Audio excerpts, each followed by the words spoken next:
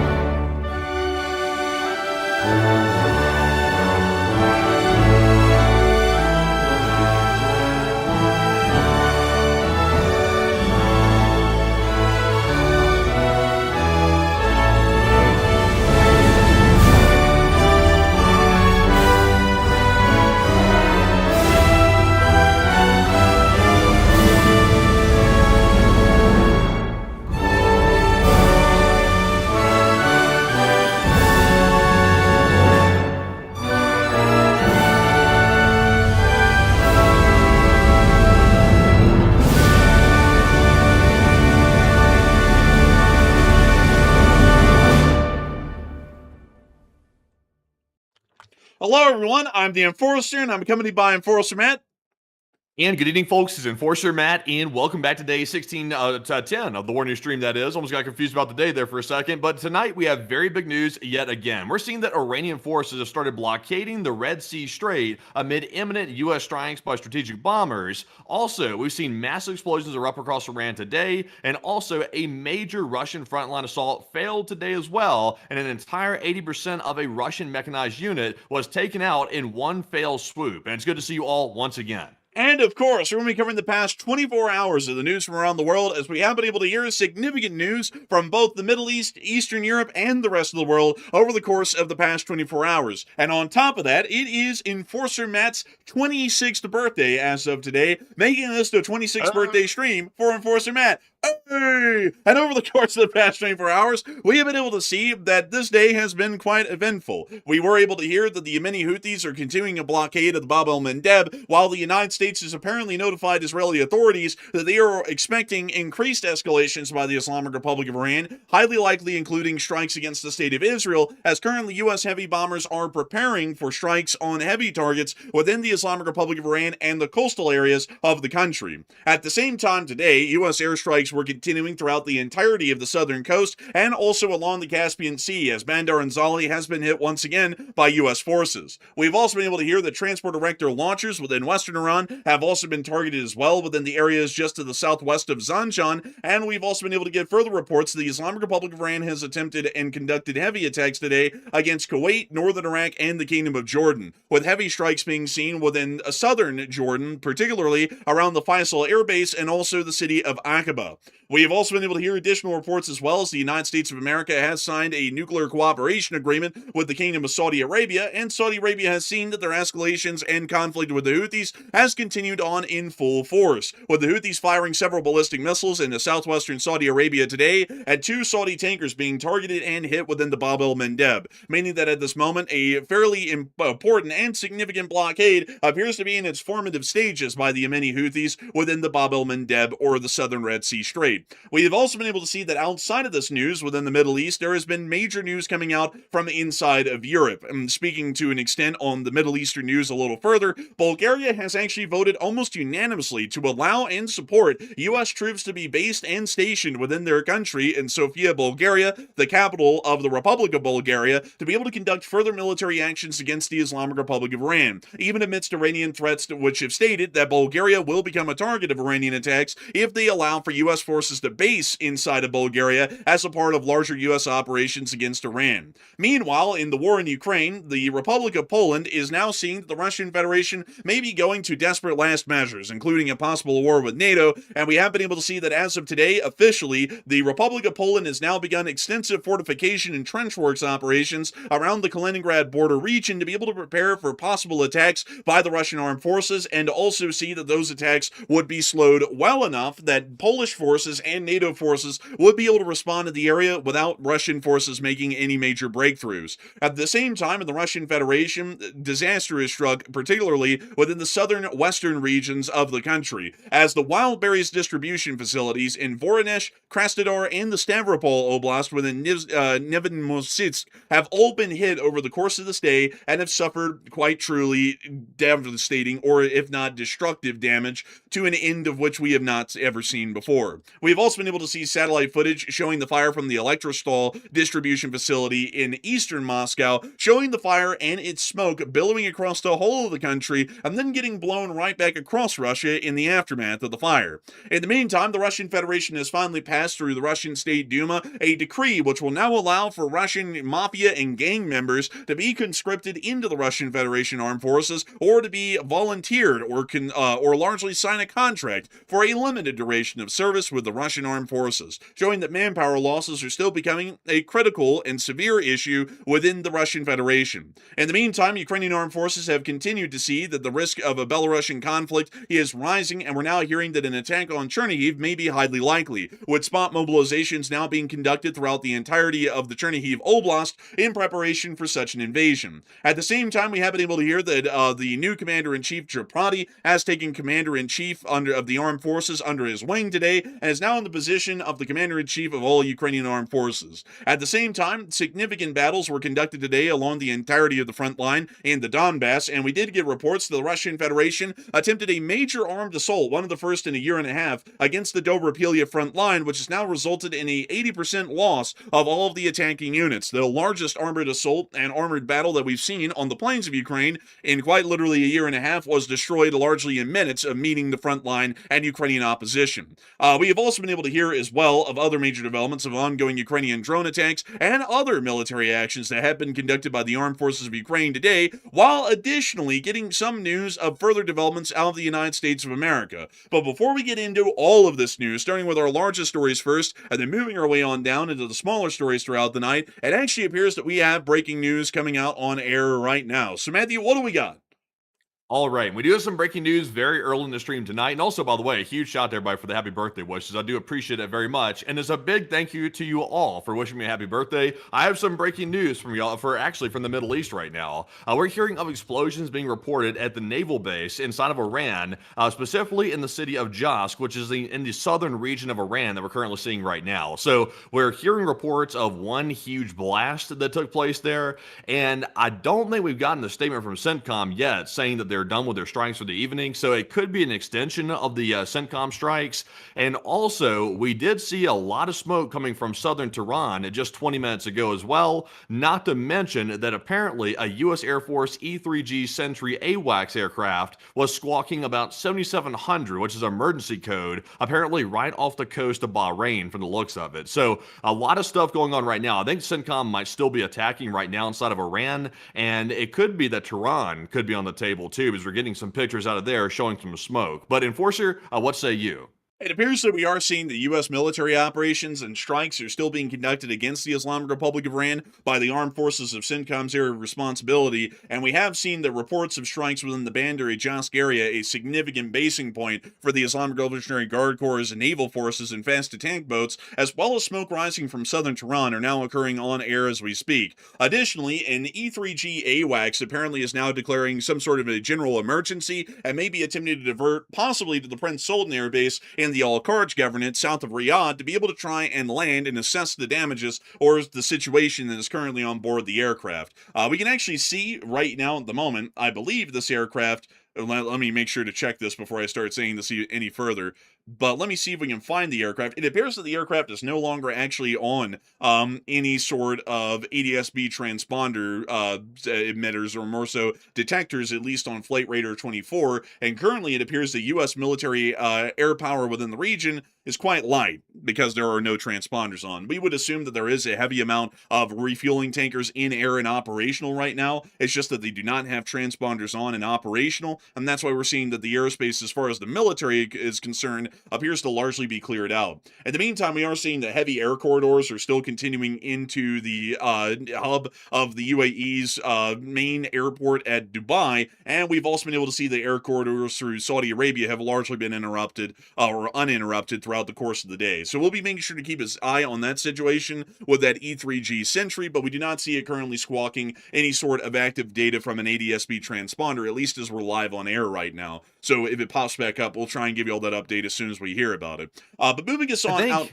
I think that aircraft might have landed already. I'm seeing some updates here. It looks like the aircraft has landed, most likely. So thankfully, there was not a huge disaster. Like, it didn't crash, anything like that, but it was squawking an emergency, and we still don't know exactly what that was, but it did land.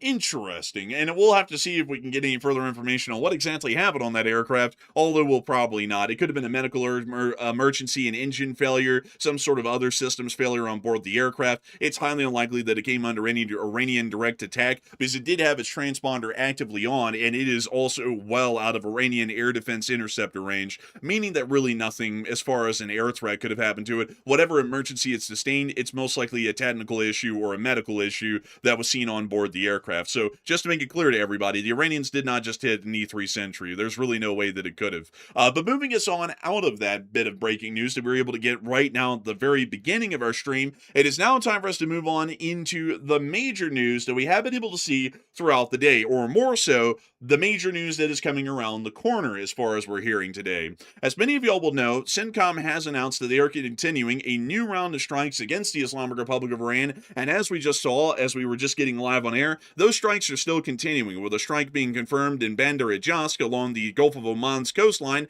and we also were able to see that there is smoke now rising from southern Tehran, possibly showing that there was an additional strike there just minutes ago. While these strikes are continuing, we are starting to hear that according to some statements that were made, apparently the United States is now preparing for a possibility of using heavy bombers on targets inside of the Islamic Republic of Iran in a campaign that will be escalating the airstrikes and also the damage conducted against IRGC forces and the Iranian government. Apparently, this is such a large strike campaign that is being planned that, according to some Israeli news outlets that apparently been getting information from the Israeli government, the Israelis are now on heightened alert after being informed by the U.S. that the United States plans to escalate strikes in Iran in coming days, including the first use of heavy bombers in the conflict, and it's believed by Israeli news sources, which are not incredibly reliable with their targeting analysis, that Pickaxe Mountain is believed to be a key target.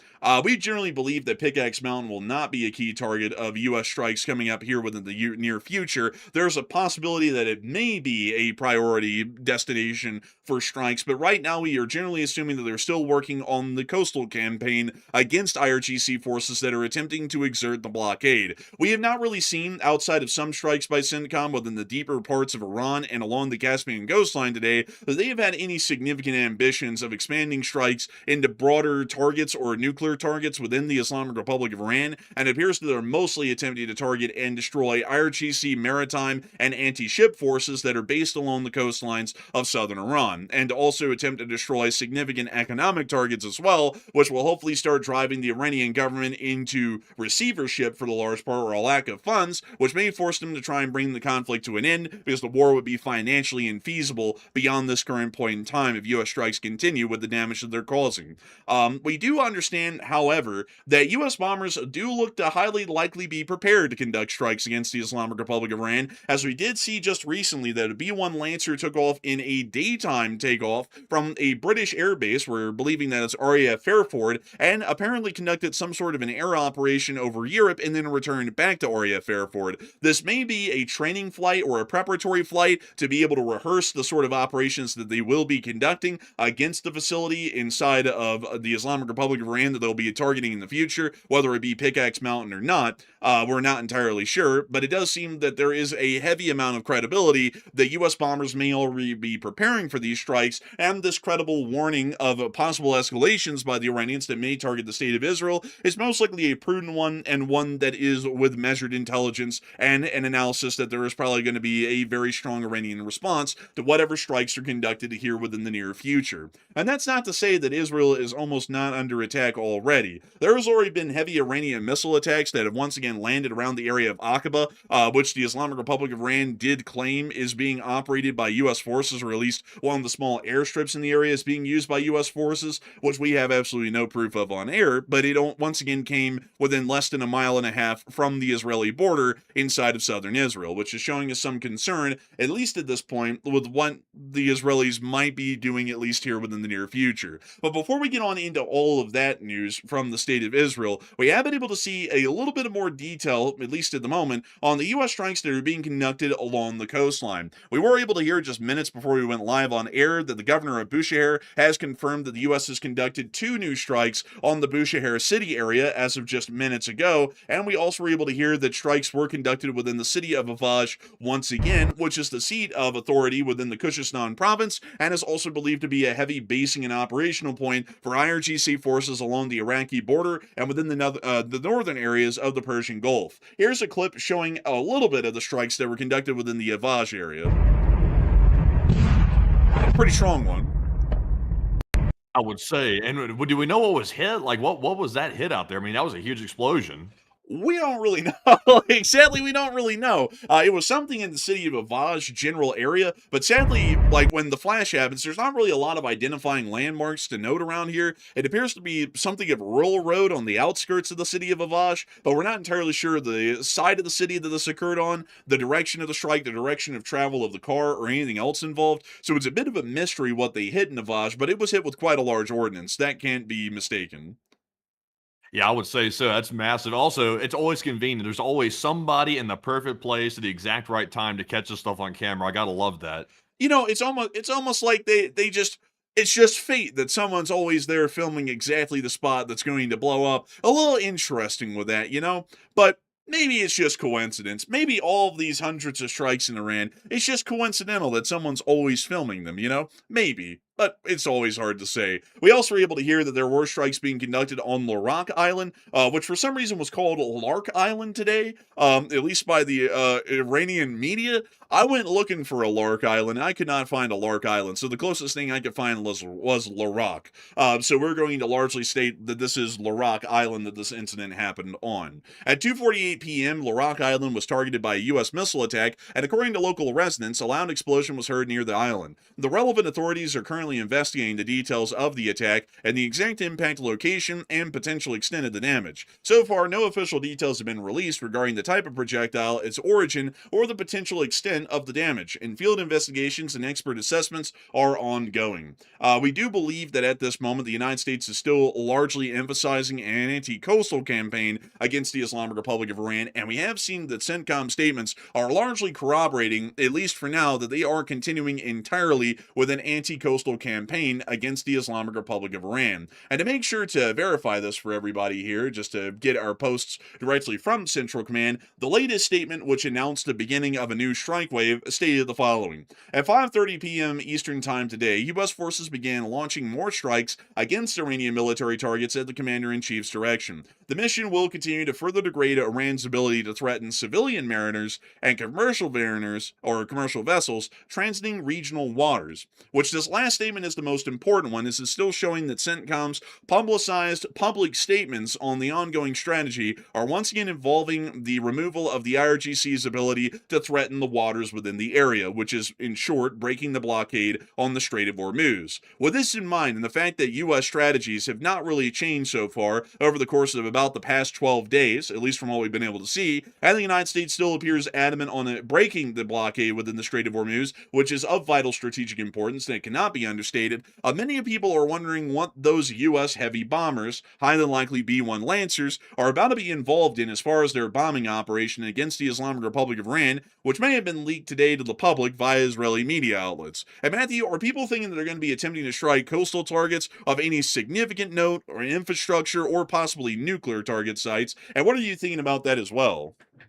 Okay, so we're seeing some massive deployments take place today. We've seen allegedly some of the strategic bombers. They're, of course, very active around UK air bases right now. We've also seen that some command centers, some airborne command centers, have taken off from US Air Force bases, and they are making their way over toward Europe. And also, we're seeing even more tanker aircraft from all across the United States heading out over toward Europe as well. And all of this is right on the heels of what's being reported as upcoming imminent strikes by strategic bombers across Iranian territory. So we've been hearing that for at least the last 2 or 3 days, and it's looking like it's actually being put in motion as of this point. So it's fair to say that it is likely imminent. But what do you think is the target?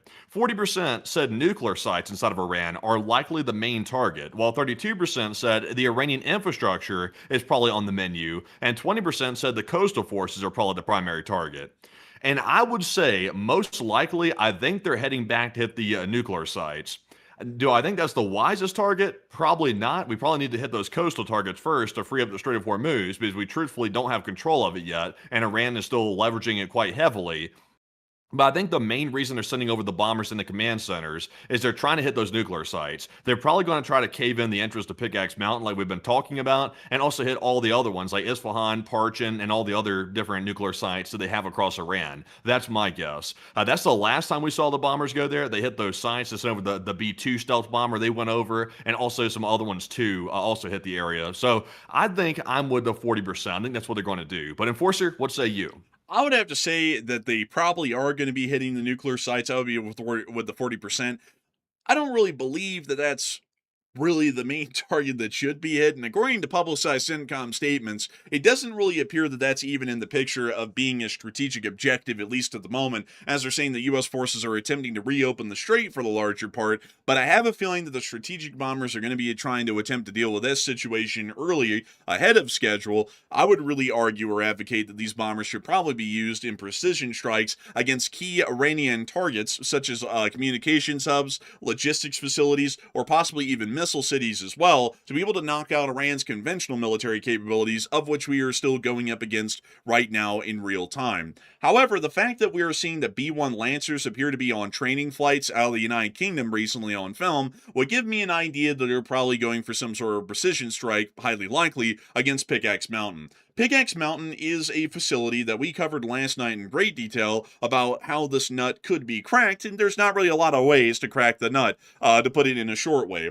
The tunnel entrances are really the only weak point that we know of with this facility. The rest of the tunnels are actually hundreds of feet under the mountain, in the area just west of the Natanz uranium enrichment plant, meaning that a GBU-57 wouldn't be able to reach it, and despite the claims of many, a B-61 Mod 11 gravity bomb would not be able to really hit or destroy the facility either. It would cause a humongous amount of ground scorching on the surface and a somewhat sizable crater, but that crater still wouldn't even reach to the depths of the tunnels below. Meaning that right now we're trying to see that access denial is our best course of action, and that may be acted upon if we were to knock out this facility.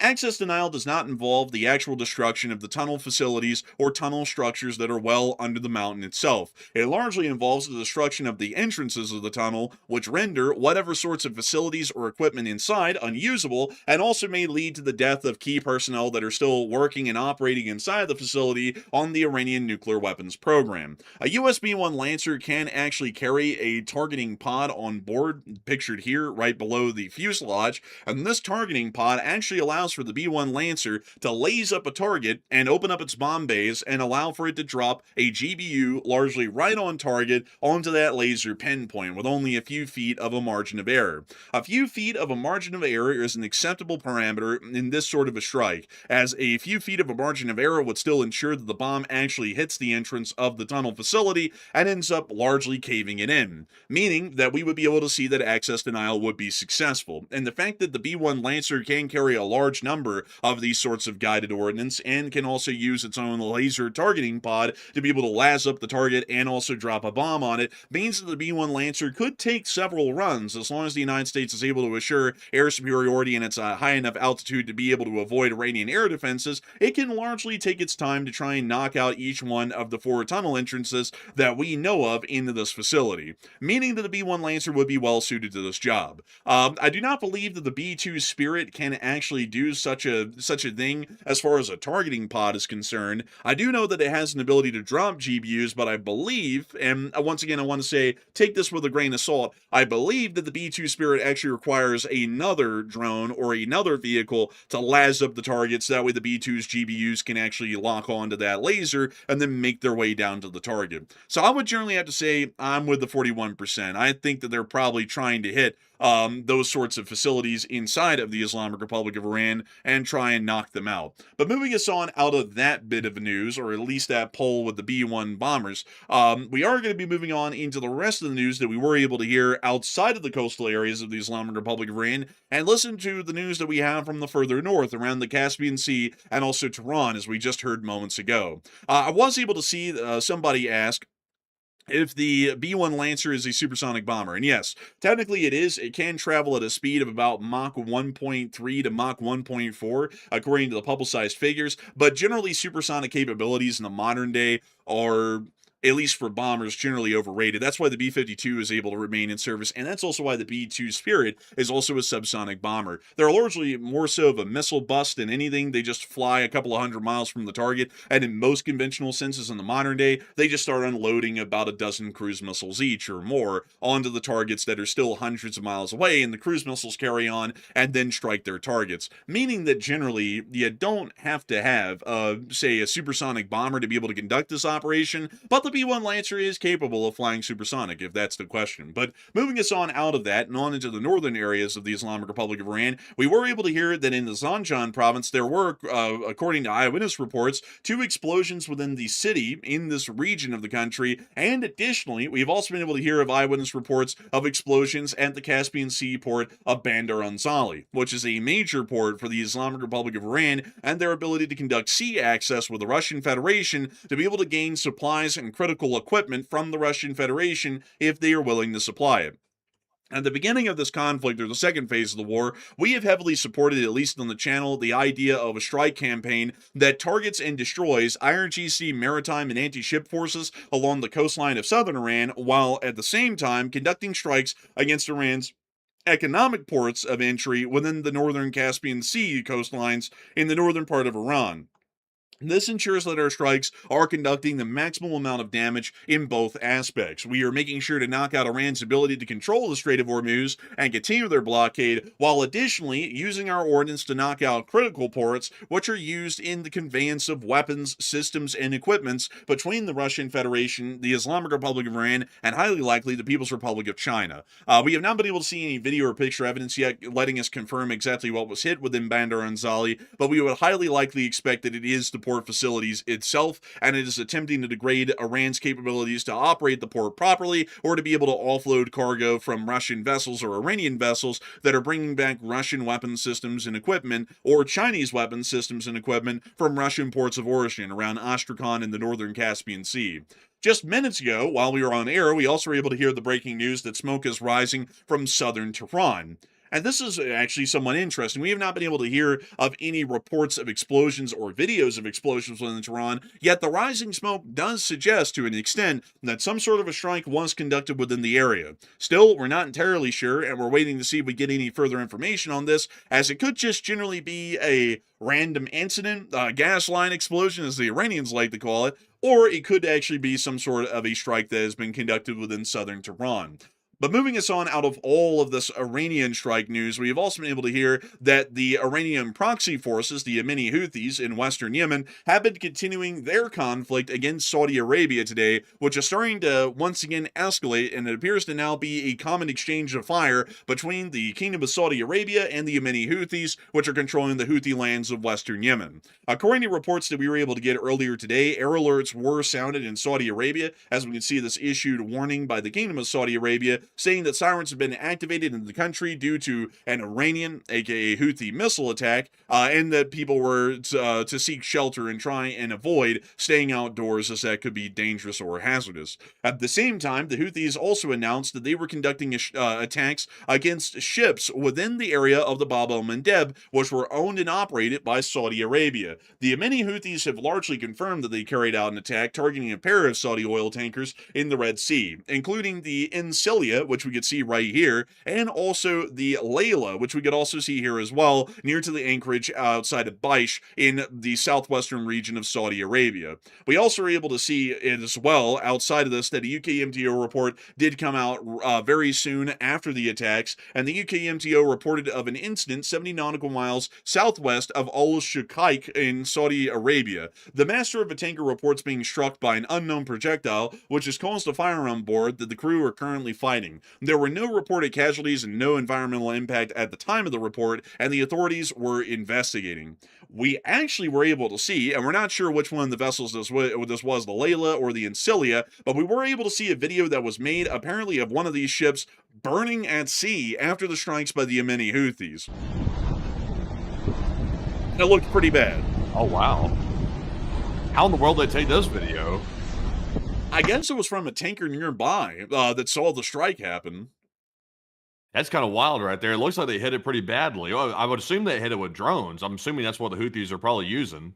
I think it probably is. It could also be an anti-ship missile. We do know that they have some of those. And really, from what we know, the U.S. and the U.S., British, Saudi, and Israeli strikes have degraded some of the Houthis' blockade and anti-ship capabilities, but not all of them. Much like with the situation with Iran, the destruction against Houthi forces was grossly overstated by all parties involved that conducted strikes against the Yemeni Houthis. And so we generally don't know the ordinance, but there is a decent likelihood that it could have been conducted either with an air-launched drone or an anti-ship missile, as the Houthis still have both of those systems operational to some extent. But a pretty nasty fire to say the least, and it is also showing that the Yemeni Houthis are continuing their blockade, which they announced just recently, within the Bab el-Mandeb area, and we also have been able to see that air alerts are still going out in Saudi Arabia from Iranian and Houthi ballistic missile attacks. At the moment, a lot of people are starting to talk about the situation within the Bab el-Mandeb, which certainly appears to be escalating, to say the least, and we are now seeing that the Houthis have been able to claim their first hits or kills, as we would generally call them, on two tankers that were apparently in anchorages in Saudi waters or international waters in the Red Sea, and were still attacked nonetheless, largely with a great degree of success. And right now, a lot of people are wondering whether or not the Saudis are going to be responding to this heavily, whether the U.S. should respond, or whether the Saudis are going to have this well in hand. And Matthew, what are people thinking about this situation right now, and what are you thinking about it as well? Okay, so what this equates to essentially is a very selective blockade by the Houthi forces, which are obviously Iranian-backed forces. They're now doing a selective blockade against Saudi Arabian ships trying to get through the Red Sea Strait. So what should happen now that they're doing this? Because obviously that's a big step to take. We had heard before that the Houthis have been armed with drones and possibly anti-ship missiles to hit these vessels. So it's not a full blockade, but it is a selective one. And what are your thoughts? 48% said Saudi Arabia will handle this just fine, while 32% said the U.S. should airstrike the Houthis on behalf of the region, and 14% said Israel should deal with this one. And you might notice they're not attacking Israeli ships going through the Red Sea Strait. They're avoiding those, at least for now, which is quite notable. And also, at the same time, I would say the U.S. is a little bit tied up with the situation in the Strait of Hormuz. We have our own problem going on right now. So I think, to me, this sounds like a Saudi problem. The reason why the Houthis are attacking these ships, by the way, is because Saudi Arabia attacked the Houthi forces down in Yemen, and that's why the Houthis are trying to get revenge, is for those attacks. Now, me personally, I support the Saudi Arabian attacks on the Houthis. I think they were pretty solid, but this was a natural consequence of it. So I would say it's about time for Saudi Arabia to flex their muscles a little bit and keep the strait open for themselves. We can't handle everybody's problems, so I would say Saudi Arabia should be able to handle it just fine, and if they need some help, they could always ask Israel. But Enforcer, what say you? Ask Israel. Well, I mean, yeah, Saudi Arabia. I'm saying they can get Israel involved in this. You know what I'm saying? I know they don't have the best relationship ever with Israel, but they could ask a helping hand. Maybe it's a good step in the right direction. Maybe. I mean, maybe they can team up against a common foe, but I have a feeling that I feel like those two would probably rather rot than work together. At least that's my feeling. But but beyond that, though, man, that was wild. Maybe they can ask the Israelis, bro. That's like asking, that's like telling India. Maybe they can ask the Pakistanis for help. It's like, hell no, they'd rather die before they ask Pakistan for help. But beyond that, though, I would say that the Saudis can probably handle this okay for now. This blockade is particularly directed just at Saudi Arabia right now, meaning that this is largely an affair between Saudi Arabia and the Houthis, or more so the Houthis in western Yemen, to explain that the best way and make sure to keep their geographical location in mind.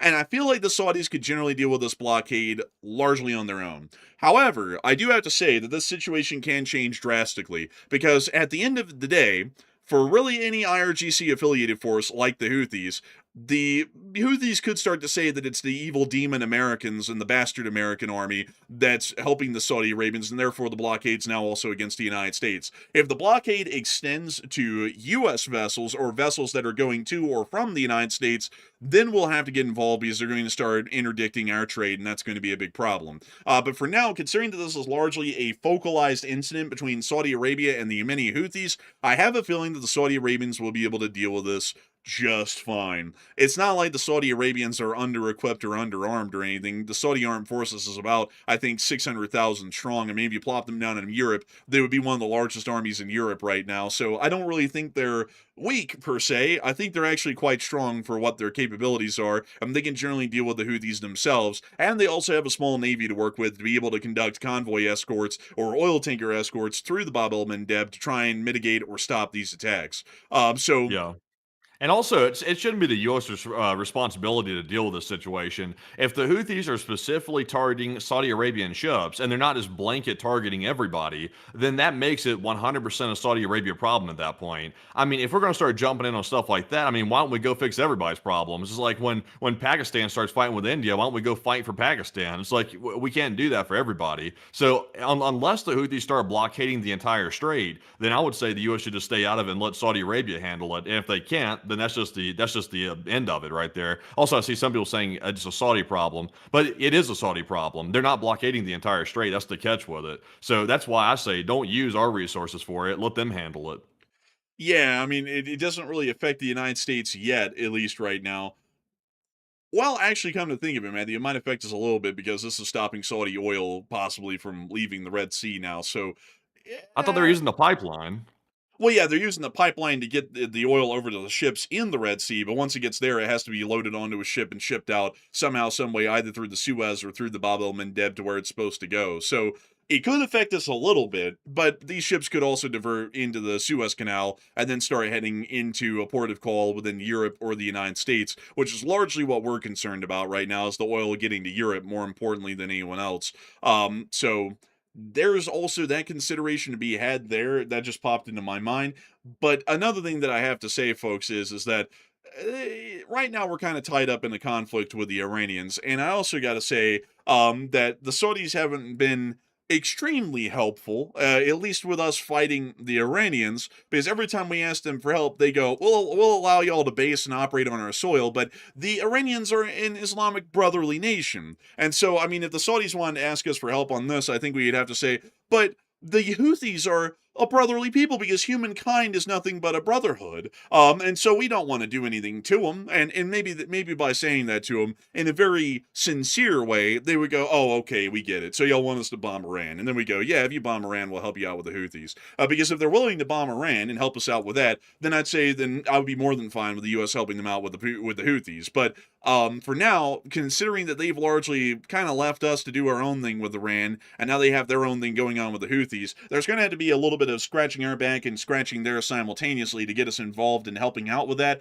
Or if it starts to interdict U.S. interest, then we could get involved and start working on that as a result of some sort of a further development. But that's really how I would look at it, at least for now, with the situation. It's nothing that requires our immediate attention, at least at the moment. But I will say, folks, that we need to keep an eye on this, and this is somewhat concerning because it could extend into a general blockade instead of a focalized blockade. But moving us on out of that news, in the Houthi lands in southwestern Saudi Arabia, we have also been able to hear that within Saudi Arabia today, and throughout the rest of the Middle East, that the United States and Saudi Arabia have actually signed a civil nuclear cooperation agreement that will eventually allow the Kingdom of Saudi Arabia to enrich uranium and reprocess spent nuclear fuel. Apparently, this is going to be done without any international oversight, from what I've heard, which is something a little bit interesting there. But hopefully, we'll be able to see this allows for the Kingdom of Saudi Arabia to be able to create clean and cheap nuclear electricity, which is incredible stuff and very clean. But moving us on out of that little bit of news, in Saudi Arabia, we also were able to see that satellite photography has confirmed damage at the Al Adid Air Base over the course of the day.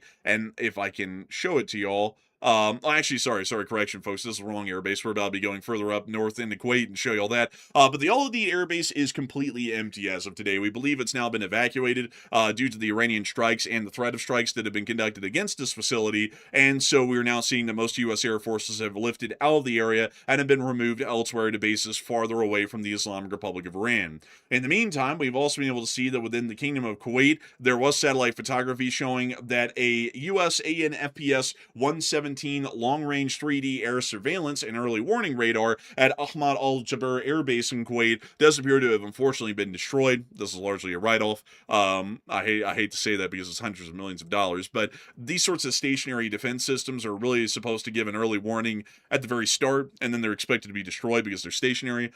So it's an expected loss, but it's not cheap at all. I mean, like, a couple $100 million is quite tough to even think of or process, but we did lose that radar system, unfortunately, recently as a result of Iranian strikes. We also were able to see that smoke is rising from the Ali Al Salim Air Base. It does appear to be largely white in color, which is giving us an understanding that it may be some form of a munitions fire that's now occurred on the facility of the base, and we'll hopefully be getting some further information about that here in the near future. But before we get on into the rest of our news outside of Kuwait and on in northern Iraq and the Kingdom of Jordan, it appears that we're actually getting live, well, not live footage, but very recent footage out of Bandar-e-Jashk from the strikes that were just conducted. And Matthew, what do we got on that here?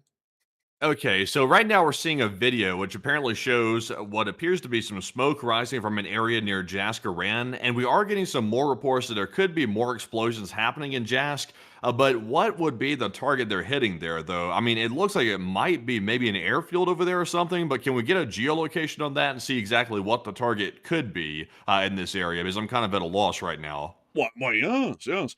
This is Bandar-e-Jashk, which is a small city inside the Gulf of Oman. And really quickly to look at this, let me look at this video here really quickly. Do they zoom in? Zoom in, please.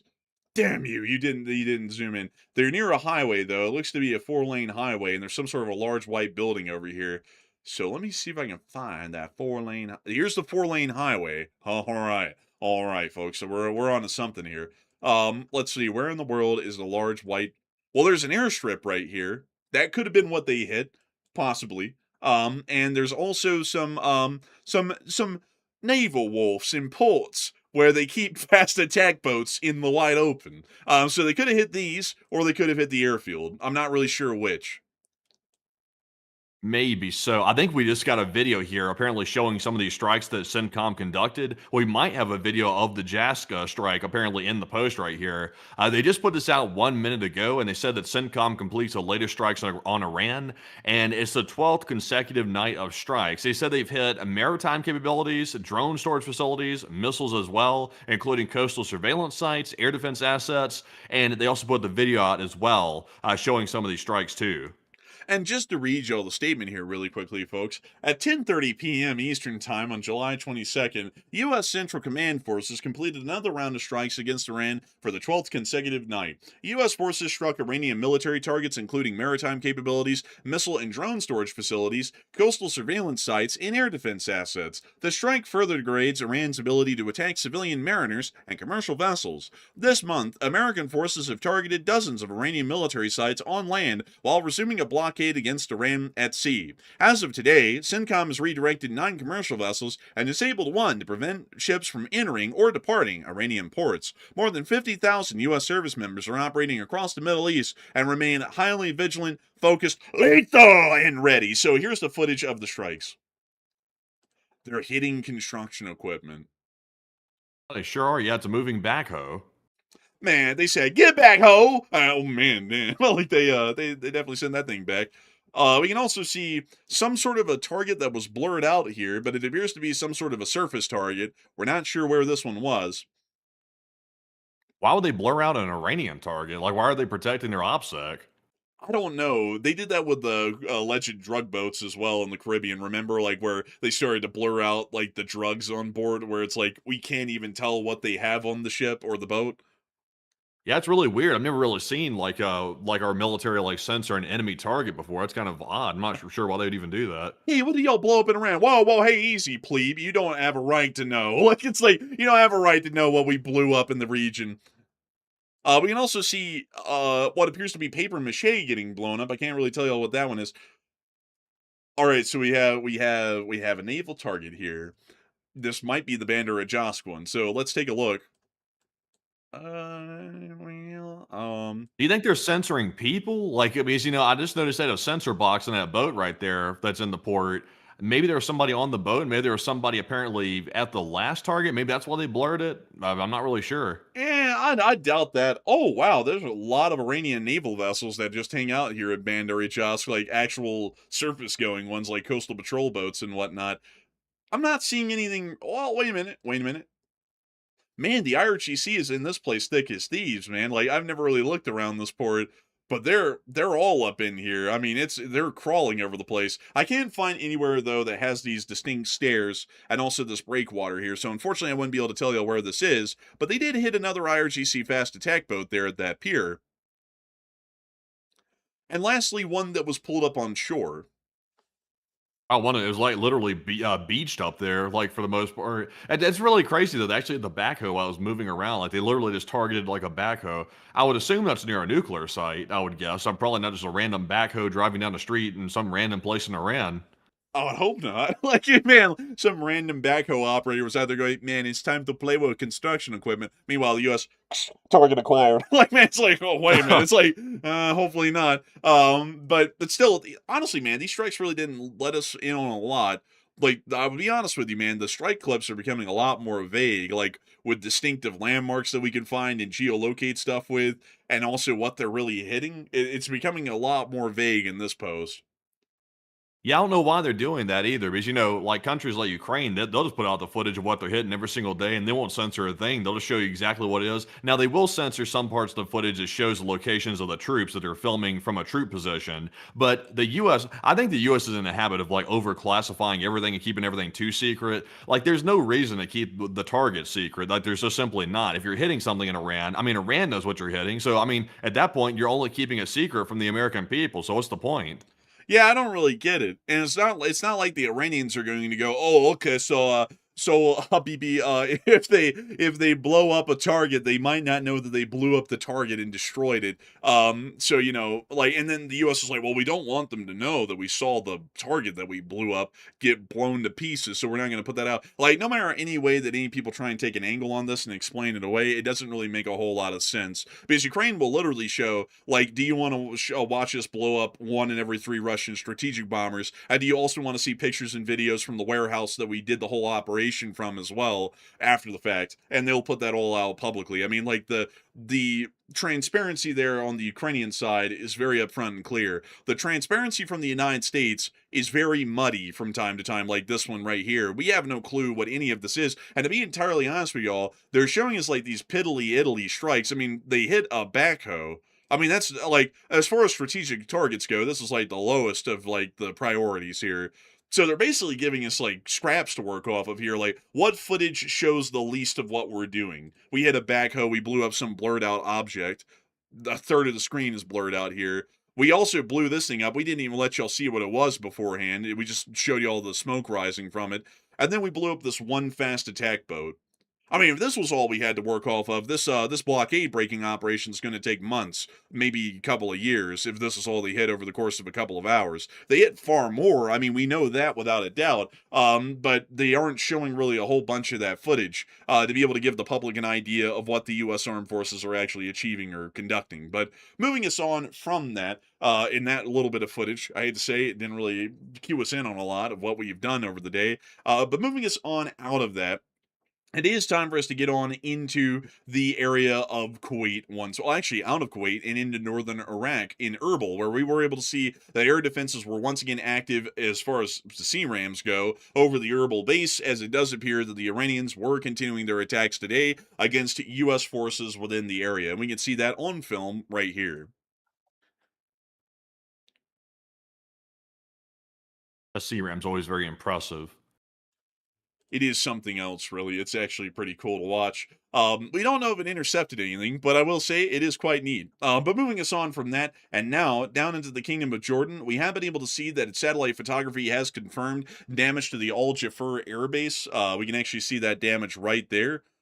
And it appears that it was a hangar that was directly hit by the Iranian Armed Forces at the King Faisal Air Base within South Jordan.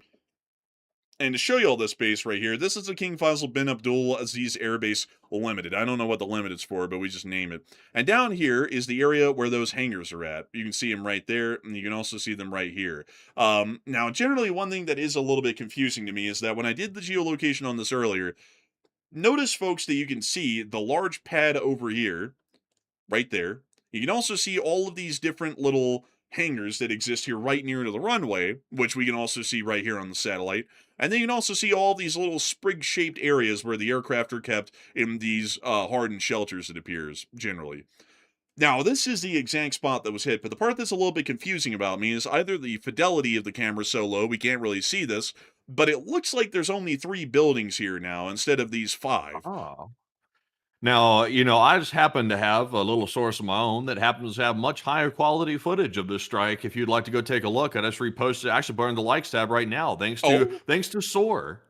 Oh, well, a big shout out to SOAR.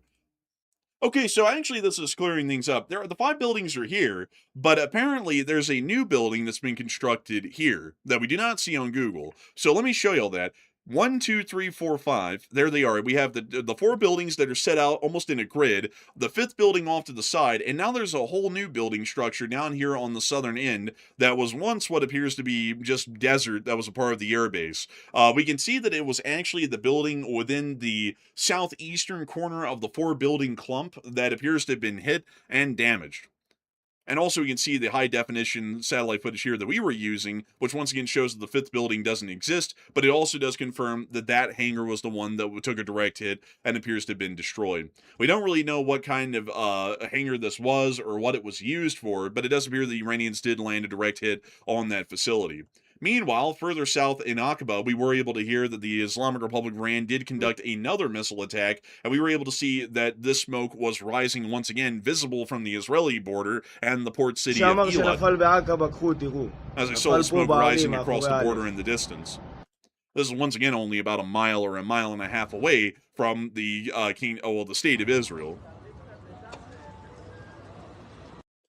This is showing us that the Iranians are playing quite dangerous and loose, One of those could go across the border and Israel might get in the war, and Israel might start wiping out government officials left and right. You never know. So, now that we've gotten through all of this footage down here in the south of Jordan, it's time for us to move on and up and into the area of the Kingdom of Jordan. Not the Kingdom, we've already been in the Kingdom of Jordan, but move thanks Salty. Now, we're about to get into the rest of the U.S. governmental news from the Persian Gulf, but before we get into that, I actually want to show y'all a very interesting clip One that actually came out on the internet today that's probably one of the most insightful. This is actually footage that was apparently taken from a head camera from what we're assuming to be a U.S. soldier that was at the Mufak Salty Air Base during one of the recent attacks, and they actually filmed the entire process of the base coming under alert, them putting on their bulletproof vest and helmet, and then apparently running to their bomb shelters or shelter positions after the alert started to sound. It's about a 3-minute long clip, but it's a very interesting one because it gives us an insight to how the U.S. forces are operating on these bases that we have never actually seen before, and giving us a little bit of y'all the idea, especially if y'all have relatives or sons and daughters that are currently in the armed forces of the Republic, of how they're responding to these sorts of Iranian missile attacks that we're watching on air every night. So without further ado, here's the footage.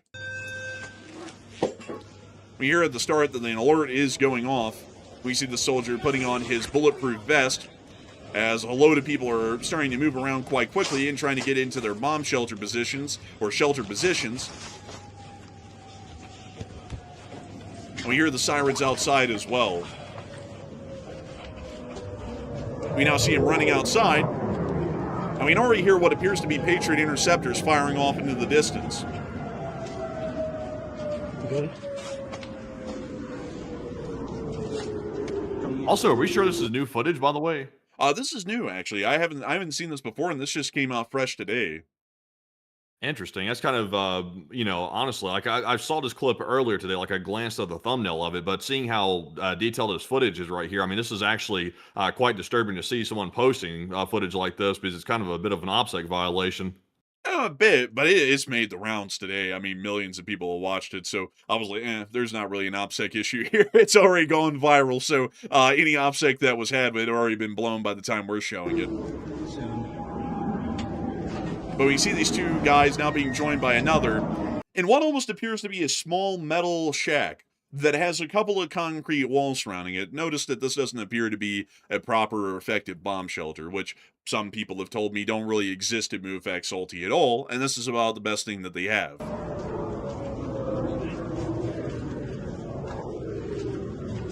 We see more people filtering into this bomb shelter of a sort. Quite a lot of people are now entering the bomb shelter.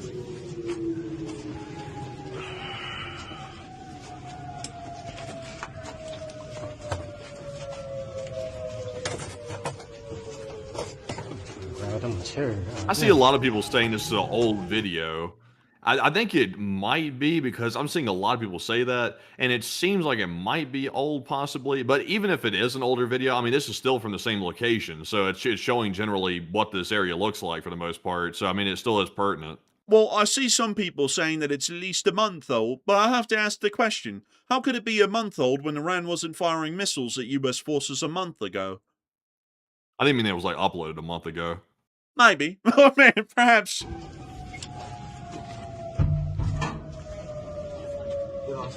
I'll be honest with y'all, folks. I've never seen this clip before, so it's news to me. And now see them closing the bomb shelter door.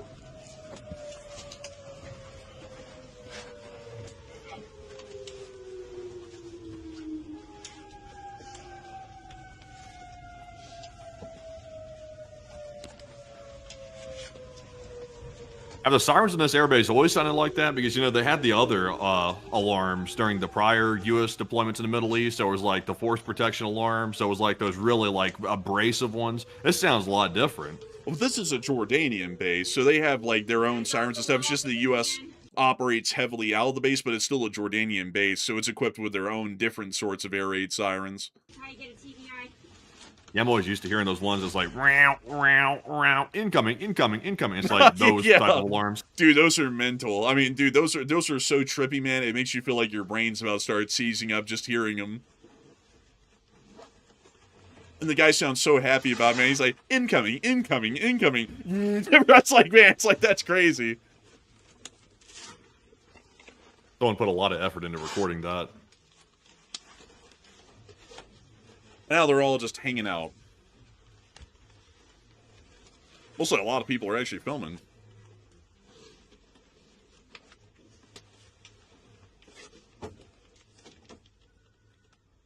That's largely the clip, as we saw it.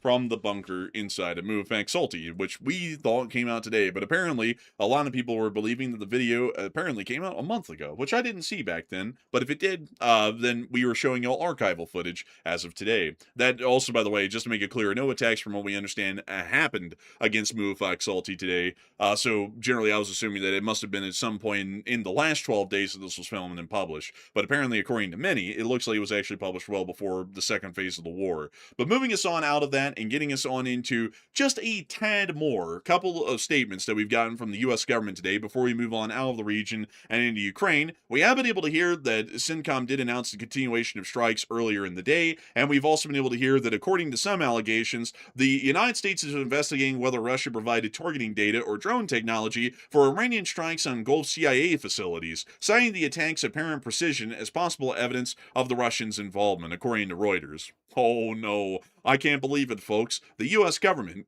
the Russians, are so respectful and really respect the United States. It's what they said for a year and a half now.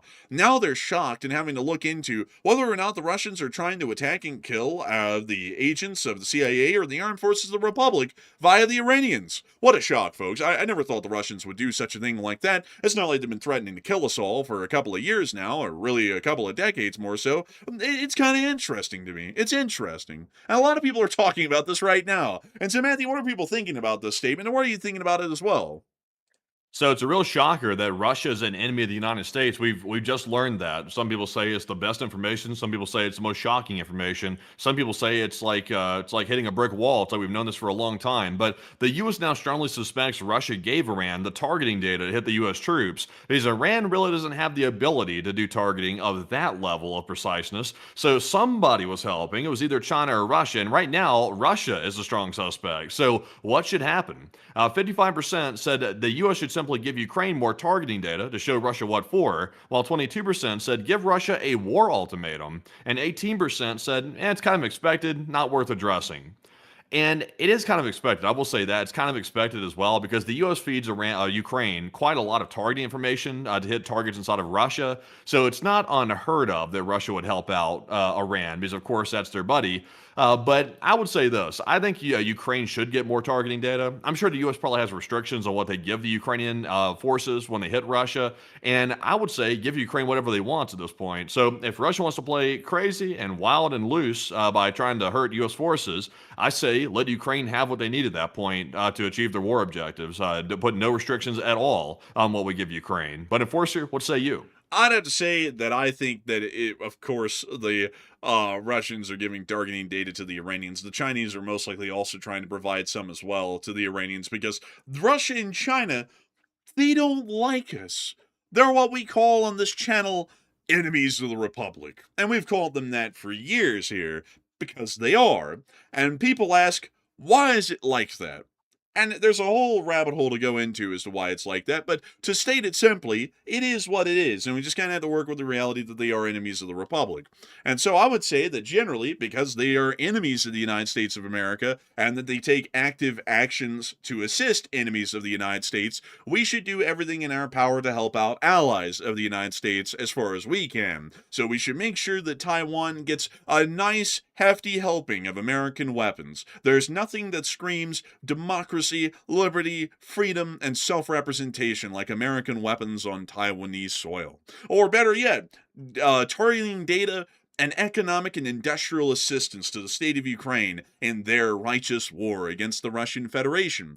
Because that's what friends do, and that's what people do against enemies of their country, is that we make sure that the enemies of our state do not succeed in whatever endeavor that they're trying to conduct, much like they're trying to make sure that we do not succeed in our endeavors that are currently undergoing in the Middle East as we speak.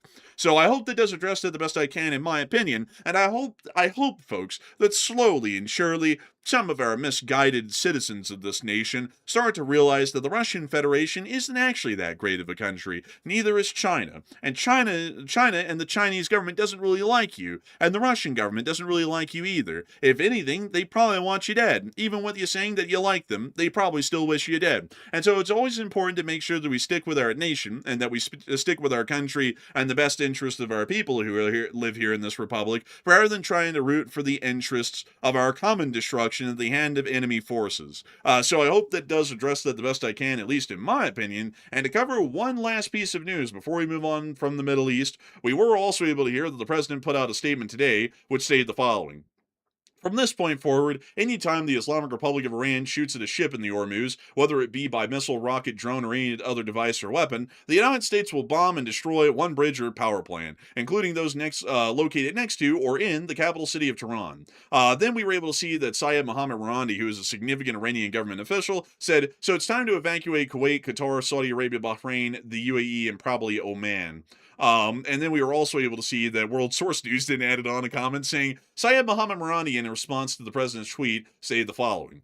So it's tweetception at this point. Everyone's retweeting everyone here. But outside of that, it does appear that the Iranians are still wanting to play hardball. And it also appears that, I mean, I got to be honest with y'all, folks, I don't really get the point of the president. I would say the reciprocal, like the way that reciprocal strikes work in this regard is that if they blow up an innocent ship of an allied nation, we blow up an Iranian ship, like an Iranian oil tanker that's sitting in the Hormuz right now. So for every one allied tanker that's hit, we blow up 2 Iranian tankers. I don't really understand the whole thing of like, if a fly, like for example, like if a fly gets killed, we blow up a car. Like it's like, it's not comparable really. And it's also not clear that it's some sort of reciprocal attack in that regard. Like I'm all for reciprocal attacks, to make that clear, but I'm also for reciprocal attacks that are conducted against a equal target of equal measure in the enemy country. Like if Iran hits a desalination plant in Kuwait, then we threaten to blow up 2 desalination plants in Iran. If they blow up an allied merchant ship, we blow up 2 Iranian ships. If y'all get the gist here. That's generally how I would do reciprocal strikes. I don't really understand how we go from, you know, if they hit a ship, we're going to blow up a bridge or a power plant. And it's also like, are we basically saying that we're going to start going around conducting war crimes at this point, or using that as a justification for possible war crimes to just start hitting things that are outside the strategic scope? I mean, hitting an Iranian tanker at that point would be within the strategic scope, for one, and it also would easily be argued as reciprocal, because we could say they hit 1 of ours, we hit 2 of theirs, so it's fair. But going in this regard, this could start to enter very questionable gray areas that we really do want to enter as far as the public image of the United States is concerned. But moving us on out of all of that news and on out of the Middle East in general, finally, it's now time for us to move on and into our news that we got out of Europe and the United States, which is largely all one and the same part of the news for the course of this day. But before we get into all of that, though, I do have to say that it is absolutely incredible and amazing to see that so many people have been here with us over the course of this night on a birthday stream. We have had 23.2 thousand people here at the peak. That's a lot of people. And we also had 114,000 people here in the first hour and 10 minutes. And I gotta say that we're always entirely honored and greatly appreciative of each and every single one of y'all enjoying this channel and watching it over the course of this night. I hope that we've been able to make sure that our news is accurate, well sourced, and also well analyzed over the course of this first hour and 10 minutes. And we're about to be moving on into the rest of the news that we have out of Eastern Europe and also the United States. But before we move on into that news, I do want to take a brief moment to be able to talk to 3 people in the chat here on this night, and to make sure that we have a brief pause before we get into the rest of the news for the night. So Matthew, what do we got? All right, so jumping to our first 3 super chats and getting right back to our big breaking news of the night, coming out of Europe, Russia, Ukraine, etc. We have a lot coming out of there, including Poland possibly getting ready for war in Kaliningrad, apparently.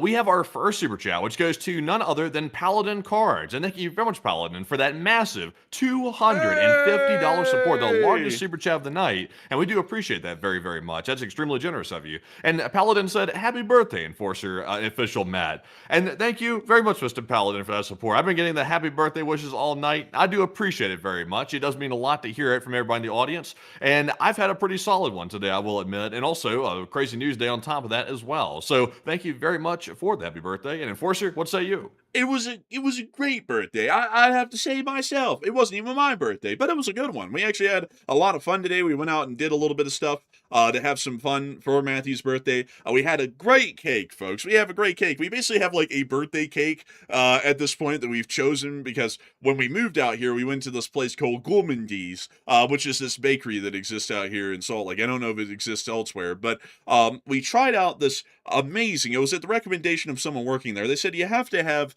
the marzipan cake and I wish I could show you all a picture of it, but it's basically a green cake, and it's covered in like this marzipan coating. Never had marzipan in our lives before we came out here, and we had it, and we were like, oh my god, this is fantastic. And so Matthew got one for me on my birthday this year, and then I got him one for his birthday this year. And I got to tell y'all, folks, I got the cake for him, and he was like, yeah, you can get a couple of slices. So we brought the cake back to my place. I had a slice of it, and then Matthew was sitting there chit-chatting with me, and he tries to pick up the whole cake and put it into the box and then take it away. I was like, wait a minute, I thought I was going to get a couple of slices. And then he was like, oh, yeah, I forgot. And then he took it back out. He was trying to be like Yogi Bear there. He was going to take the whole picnic basket and take off.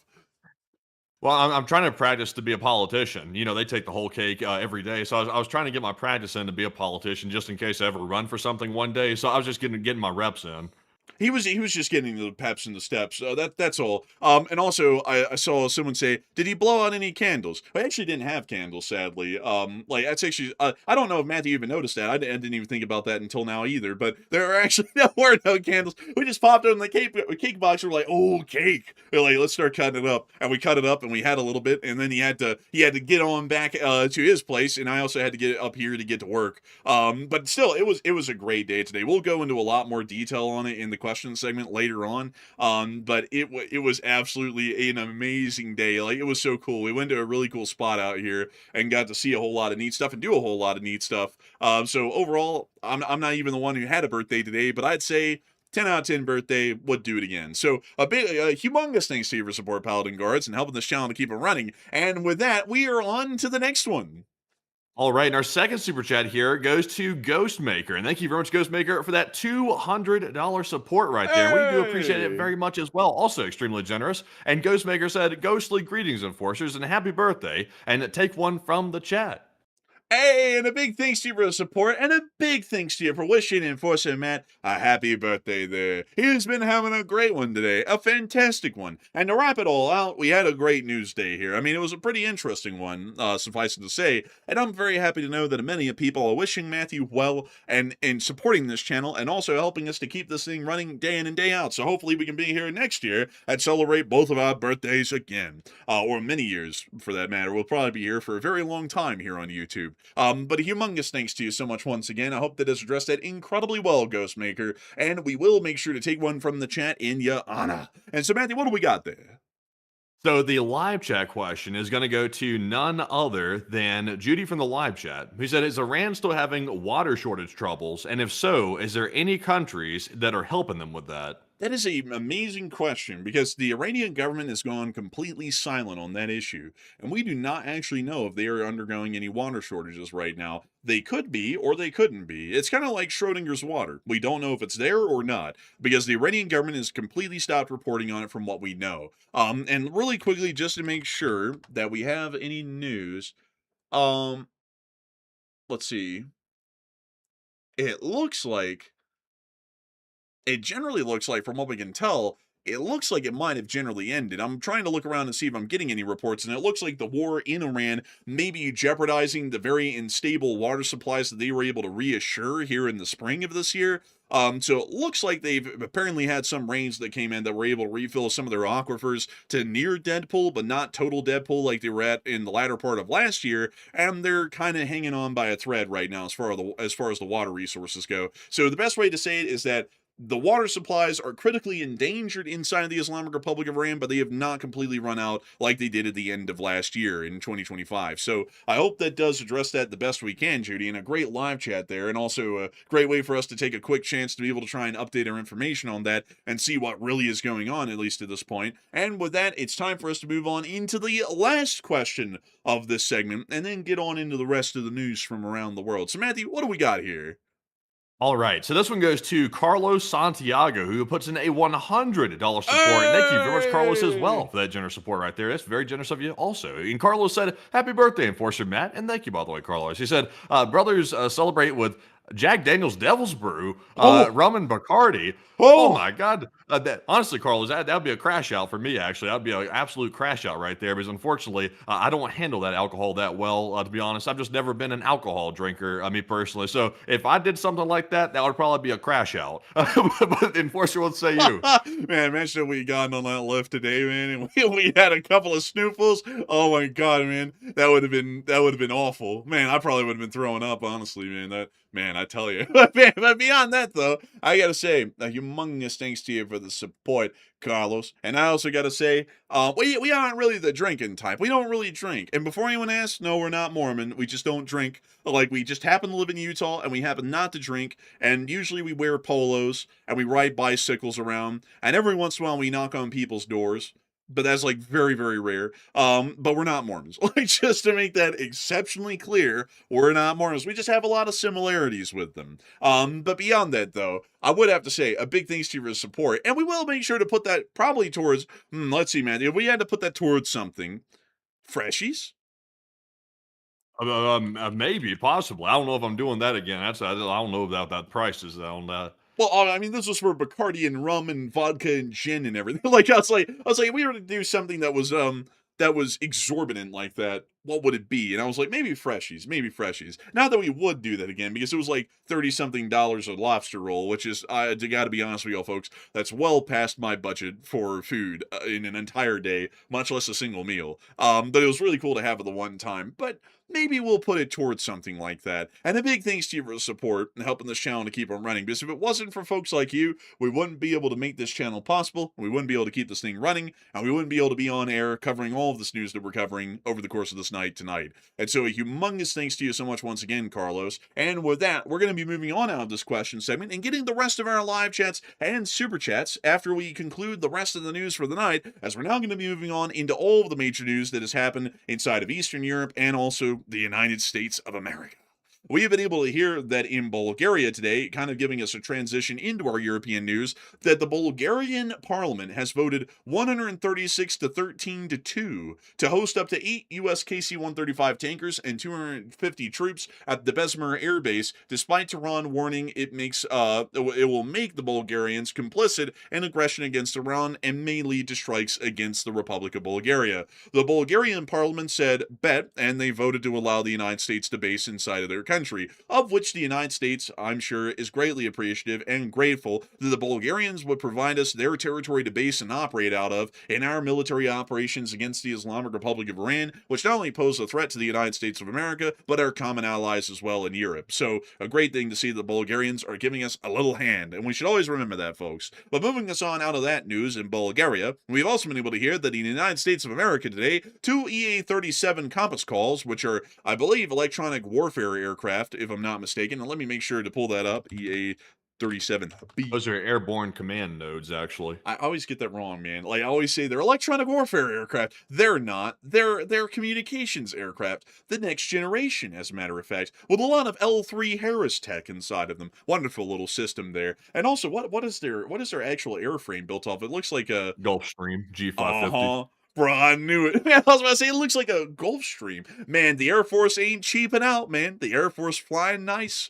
Man, they're in there eating lobster tails. Like, I'm just kidding, by the way, folks. They have a whole bunch of electronics and equipment inside of this aircraft, but still pretty cool that it's a Gulfstream. But outside of that, though, they're currently, 2 of them are actually flying eastbound across the United States, and they look to be preparing to jump across the Atlantic and on into EUCOM and then possibly into CENTCOM to support operations there and to support more, at least a larger tempo or a larger amount of air operations being conducted against the Iranians. Additionally, we've also been able to hear that the U.S. House of Representatives has officially passed the $1.15 trillion defense bill for a massive increase in the American military spending. It's just massive. I would have to agree with War Monitor on that. It is actually quite massive. This is the largest military spending budget on the entirety of the planet.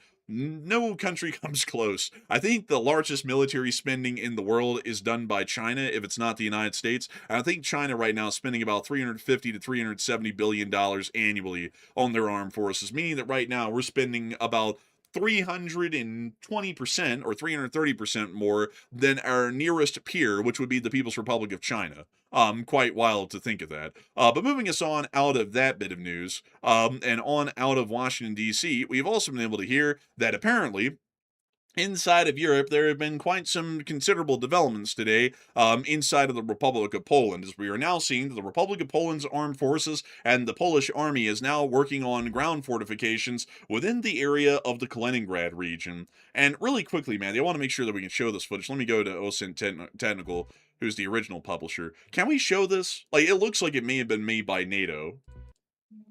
So this also, by the way, sorry if you hear that siren in the background. There's some commotion going on. There's always some commotion around my place these days. But I think this came from the Polish government, but I'm not so sure about their copyright laws. If I were you, I'd just show like bits and pieces of it. Let's see here. Let me see if we can find. Okay, hold up. Let me go to the end. Maybe they have. Okay, so this was made by the Polish government. This is actually the general staff of the Polish army. So I think we can show this because usually government works are fine to show. So consider You're probably okay with it then. yeah, I think we're good with this one. We have to be exceptionally safe, folks, because any footage that we don't have the ability to show, it could become a problem pretty quickly. So moving us on into it, we will not be able to play the audio still, but I will be able to read y'all the transcript and let y'all see what's going on right now on the Kaliningrad border. A lot of special equipment. Within the NATO alliance, our soldiers contribute their expertise to cooperation and strengthening NATO's eastern flank. Well, you see them unloading dragon's teeth. Together with soldiers of the German armed forces, we perform engineering tasks, exchange experiences, and build mutual relations. The task of engineering troops in the East Shield program is to develop the engineering of the terrain in order to funnel the enemy's movement and slow it down. Our soldiers' involvement is rotational. This plan involves a commitment until 2027. Dapping them Oh, wow, up. look at him dapping them up. Crazy. Dapping up in Poland. That's wild. Man, I'm not gonna lie, man. This wouldn't have flown in 1939. Man, like I'm looking at that. I was thinking about that. I was like, I don't think they would have done this back then.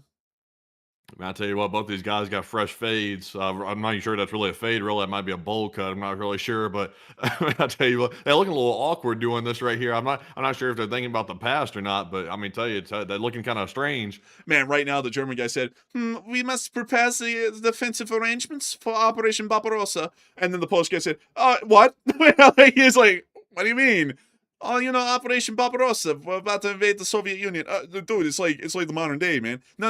It's the olden times. We're about to invade. No, you're not. Let's say, what the hell are you talking about, man? But beyond that, though, they are preparing their defenses along the entirety of the Kaliningrad border, which is an 800-kilometer stretch of the border, and we do understand that this involves the laying of anti-tank ditches, minefields, bunkers, hedgehogs, which are the concrete dragon's teeth or fortifications that we see all over the place in Ukraine and also in this clip, and also advanced AI-powered surveillance and anti-drone systems. The concept behind this is that the Polish and the Germans are working to build this defensive barrier against the Kaliningrad Oblast, so if, for some reason, there is an offensive that comes out of Kaliningrad, they will be able to slow that attacking force long enough, with the limited forces that would be there at the time, that Poland would be able to put its whole entire force against that offensive, and also that NATO may be able to come in and help them out as well. So it's generally trying to make sure, it's not trying to stop the Russians where they are on the border. It's trying to slow them down enough that it gives the Polish military the reaction time that's needed to be able to advance onto the border and directly confront the Russians and stop them before they take any significant amounts of ground. And also try and create killing fields, interlocking lanes of fire, and bottlenecks to be able to also slow an offensive and also make it quite costly for any Russian forces in Kaliningrad to try and undertake. A lot of people are wondering, what's up with this? Is this a preparation for war? Or is it just a precaution? And Matthew, what are people thinking about that? What are you thinking about that as well? All right. So as you can see in the footage, these are some pretty big preparations that Poland's making right now across the Kaliningrad border with their country. They're putting out the dragon's teeth to stop Russian tanks from rolling through and equipment from getting through the border. They're bringing out all kinds of different barbed wire, razor wire, and everything else. And they are truly militarizing their border with Russia's Kaliningrad region. So the question is war with Russia imminent for them to be taking such a big step in doing that? Do you think that it is imminent? And 50% said no, it's simply a precaution or deterrent. While 33% said yes, that means war is coming very soon, and 12% said I'm 50-50 on this one. And I'll be honest, folks, I'm actually with the 34%. I think this means war is coming because this is a pretty big step to take. I mean, Poland's spending a lot of money over the course of several years to get that border truly militarized.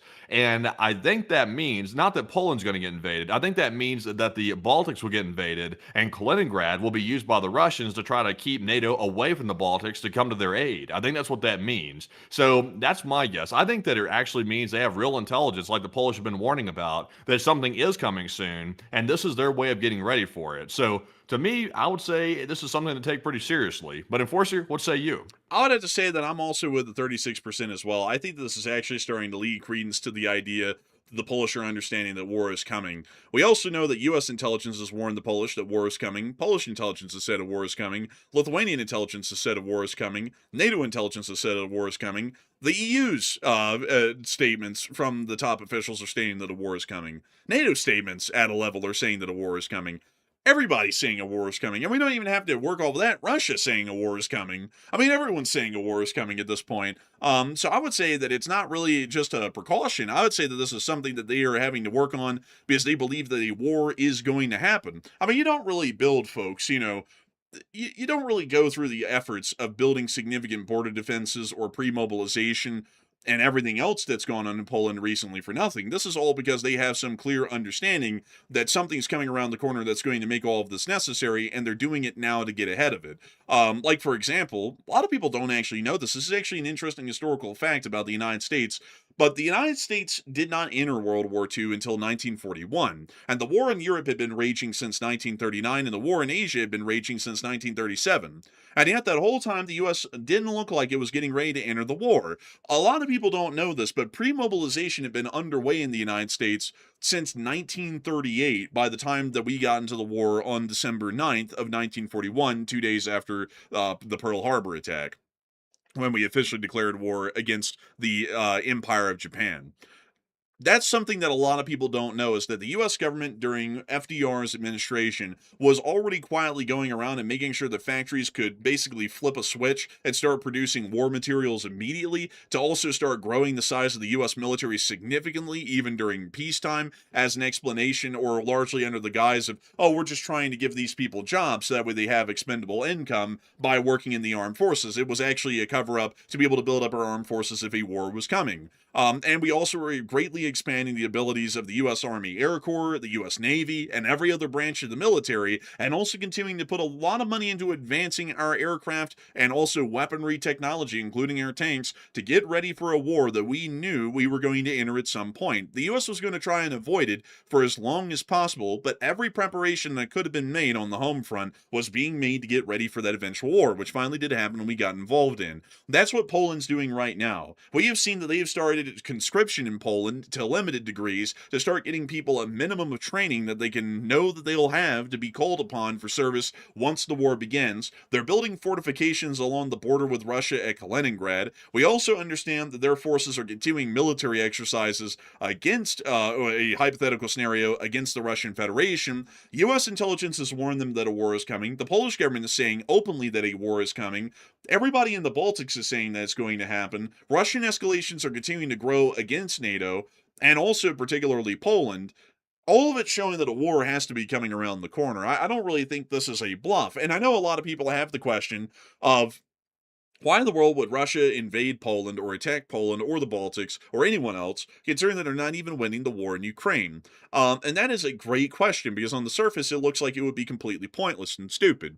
But we have to remember a lot of differences between what's happening right now in Ukraine and what's happening right now in NATO. NATO is in the position that Ukraine was in 2021. They're watching the Russians get ready for a war, and a lot of people don't want to admit that that's coming around the corner, but it is. And by the time that the Russians invaded, Here was the situation. Russia didn't need a single advanced infantry unit to invade Ukraine. They could have just loaded a whole bunch of guys up in pickups and driven across the border. And a lot of people are thinking that sounds absolutely stupid. Why in the world would you say that, Enforcer? It's because the Russian forces, when they crossed the border, they ran into practically no resistance. That's the reality of the beginning of a war when a country has the element of surprise, or a country is going right across the border into another country that is not in an active state of war with them. There is no active opposition, at least for some time, because well, you largely understand, folks, that in peacetime, it is very unreasonable to move troops onto a border and station them there and basically bivouac them indefinitely until something happens. That's just not how a military operates. How a military would operate is that all of Poland's forces are based in their facilities, and all of the Baltic forces are based in their facilities, bases, and whatnot inside their countries. The Russians conduct missile strikes and drone strikes, and within that hour, they're crossing the borders into those countries. There is nobody there to shoot them when they cross the border. That's the thing that a lot of people don't really get about the opening of a war, is that there is not an entire Polish brigade sitting at Goldop just waiting for the Russians to literally take one step over and they light them up. That's not how it works. The nearest Polish unit right now is in Elk, which is a good distance away. So if the Russians drive across the border, they can make it as far in as they can until that brigade in Elk pushes up to meet them somewhere inside of Poland. And that's where the front line forms. That's what we saw in Ukraine, and that's what we would see in NATO, and that's what Russia is counting on in a hypothetical war with NATO, is that they're going to be able to push in and engage the enemy, hold ground, and then try and hold for as long as possible until a NATO counterattack happens. And once that counterattack happens, they'll start to say that there's an existential threat to the state, and then start to threaten tactical nuclear strikes against NATO battle groups inside of Eastern Europe. That is generally the running story. We've been saying that for years before anyone was saying that officially around the world. Now we're seeing that multiple governments are also repeating that statement as well. That is the Russian war plan, and that's their attempt to create a last-ditch scenario where they might be able to see some level of success and at least alleviating the crisis that is gripping Russia in their current war against Ukraine. But at the moment, it actually appears that Matthew is giving us some info that apparently oil prices are rising quite a good bit. Matt, can you give us a little bit of info on that? So it looks like the oil prices are surging. It looks like it's now up to about $88 a barrel no. or so. That's WTI crude right there. And also Brent crude, I believe, is even higher than that, at least the last time I checked. So the oil price is now up about 31%, according to the Kobasai letter on Twitter, since July the 2nd. So over the course of 2 weeks, we've seen a 31% increase roughly in the oil price. So it looks like it's back on track to start going back over the $100 mark, possibly higher than that even. I'm not really sure if it's going to get there very quickly or not, but it seems like it might. So we'll have to see what it turns into. But that's not a good sign right there. Also, I can attest that the gasoline prices are going back up tremendously. I had to get gas today for my car, and the gasoline prices here in Utah have rocketed back up to almost $5 a gallon at some places. So it looks like gasoline prices never truly came down as the oil got priced lower, and now it's going even higher on the crude oil price. Man, this oil price, man, I hope we break that blockade soon. I hope they don't lose focus. I hope they just deal with that blockade, Please deal with it. Please deal with it. I beg of you. If they don't deal with it a second time, folks, I'm going to tell y'all, folks, it's a wash. Like, it's going to be a wash. They're dealing with it right now, but they need to keep doing that for a couple of more weeks, and we'll see some progress eventually. But moving us on out of that bit of news and that little update on the oil situation, it's now time for us to finally move on out of Kaliningrad and Poland. And it's time for us to move on over and into Western Russia. Oh, Russia. Western Russia. It's such a sad place these days. It's such a sad place. I'm going to show y'all something cool before we get into all of the wildberries facilities that got blown up today. This is actually satellite photography, apparently done over the course of several days during the Electrostall fire at the wildberries facility, showing the fire from space. It spread over the atmosphere in Russia, and also something funny that happened at the end. So here's the strike right there. The fire has just started. Look at that. Dang. It oxidizes out here, and it almost goes into Ukraine. And then overnight, no joke, right when it got on the Ukrainian border, it starts getting blown back into Russia, man, on the second day. Oh, man, they're getting that blowback. Look at that. They're getting it they're getting it across the whole area. Look at all that. Man, that is crazy right there. I didn't actually know that. That is wild. Yeah, that's what would happen, too, if Russia ever tried to use a nuke and blow back around their territory just like that. I mean, probably so. Pretty wild stuff to look at there from satellite. Moving us on down into Voronezh, we also were able to confirm that the armed forces of Ukraine actually hit a distribution facility in Voronezh last night in this clip right here. There's the direct hit on the wildberries plant, or more so the wildberries facility, to describe it aptly. We also were able to see a couple of more clips of that. This one, this one, this one. Где-то есть. Было. Это ВБ было. You speak in strange whispers, friend. Man, look, how did this one? Oh, блядь. Сбили ракету. Это разве ракета? Да. Oh, I так bad. Voronezh ain't looking like it's having a good time. Looks like the wildberries plant got hit a couple of times. Well, I hope that the Krasnodar situation ain't looking too badly. Let's see what it looks like from the railway distribution and marshalling yards in the city. Oh. Looks like the signaling job's going well. Yeah, I don't think this is good. I think it's probably time just to go on home. Like, take the day off and probably just take it easy. Yeah, I'd say I clock in. Like, I go home. And also, the Russian railways hardly have any traffic going over them anymore, but they got a whole manned signal box down there in the middle of Krasnodar. It's like, what's the point of that? That's that Russian inefficiency. We also were able to see that Zelensky made a statement, but before we get to that, because it's starting to lay out a clear strategic framework for these strikes, we were able to see another clip of the Krasnodar fire right here. You can still hear some sort of popping sounds. It looks as though the remains of something are exploding. Helicopters are flying around putting out fires, but it seems to have been unsuccessful. There's smoke. That's called a fire, woman. It's still right-hand side that's burning the most. The smoke is blackening. The one on the left seems to be something else. They don't put the fire out. They will let it go, too. And the one on the right is already burnt out almost completely. And then she continued to talk as the fire burned. We also were able to see one last clip here of the fire in Krasnodar from a guy who got very close to it. Dang. How'd you stand that close to it? Like, what's the point? You're just gonna you think that helmet's gonna save you? It's like a moth to a flame. Like, they just gotta get close. Those things burn very badly. Like they're like a kindling box. Man, these things are literally like it's insane. They burn heavier than an oil plant, weirdly enough. Yeah, I just don't get it. It's just a box of kindling, like just straight up plastic and junk.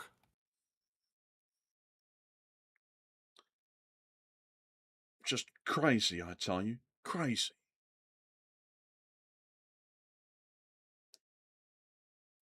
I think it's about 100,000 square foot distribution center here, so that's a pretty large facility right there.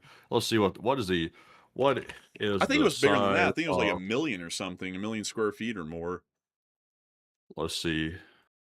So your average Walmart, let's see, the super centers are roughly 179,000 to 260,000 square feet for your average Walmart super center, which has everything from clothes to food in it. So yeah, I mean, this is a very large distribution hub right here.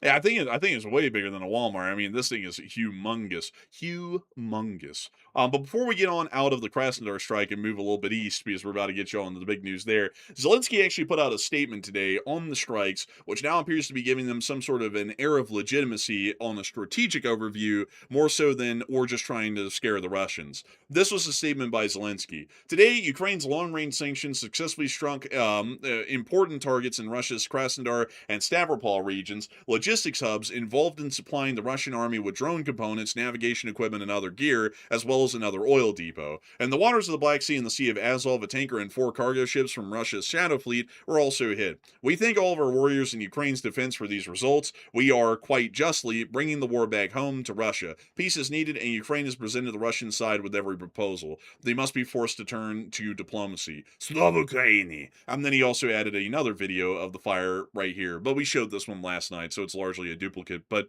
man, I mean, I'm not gonna lie, man, that fire is brutal. I mean, these are terrible looking.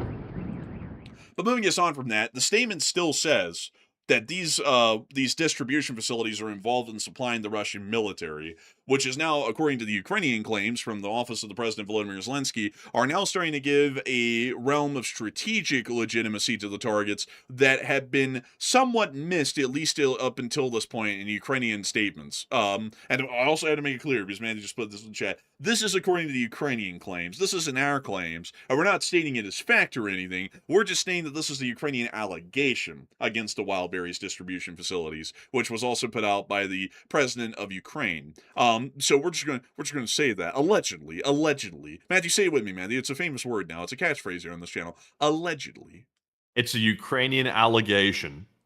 Nothing more. But moving us on over and into the east, into the Stavropol region in Nevenomtsinsk, if I can pronounce that name right, we were also able to see that another wildberries facility is on fire here as well.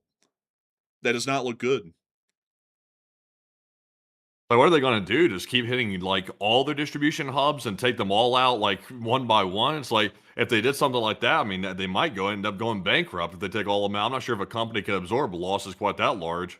Man, I got to tell you, man, I have a feeling that company's about to be putting out a statement going, we regret to inform the shareholders that our physical plant has ceased to exist, and therefore profit-making is over. Like, it's like, we're liquidating whatever's left, the rubble, I guess. Not looking good for that company. They seem to be under the great deal of a heavy amount of attention by the armed forces of Ukraine at this point, very unfortunately. But moving us on out of all of this news, we also were able to see that within the Sea of Azov and the Black Sea, major drone attacks were still continuing, and we also were able to see that some ships did get hit throughout the course of this day. In Yalta, we also were able to confirm that further attacks were conducted, which we could see in these brief clips.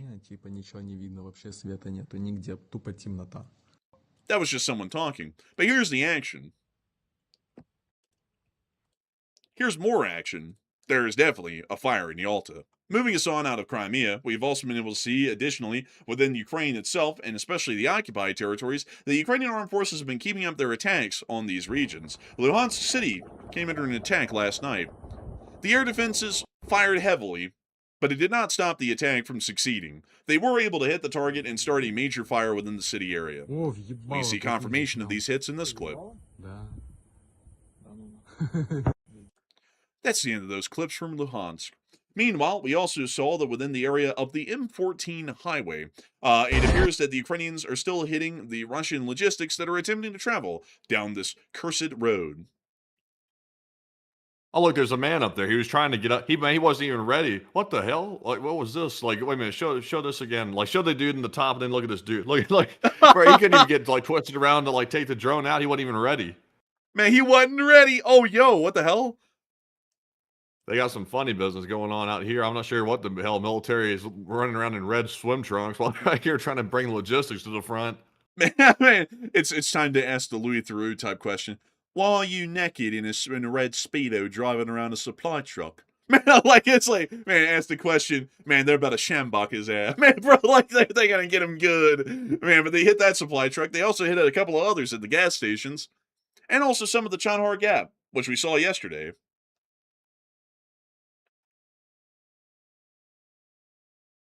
Quite some impressive hits, to say the least. Now, wonderful to know. We also were able to see more Russian forces getting hit, but we'll see. We have breaking news. Oh, we have breaking news. What do we got here? All right, so right now we're getting some breaking news out of Iran real quick. We just got a new piece of information here that apparently that video that we showed the other night of the B-1 Lancer taking off from a UK airbase, that Lancer was apparently en route to Iran to hit it. We're being told now that the B-1 Lancer that you see here in this picture apparently went on to bomb Iran last night, less than 12 hours, or actually less than 24 hours ago. And this is the first U.S. Air Force bomber sortie against Iran since April, when the ceasefire went into effect. So apparently the first use of a strategic bomber has taken place. It took place last night. We weren't totally sure if it did take place. We didn't see any evidence last night suggesting that a B-1 bomber was involved. But according to what we're hearing now, it apparently was. So maybe that's the first use. It might get bigger than that. They might send even more of them the next times. Apparently, it was only one that went in this time, one B-1. Huh. Well, they didn't really, they played that quite low key. I mean, we didn't even know it went and bombed Iran. There was literally nothing to suggest that it bombed Iran at all last night. So that's really interesting, actually. We'll have to see if we get any other updates on that one, because that's now news to us. Allegedly, as Richard Minieren said, allegedly. But moving us on out of that, it's now time for us to get on into the Ukrainian. Well, actually, before we get to that, we actually have a poll that we need to address before we get to that news in Kyiv today. But a lot of people are wondering, if the Ukrainians keep attacking these wildberries warehouses, what's going to be happening there, and what's the strategic goal behind this? And Matthew, what are people thinking about that, and what are you thinking about that as well?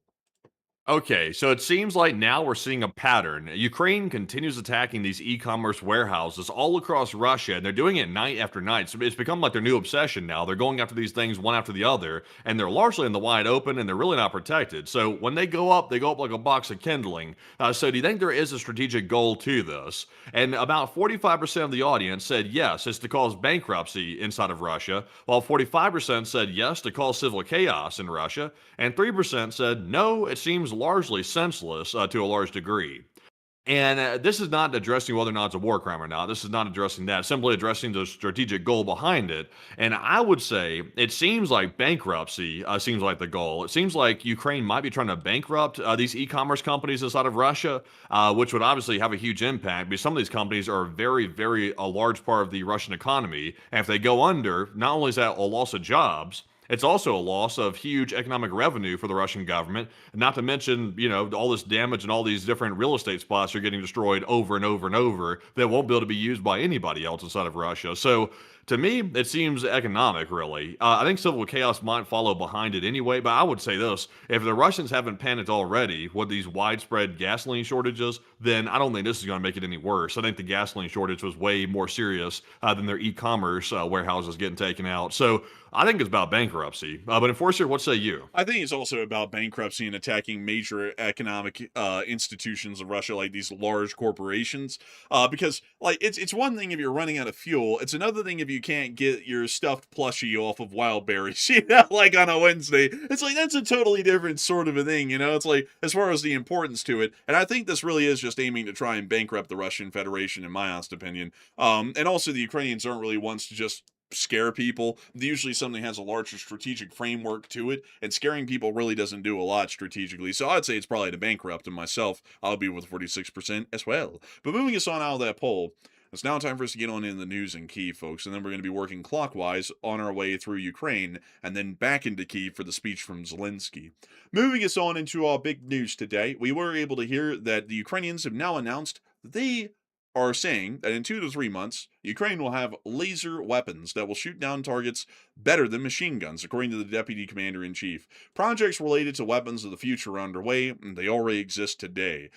According to him, laser weapons are already able to shoot down FPV drones, and so they are starting to work on ones that will be able to shoot down a multitude of targets that will be coming into the country. So it looks like they're getting ready.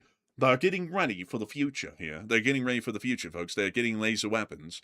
We've also been able to hear that Drupadi has now officially assumed the duties of Commander-in-Chief of the Armed Forces of Ukraine. Offensive actions, operations behind enemy lines, and technology development are the main tasks of Drupadi's position as the Commander-in-Chief of the Ukrainian Armed Forces. And some of y'all may actually know Drupadi from an incident that happened many years ago. I'll show y'all this man. Here he is right here, Mikhailo Drupadi. I will tell y'all something, folks. If there was ever a Roman marble statue that had been brought to life and turned into a person, this guy, man, like no joke, literally has the face of like a Roman. I'm not kidding, like from the statues. Man, he kind of does a little bit. Isn't this the dude that busted through in like that BMP or something like that at that No. 2014 thing? Yeah, Say what? we were about to get to that big break, and people didn't know about it. But yeah, he is the guy. He was actually the guy. During the siege of Mariupol, he was actually the commander of what we believe to be an mechanized infantry unit. And this clip actually right here shows him, apparently we're believing as a commander in the first BMP-2, charging over the little road blockade that was made in Mariupol and busting straight through it. I don't know what is up with the EU flag as a filter over the video, but just to show this to y'all, this happened in 2014, about 12 years ago. And apparently Drupadi was in that BMP-2 right there that flew right over the barricade. Oh, damn. Damn! So I guess if that is him, I guess he could be described as a hard charger. Yes, a hard charger. I kind of heard that Sirski was a bit of a hard charger, and apparently a lot of people weren't big fans of that. But apparently a lot of people are fans of Trapani being a hard charger. Make it make sense. But beyond that, though, Trapani was actually involved in this famous video, which generally symbolized the Ukrainian state's resistance against the Russian invasion of the Donbass for the larger part, and the false sort of an uprising that they had in that area. So y'all actually have known Trapani probably for a very long time, over 12 years. Y'all just didn't know it. He was actually in that video. We also were able to hear that Ukraine is preparing for an attack sorry. Before we get to that news in Chernihiv, this is a whole other thing. Ukraine is no longer preparing for an attack on Belarus. The head of the Ministry of Defense of Belarus, Krenin, said. Whether that's credible or not, we have no clue. But generally, it looks like they probably aren't. So I would take that at face value. It's a statement by the Belarusians, nothing more. We also are able to hear that according to the Ukrainians, they state that the Russians are preparing an attack on the Chernihiv Oblast, and military registration and enlistment offices have already distributed 370,000 summonses, and there will be a draft soon within the area, according to the Major General of the Ukrainian Armed Forces Reserve, Sergei Krivomos, if I'm pronouncing the name correctly. So we are seeing that the Ukrainians are still preparing for a possible front opening within the north of Ukraine. Moving us on out of that news within the Chernihiv Oblast and moving us on over and into the location unknowns, we have also been able to see that the Ukrainians had a close call from an FPV drone today on an unknown area of the front lines. Oh. I felt that. Ну его нахуй. Nice, Bryn. Наверное, надо отсюда въебать. Moving us Oh, on. his head's ringing. His ears are ringing too. He's probably got his brain's probably moving around. Man, this ain't no ski lift. It's like, that's a whole other thing. But we also got to see the Russian casualty report over the past 24 hours, and holy moly! Oh man, it looks like they lost 9 Bobcats. That's some losses there. But it looks like they've lost some tanks and some other stuff that looks quite devastating too. Tell us more. And according to Ms. Decent, the keeper of the records, the personnel 7-day average has stayed above 1,400 a day. Special equipment is another high day over average, which is great to see. 11 ground robotic complexes is tied at the 7th highest. And over the course of the past 24 hours, we were able to see that 1,330 Russian soldiers were wounded and killed over the past 24 hours, along with 4 APCs, 355 supply trucks, 2 main battle tanks, 57 artillery pieces, 1,610 drones, 3 MLRSs, and 9 Bobcat skid steers. All in all, a very impressive day and a great one to see. And moving us on into the front lines directly, we were able to hear that in the Belgrade area, there were strikes conducted on Russian logistics and rear line operations, including what appears to be a fairly busy gas station. Oh, and who did this? The Ukrainians did. Huh, interesting. A little interesting, I'd have to admit. We are going to be moving on from that clip and on further south and into the area of the Dobropilia front, as we have been able to hear that the Russian Federation conducted an armored attack within this area. And to read you all the statement from Officer, who is a Ukrainian telegrammer from the front lines, Officer stated, for almost a year we haven't seen a more or less conscious number of enemy tanks and infantry fighting vehicles during a mechanized assault. But today, the Russians decided to remind themselves and wanted to resort to a massive assault action in the Otratinsky direction. Armor and anti-tank guns were successfully annihilated, and the enemy had no success. 80% of all forces were destroyed on the approaches to the front line. So they took unbelievably major losses. And to show you all that again, it is estimated that the Russians lost about 20 tanks and 6 APCs in this attack that was conducted today.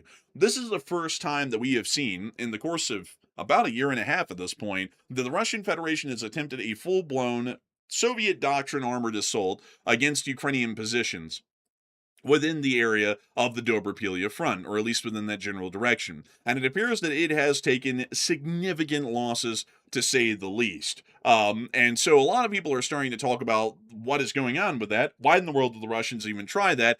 And what was the reason for the resulting failure that was caused? And Matthew, what are people thinking about that one? And were you thinking about that as well? And also, real quick, I do want to address something real quick. That video that we just saw a second ago, right there. I'm going to call that how it is. That unfortunately is a war crime. We saw in that video right there. It does appear that if that is truly a piece of footage from the Ukrainian side, that was not a justifiable military target. There was clearly a lot of civilians at that place, or at least their vehicles were sitting there. I'm sure people were probably likely inside those vehicles, would be my guess. So that's. Are we positive that's Ukraine, by the way? Yes, that was Ukrainian. Like I can show it to you again right here. Let's see here. This is the Streaks unit. And let me see if I can find some information on this here real quick. They can fake stuff. I'm not sure. I'm not sure. I'm not trying to find ways to give Ukraine a pass. By the way, if they did this, then there has to be accountability. But people can fake it. They can put other people's images and stuff like that over it to make it seem like they did it, and it could be fake, possibly. I'm trying to give them the benefit of the doubt here. Uh, well, no. It doesn't look like this one is, because the Strix unit is a fairly, we haven't covered it a lot here, but they've actually had some of their videos reposted by other groups within Ukraine. Not to Uh, name them off by name, but this is an actual drone unit that well, has conducted strikes before. So I would have to well, agree, folks. This is a war crime right yeah. here.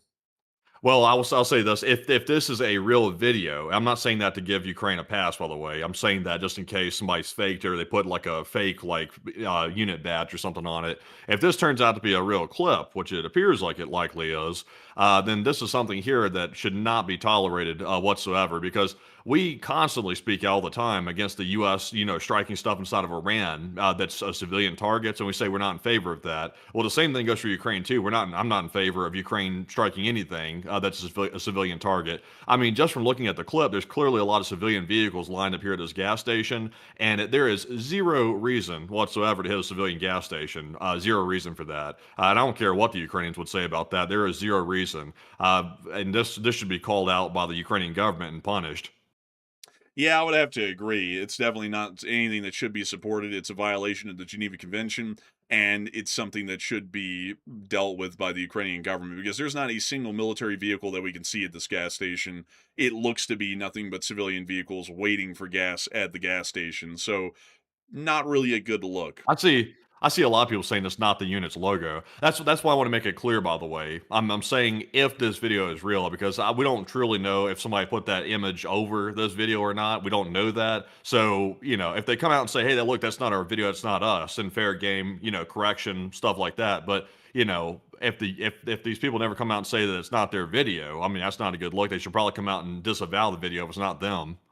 Yeah, I would say there needs to be some clarification on this because if it is the unit that conducted the strike, then that's a very questionable one. It is a war crime for the larger part. If it isn't, then we need clarification on that because it's definitely not a good look to see those sorts of attacks possibly being conducted by the Ukrainian armed forces. But I also had to make it clear the Russians do fabricate a decent amount of videos and try to make them as authentic looking as possible to try and suggest that the Ukrainians conduct war crimes. Not to say that war crimes do not happen on the Ukrainian side, but most of them are usually fabrications. But moving us on It from looks like the people down there in the comments of that video too on Reddit were even saying that that's not even their unit logo. So that's why I was asking earlier: is it a fake logo on the video? Because it seems I'll be honest, I have a hard time believing that a Ukrainian unit would even do something like that. I mean, that's so blatantly like a war crime. Like we don't see Ukraine committing war crimes that blatant. So I mean, if you look, or do you see the comments down below? Like, do you see any credible comments that show that it's not a legit badge on it? let's see here. It looks like some people are trying to say, you know, it's a lie. It's not true, but I mean, like here's a geolocated picture from the Belgrade area of a Rosneft gas station. It's not like there's a good amount of questionability here. Like, and also, folks, I'm not one for saying I'm in support of Ukraine, but also saying that because I'm in support of Ukraine, the Ukrainians cannot conduct a war crime. I've seen them conduct them before, occasionally, not definitely not as often as the Russians, but occasionally it does happen. And instead of trying to turn a blind eye to it, there probably should be a couple of questions asked about what this was, whether the unit that was allegedly involved was involved, and if there's any proof to show otherwise. But still is something interesting. But moving us on from that, we have also been able to see that a lot of people currently are talking right now about the actions that have been conducted inside the Dobropili direction and what appears to be the destruction of a significant Russian armored advance that was attempted today. And Matthew, what are people thinking about that? And what are you thinking about that as well?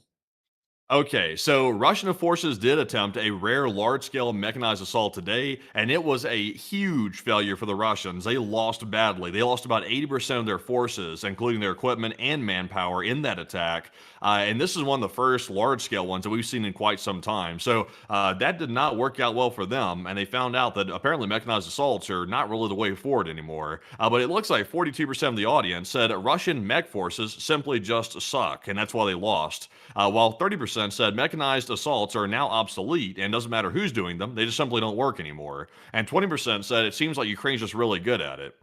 And me personally, I'm actually with the 30%. I think the mechanized assaults are becoming obsolete.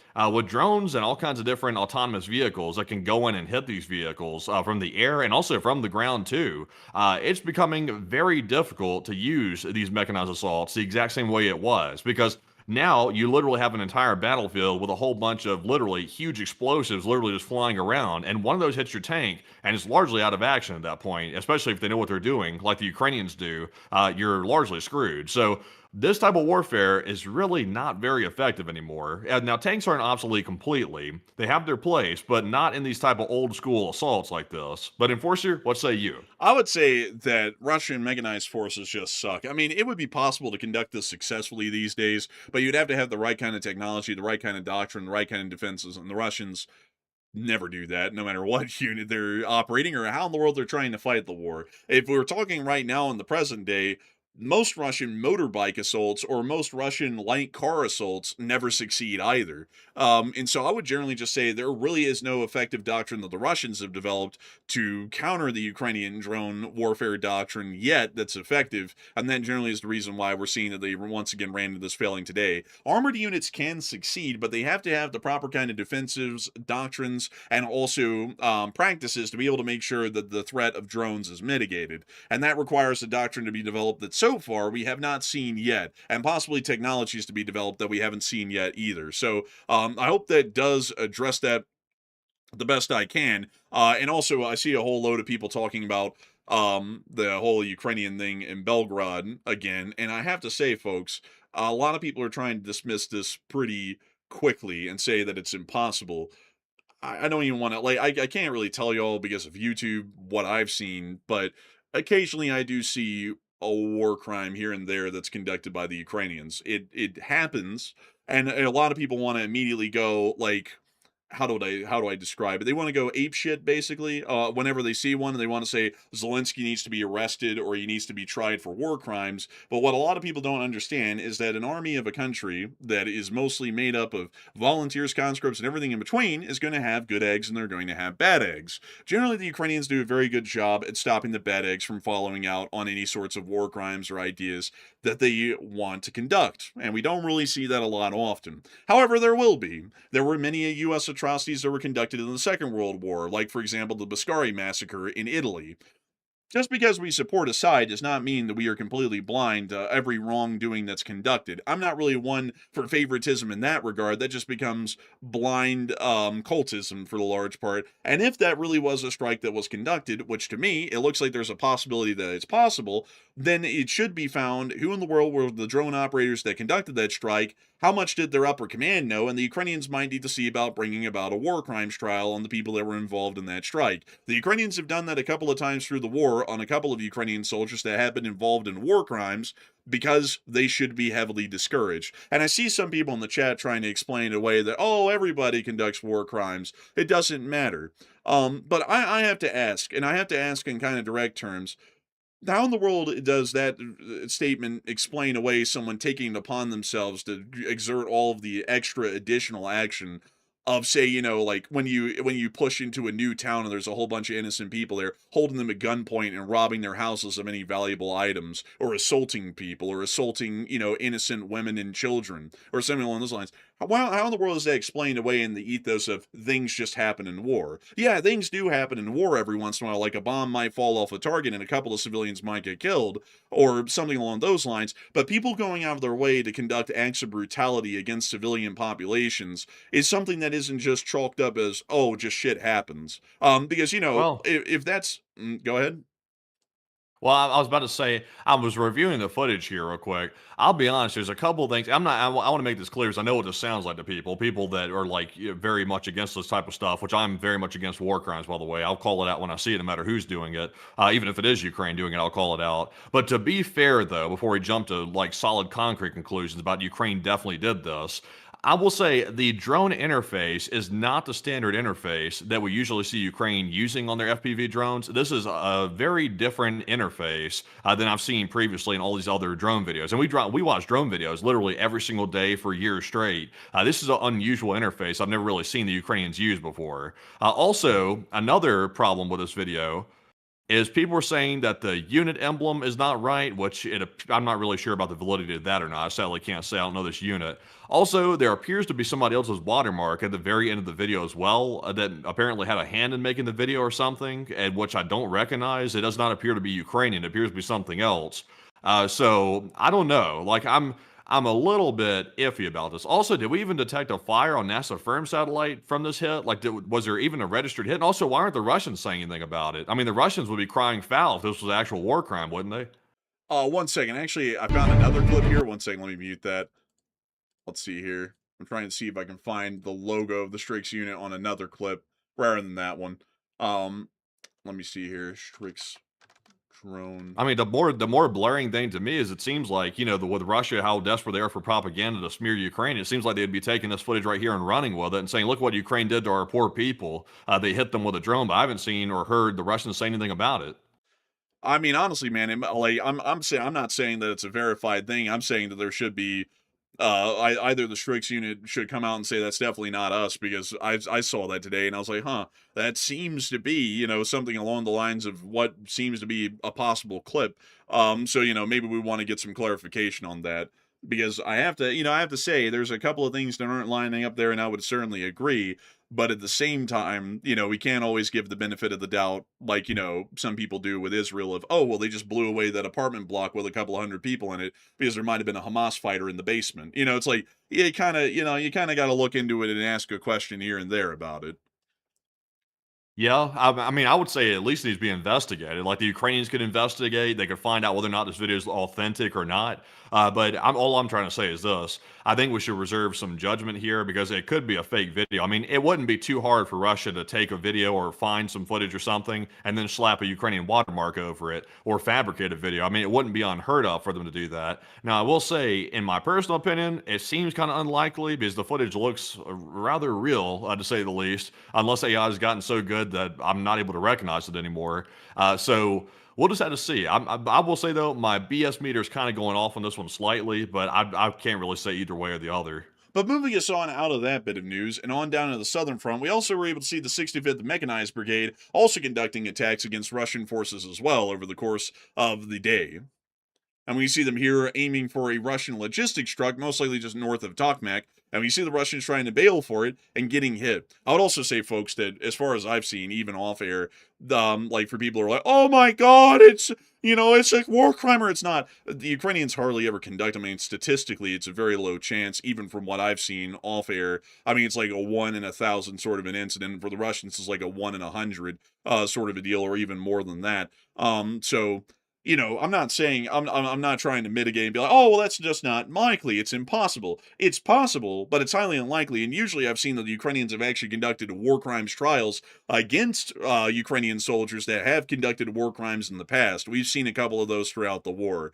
So I hope that it gives my 2 cents on that the best I can. But moving us on from that and on up into Kyiv, it's now time for us to cover the speech from the president of Ukraine, the President Volodymyr Zelensky. And so without further ado, here is the speech.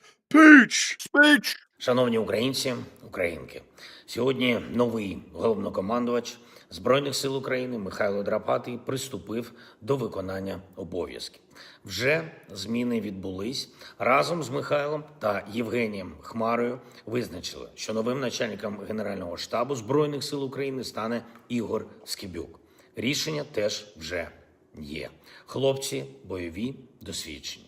Війська їх знають. Драпатого, Хмару, Скибюка. Домовились, що модернізація Сил оборони України буде підготовлена. Важливо, щоб все пройшло абсолютно злагоджено і щоб росіяни не отримали жодної шпаринки і можливості. Росія повинна відчувати зростання тиску, зростання санкцій. Це і наші далекобійні санкції, і мідстрайки, і наші сильні позиції на фронті. Все це буде забезпечено. Ми визначили і ті завдання, які є в обороні України, в реалізації наших операцій. ППО – завдання. Протидія російським ударам – завдання.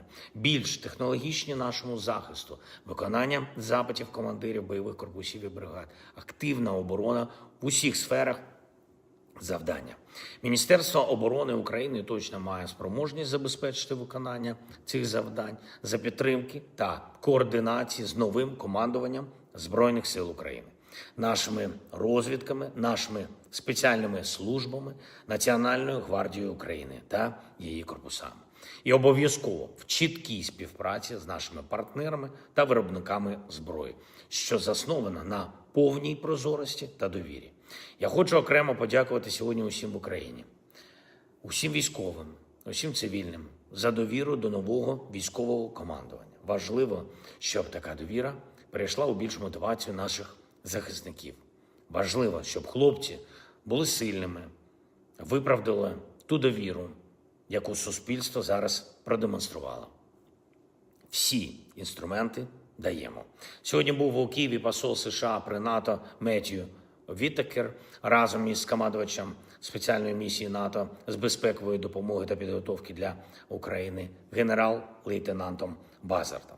Хороша зустріч. Ми говорили про Петріоти для нас, для України, потрібні ракети для захисту життя наших людей. Не може бути дефіциту ракет проти балістики, як зараз цими місяцями, дуже непросто. Важливо, щоб партнери допомагали. Саме про це ми говорили з Вітекером сьогодні. Ліцензії, ракети, все це потрібно. Я прошу, треба швидше і треба більше, якщо чесно. Ми говорили про дрон-діл з Америкою, яку зараз наші команди опрацьовують. Це точно новий рівень співпраці з Америкою буде. Я дякую всім, хто підтримує нас. Щойно ми говорили разом з Рустемом Умєровим, Кирилом Будановим, Сергієм Кислицею, з представниками президента Америки Стівом Віткофом, Джаредом Кушнером. Дипломатичний трек. Дипломатичний процес для нас триває кожного дня. Ми не зупиняємось в намаганні зупинити цю війну. Це головне, щоб росіяни справді були готові до зупинки війни. Зараз, звісно, ситуація на фронті, ситуація з нашими далекобійними санкціями, з мідстрайками створює нову атмосферу навколо Путіна. Дуже токсичну атмосферу. І тільки він є причиною того, що війна почалась і не закінчується. Тільки Путін є причиною тих втрат, які несуть росіяни. Його оточення це розуміє. Сигналізує нам, сигналізує нашим партнерам. Російське суспільство все більше починає це відчувати. Потрібні рішення, щоб був мир. Україна давно до цього готова. Зараз робимо все, щоб завершення цієї війни було достойним. Я дякую кожному нашому воїну, кожному підрозділу за влучність. Я дякую всім нашим розробникам, виробникам зброї. Я дякую всім нашим людям за стійкість і віру в Україну. Слава Україні! And Herom Slava. And with that, that is the end of the speech from the President of Ukraine, President Volodymyr Zelensky, and that rounds out our day of news here on day 1610 of the news from around the world. And with that, that's going to be moving us on into the second segment of the stream, where we get to talk to each and every single one of y'all, and get to take a good look at what's been going on in the question segments, and what's been going on in the super chats, the live chats, and everything else in between. But before we get to that, I do have to say a humongous thanks to each and every single person who has been watching over the course of this night. We've been able to see that 23.2 thousand people have been here at the peak. Holy moly! And also, Whoa. 154,000 people have been here in the course of 2 hours and 16 minutes. That's a lot of folks there. That's a lot of people. Holy moly. And with that, folks, it's time for us to get on into this question segment. And so, Matthew, what do we got? All right, so jumping away from the breaking news of the night and all the big news out of Ukraine, Russia, the Middle East, Iran, everywhere else around the world, it's time to jump into all of our super chats of the night and then get to our live chat questions right after that. So jumping right into our first one here, this one goes to none other than B. Justin. And thank you very much, B. Justin, for that very generous $100 support. We do appreciate that very, very much. And he said, happy birthday. And thank you very much, B. Justin, for that support. I feel like Frosty the Snowman when he said, happy birthday. That was actually, that was not Frosty. Was that Frosty the Snowman? Yeah, that was. Happy birthday. That was him. Yeah, honestly, though, I do appreciate all the happy birthdays, though. They've been flooding in. I think virtually most of the super chats tonight say happy birthday to Matt. So I do appreciate that very much. I'm about to be saying that a hell of a lot here in just a second, about 60 times to put it straight. But thank you very much, B. Justin, for that support. And also, I do appreciate that, genuinely speaking. And Enforcer, what say you? And I say, on the behalf of the Enforcer Matt as well, I thank you greatly for wishing him a happy birthday. We're very appreciative of that. We love to know that people are wishing us the best and wishing Matthew the best here on his 26th birthday. He's 26 years old. This only happens once. And you know what's crazy, folks, is that a long time ago, many years ago, when he was his first birthday on the channel, he had turned 22 years old. When Matthew was first on the channel, I think about a month into the coverage, like he hopped on and he stayed on since. He was 21 when he hopped on the channel. That's kind of crazy, Matthew, to think of. You were 21 years old back then. I had just turned 20 around that time, and that's really insane, really. We've been doing this for quite a minute, actually. It's been quite a while, really. It's been quite a ride too. It's been bumpy at times, it's been smooth at times, and it's been very eventful though. But it's followed us through everything. It's followed us through college, law school, the woes of life, and the positive times of life. It's followed us through everything. It's the one thing that's persisted through it all. It's something else, really. It's something else. Oh, bring We're very happy for it. But with that, I hope that does address that incredibly well. And with that, we're on the next one. And our next super chat here is going to go to none other than Demanoac, who put in a $55 support. And thank you very much, Demanoac, for the 55. We do appreciate that. He said, thanks, guys, and go LSA. And a big thanks for your support, and go LSA indeed. And I got to thank you greatly for that support and helping this channel to keep on running business. Folks like you who make this thing possible and keep this thing running. And so a humongous thanks to you so much once again. I hope that does address that well. And with that, we're on to the next one. And our next one here is going to go to Navira Core. And thank you very much, Navira Core, as well, for that $50 support. They said, happy birthday, and take one from the chat in celebration. Hey, and a big thanks to you for supporting the Vera Core. And we thank you greatly for the happy birthday wishes there to Enforcer Matt. It ain't my birthday, it's his birthday. But a big thanks to you so much once again for support. It's not that you got that confused. I'm just addressing them here and I'm like, it's not even my birthday, but I'm taking all the congrats. It's like... I don't know. It's like, the catch is, though, it's like, if I address the whole thing, then you have nothing to say on the thing. So I'm just addressing all the super chats and cutting you out completely. I'm trying to include you on the fun. Like, this is your chance to go ahead and do a little bit more glazing. Oh, you know what? Let's do some real glazing. Matthew, let's tell all the folks what we did today. Let's tell them the story. Do you want to? Yeah, I'm trying to get the pictures of it right now. Actually, I'm trying to send them over. And Discord is I'm fighting Discord right now to try to get them sent over. But yeah, they're about to be sent over like right now. They're like on the way, folks. They're on the way. So to tell y'all a little bit of what we did today and all that shit. So basically we decided to celebrate the birthday by traveling on up the Little Cottonwood Canyon to Snowbird. And this is the first time we ever went here, by the way, to drop the voice and get in the serious storytelling side of things. This is the first time we ever went to the Snowbird area. This is the town of Snowbird right here, which is a giant ski resort. And then up here is Alta, which is made up of a whole bunch of little ski resorts and hotels. But this one right here is humongous. When you see it from the street, it looks like a giant communist hotel. Like, you'll see why. Let me see. Where in the world's a good picture of this? So, Ah, here we are. So those are the hotels up here. They're like giant concrete bunkers, basically. And honestly, it was pretty sick. So we pulled up and we parked, and we wandered on into this building right here, which is apparently the Snowbird Town thing, I guess. And this is some of the pictures from up there around these mountains. We're about to show you the pictures that we had. Did you ever see this up there before? No, I never saw that personally. It was under the lift? This is a different one. Where in the world is that? They haven't. Oh my goodness. Wait a minute. Oh, it's not that long actually. It's actually quite short. Oh, they ripped that out. Remember, Matthew, they were doing all that like renovation work through here. They ripped this thing up, I guess. Because I never I saw think it. so. Yeah, I think they ripped it up. But anyways, we went out here and we were like, oh man, let's do this Alpine coaster. This one right here. And it looked pretty cool, but then Matthew was like, I don't really want to do that. He was like, what if we do the Peruvian chair lift or the ski lift, I mean. And I was like, yeah, sure, we could do that instead. So we had to go through the whole rigmarole to get the tickets and everything. And you get the tickets at this little place right here. This is a very trippy angle. We're gonna get out of that one and go do another one. Let me see here. Let's see, I'm trying to show y'all. Okay, so this is the area that we got the tickets in. It kind of looked like this out there too, around this time. So we got the tickets and whatnot, and then we wandered on around, and then we got onto the chairlift, and then we started making our way up. And now it's time to show you all some of the pictures that we got. So let's see here. Let me see if I can do these in order. So we So rode. I sent pictures of the whole place, and also I sent pictures of the marmot too, and a video of the marmot as well. Ah, that critter. But here's some pictures from the top of the mountain, like when you make it to the top. This, I think, was from the chairlift. We went on both. We went on the tram thing that takes you up there to the restaurant, and also the ski lift.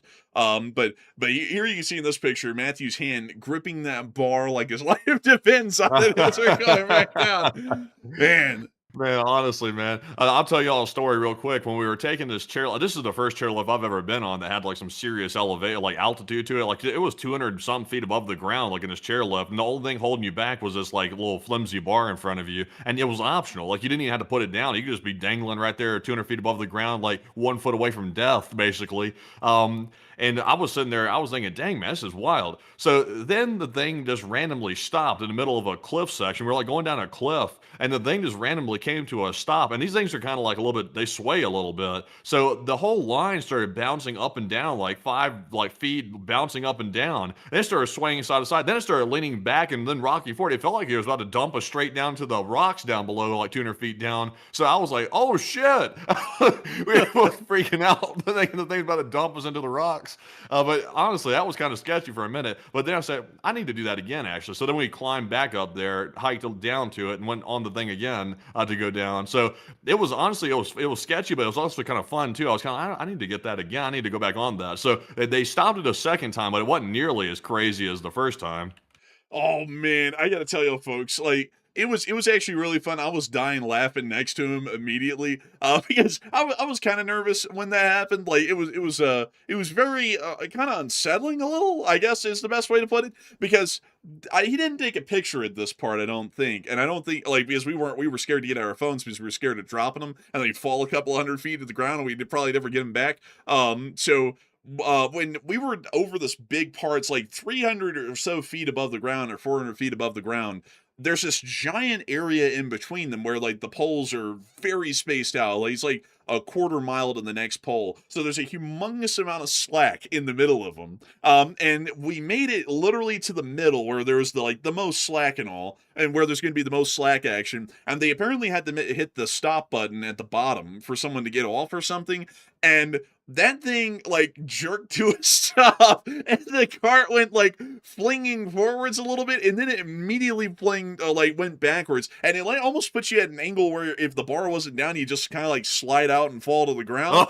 and Matthew was holding onto the rails with both hands, and he flung himself forward over the rails and just like did his head from like right to left and started yelling, oh god. And I was like I was dying. Man, I thought this was going to be my last birthday. I was like, damn, this is how it all ends right here. The ski lift and snowbird. This is how it's going to end. The slide right out the chair, bust my head on the rocks. It's over with. Forever 26.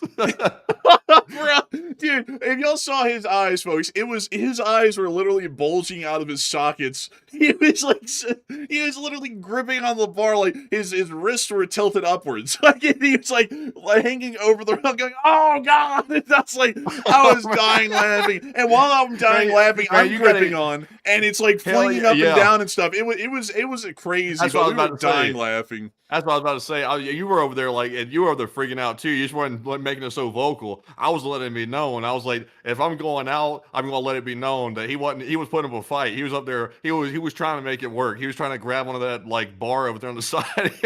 Man, I'm not gonna lie though. I was gripping onto that like side thing. I think it could have held on. Like I think if that thing flipped on forward, I was gonna dangle off that thing for dear life. I wasn't letting go. Man, I'm not gonna lie, man. Like that, like it kind of. I'll be honest with y'all, folks. Like the slack action. Well, I was like, oh shit. But I was just dying laughing over there. But I actually felt like a little bit of nervousness about it myself, because if y'all saw how far it was to the ground in that one spot, it's not that bad here on this spot where the picture was at. Like this is probably the closest it was to the ground. But the section like right up there, like in the gap in the trees where you see that last pole, that's literally like a straight drop off in between that and the next pole, and the spacing is huge. And you can see, like, even when you're traveling down the line through there, you can see the slack in it. Like there's a huge amount in it. So when it came to a stop, that thing literally was like waving up and down in the air. It was like several feet up, several feet down, and then it was also going forwards and backwards. And you just had this little chair, like with this tiny little bar in front of you.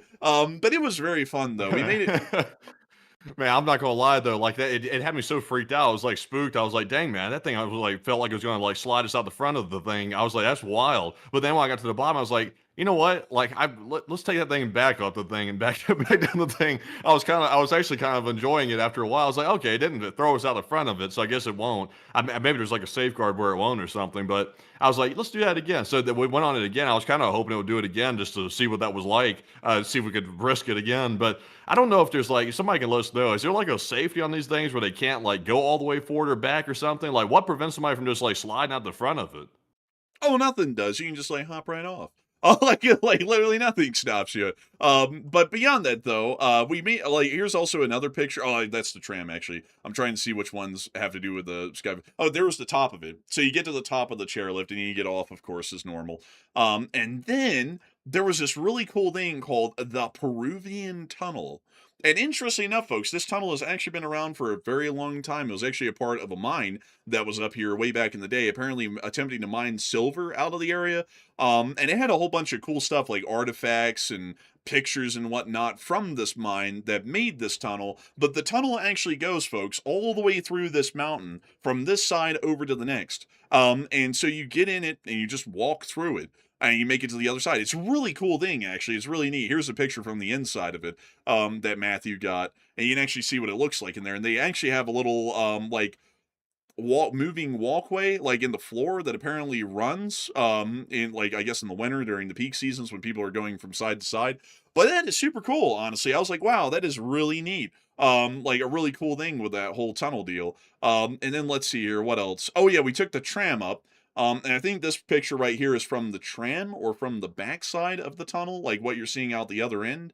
And then also here's another picture from the other end. Actually, this is a dining restaurant thing up there. There's the tram that takes you up there. So we rode the chairlift back down, and then we rode this cableway tram deal up here to the restaurant, which was 500 feet up above where the cableway ended. And then we wandered around the restaurant and whatnot. The restaurant was actually pretty sick. Let me see if I can show it to y'all here, because yeah, here it is. So the Summit at Snowbird. So this is the restaurant. Oh, Matthew, apparently in the winter, man, when it's like peak season, they actually have like the good food. Because when we went up there, everything looked like it'd been under a heat lamp all day. And I was just like, I don't really feel that, you know, it's not really my vibe. But a really cool restaurant. It has panoramic views of all the mountains around it. Mount Timpanogos, the Pfeifferhorn, the Twin Peaks, which are right next to this restaurant. It also has a view. I don't know what those mountain peaks are called, but let's see. Lake Blanche is on the other side of them, actually, on the side we cannot see from here. But really cool spot, really neat place. The restaurant's really cool. It felt like you were in Switzerland up here. Like, it was literally a whole different world being up there around that restaurant. And Are you showing then, the marmot? I haven't gotten to that. That's the icing on the cake. We found a living marmot. There it is, right there. Look at it. Look at it. It was moving off the rock. Matthew saw it and he went, "Oh my God, a marmot!" And I went, "Where? Where?" And I ran over there and we were like, "Oh my God, a marmot!" And we saw it and we took pictures of it. And then we took a video of it. Let us show y'all the video. You get a picture? Here we go. There we go. Here's the video. Look, it's a marmot. He's out here in the wild. We found one. It's not the picture, it's the real one. Look down there. He's just sitting. He's just chilling. Matthew, do the voice. Oh, hello there, Governor. Oh man, it's the fly. Oh man.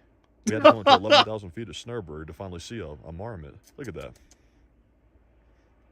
That's crazy. He's just really chilling down here. He was sitting on the rock looking out over at the scenery out there before we came over here. He was He's just got looking good at the taste. scenery. He's got great taste, actually. It's beautiful.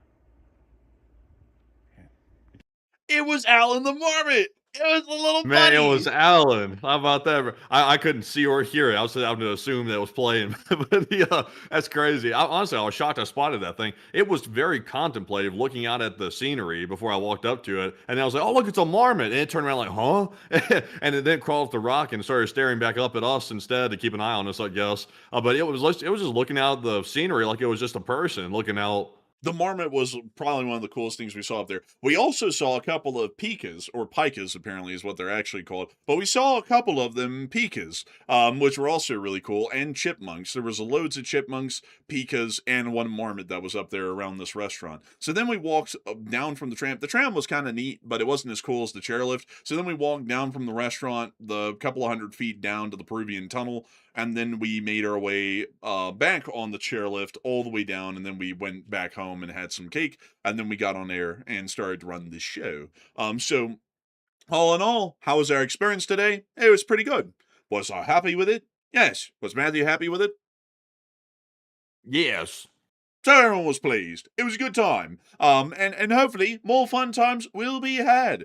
The tickets weren't cheap. Like, it was like $38 for the ticket to ride that chairlift and also this tram, but it was an all-day pass. You could ride it on an unlimited amount once you got the pass.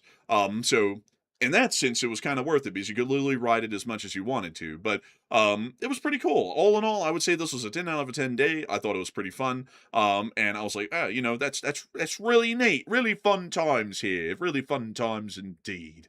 And now I'm kind of interested in what else is there to do that we have not done like that before out here. Like, there's a lot of these sorts of things out at Park City. Maybe one day we'll go out here and see this mine, the Taines mine, which is apparently an abandoned mine from back in ye old mining days, the 1930s to be specific, and it's been rotting away ever since. I thought that'd be pretty cool to ride a chairlift up to and take a gander at, but I don't know. We'll have to see. But anyways, with that, I hope that does thank you greatly for your support and your best birthday wishes. And also, to answer your question, it was an amazing birthday, a great one. And so a big thanks to you so much once again. And with that, it's time for us to go on and into the next one. All right, so our next super chat is going to go to none other than Ted Marshall. And thank you very much, Ted, for that $100 support, and we do appreciate that very much. Hey! Also, extremely generous of you, Ted. He said, "Happy birthday, Enforcer Matt," and thank you for the happy birthday. He said, "What's your favorite kind of cake, and did your bro buy you one?" Honestly, my favorite kind of cake, like usually I just like take whatever cake I'd get from whatever store it came from. But out here in Utah, though, they have a special cake. It's called marzipan, I think, or something like that. Marzipan. It's really solid. Yeah, it has like an almond taste to the frosting. I don't know if that's the proper word for it. Whatever the coating is on the outside of the cake has like an almond flavor to it. Which is pretty solid. I like it a lot, really. So that's my favorite at this point. I like that the most. But Enforcer, what say you? So let me see. Oh, here it is. Here it is. This is literally the cake. Like right here, this is the cake. That's it. Well, it doesn't have Yeah. thick icing like that on it, but it's basically that cake. Like it's basically this cake. But it is a great cake. Oh my goodness. It tastes amazing. I've never like it's basically like a giant pedophore cake. And if you've ever had a pedophore, which is a big thing in the South, it's amazingly good. So that is our favorite cake out here. That's like basically been nominated as the birthday cake. I don't think Matthew and me have ever had this thing outside of a birthday rather than the first time we had it. And then the first time we had it, it was so good. We were like, well, it's the birthday cake. It's become basically the birthday cake out here by tradition at this point. I had one for my birthday this year. Matthew had one. And I think that as long as we're out here, which hopefully will be a many a years, and hopefully the arsenic clouds will not become too great, then we will probably just keep having marzipan cakes for birthdays because it's incredible tasting. And so I didn't know what that was till we came out here, to be honest. I never heard of it. I was like, when they were like, yeah, try this. I was like, marzipan. I was like, I don't know what this is, but I'll try it. So I tried it, and I loved it, actually. They didn't have nothing like that in Alabama. I don't think they've ever heard of it. man, they'd say, "Sugar, you talking about that pedophile?" Man, like that's what they would have said. These tiny ass little cakes. Man, let me show you a pedophile. Let's see. Here we go. It's these. That's kind of what's similar in the South is these pedophore things. But I think they actually have a bit of alcohol in them when they're cooked, because they always seem to be a bit juicy if they're made the right way. Or at least that's probably Louisiana pedophores because they have to put alcohol and everything.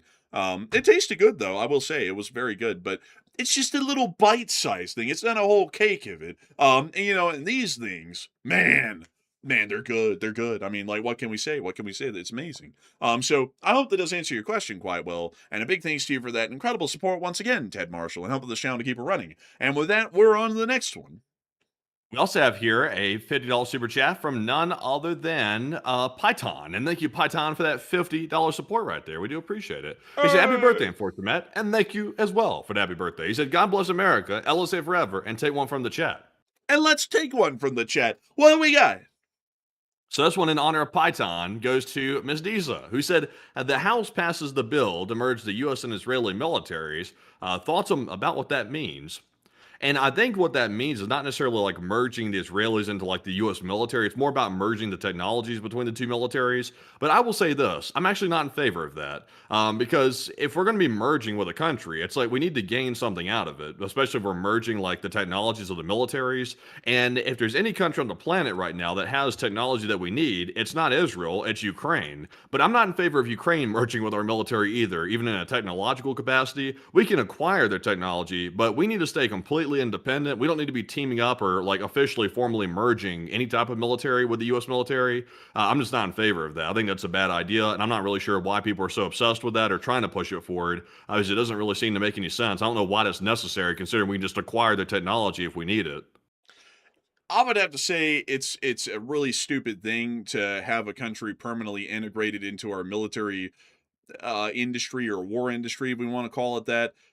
Because I don't mean to say this, folks, in any way that might ruffle feathers, but Israel literally does like nothing for us. Like they're not even close to us. They're on the literal other side of the world. So I don't really understand, out of every country that we could do that with, although I wouldn't do it with any country, why it would be them. Like that doesn't really make a whole lot of sense to me. That doesn't really add up from a strategic perspective, a national security perspective, a national prerogative perspective. It's quite literally purely political of, oh, we like them, so we're just going to do that. It's like, well, if we were going to be willing to do that with them, why wouldn't we do that with Canada? I mean, Canada and the United States are basically one and the same. It's like merging military technologies in those regards would actually be somewhat beneficial to us, especially Canada, because they would also be able to get U.S. military technology, which we would like to be able to sell to them, and they're a quite steady and reliable ally. I've never heard of Canada selling military secrets to China. I have heard of Israel doing that, though, and so generally I'm not really a big fan of that kind of a concept. And also want to make it clear, folks, that the integration is not between the U.S. military and the IDF, where that's basically like one force is like the Armed Forces of America, Israel. That's not the case. It's more so war industry and military technologies being integrated, and I find that to be quite ridiculous. Like, I don't understand the whole point behind it, and it's quite annoying to me because like, I just got to say this, folks. Like, right now, the government says, oh, Canada's a bastard and Britain's a bastard, but I've never heard of them doing anything that's been inherently against U.S. strategic interests or national security interests when we sell them weapons technology.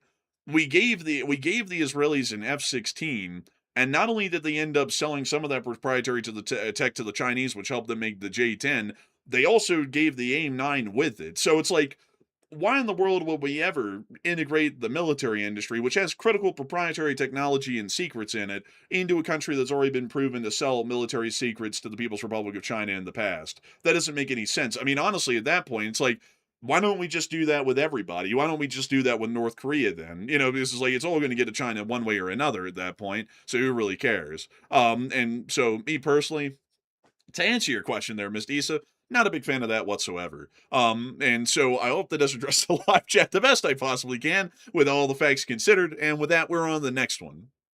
And our next one goes to none other than Born in Ukraine. And thank you very much, Born in Ukraine, for the $50 support. And they say, happy birthday, Matthew, and coffee and cake fun. And thank you very much, Born in Ukraine, for not only being a channel legend, but also for the happy birthday wishes as well. And I do appreciate it very, very much. And Enforcer, what say you? And a big thanks to you for the birthday wishes. We're always greatly appreciative of birthday wishes when it comes around to either of our birthdays, and we're always greatly appreciative of it. And so with that, we're on the next one.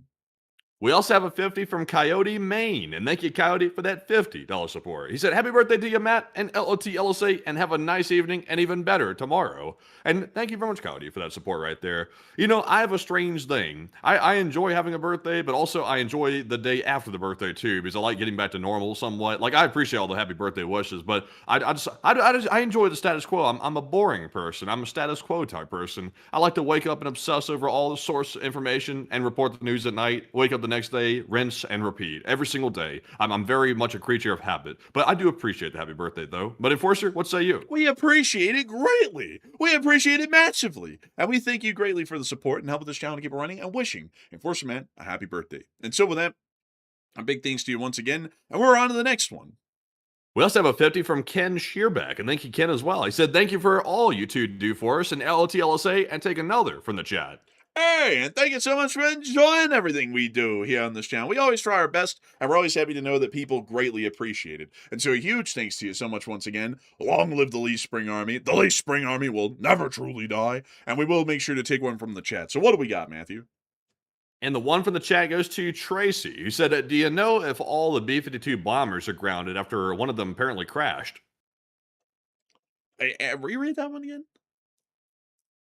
They said, do you know if all the B-52 bombers are grounded after one apparently crashed? I think they were grounded for a temporary investigation. I think they're back in the air though. For some reason that threw me for a loop. I was like, say what now? I was like, wait a minute. But then I was like, oh yeah, they did do that for an investigation and whatnot. Also, I don't know if y'all have heard, but did you hear, Matthew, today that the Emirates Airlines actually rejected the first batch of 777s from Boeing and told them there's some companies that like to make tin cans out of them because they've been waiting for them for 9 years and they were supposed to be delivered, I think, in 4 years or 3 years from the purchase order, and the first batch is ready 9 years later, and they're like, there's been so many modifications to this thing at this point, we don't want it, turn it into tin cans. And so that was kind of a wild statement today out of the UAE. I was like, dang, Boeing's probably crying because they're gonna have to start scrapping them. But beyond that though, I outside of that little end of aircraft news, yes, the B-52s I think were temporarily grounded, but I think they're all back in the air again. But a big thanks to you for the support and help with this channel to keep it running, and I hope that does address that well. And with that, we're on the next one.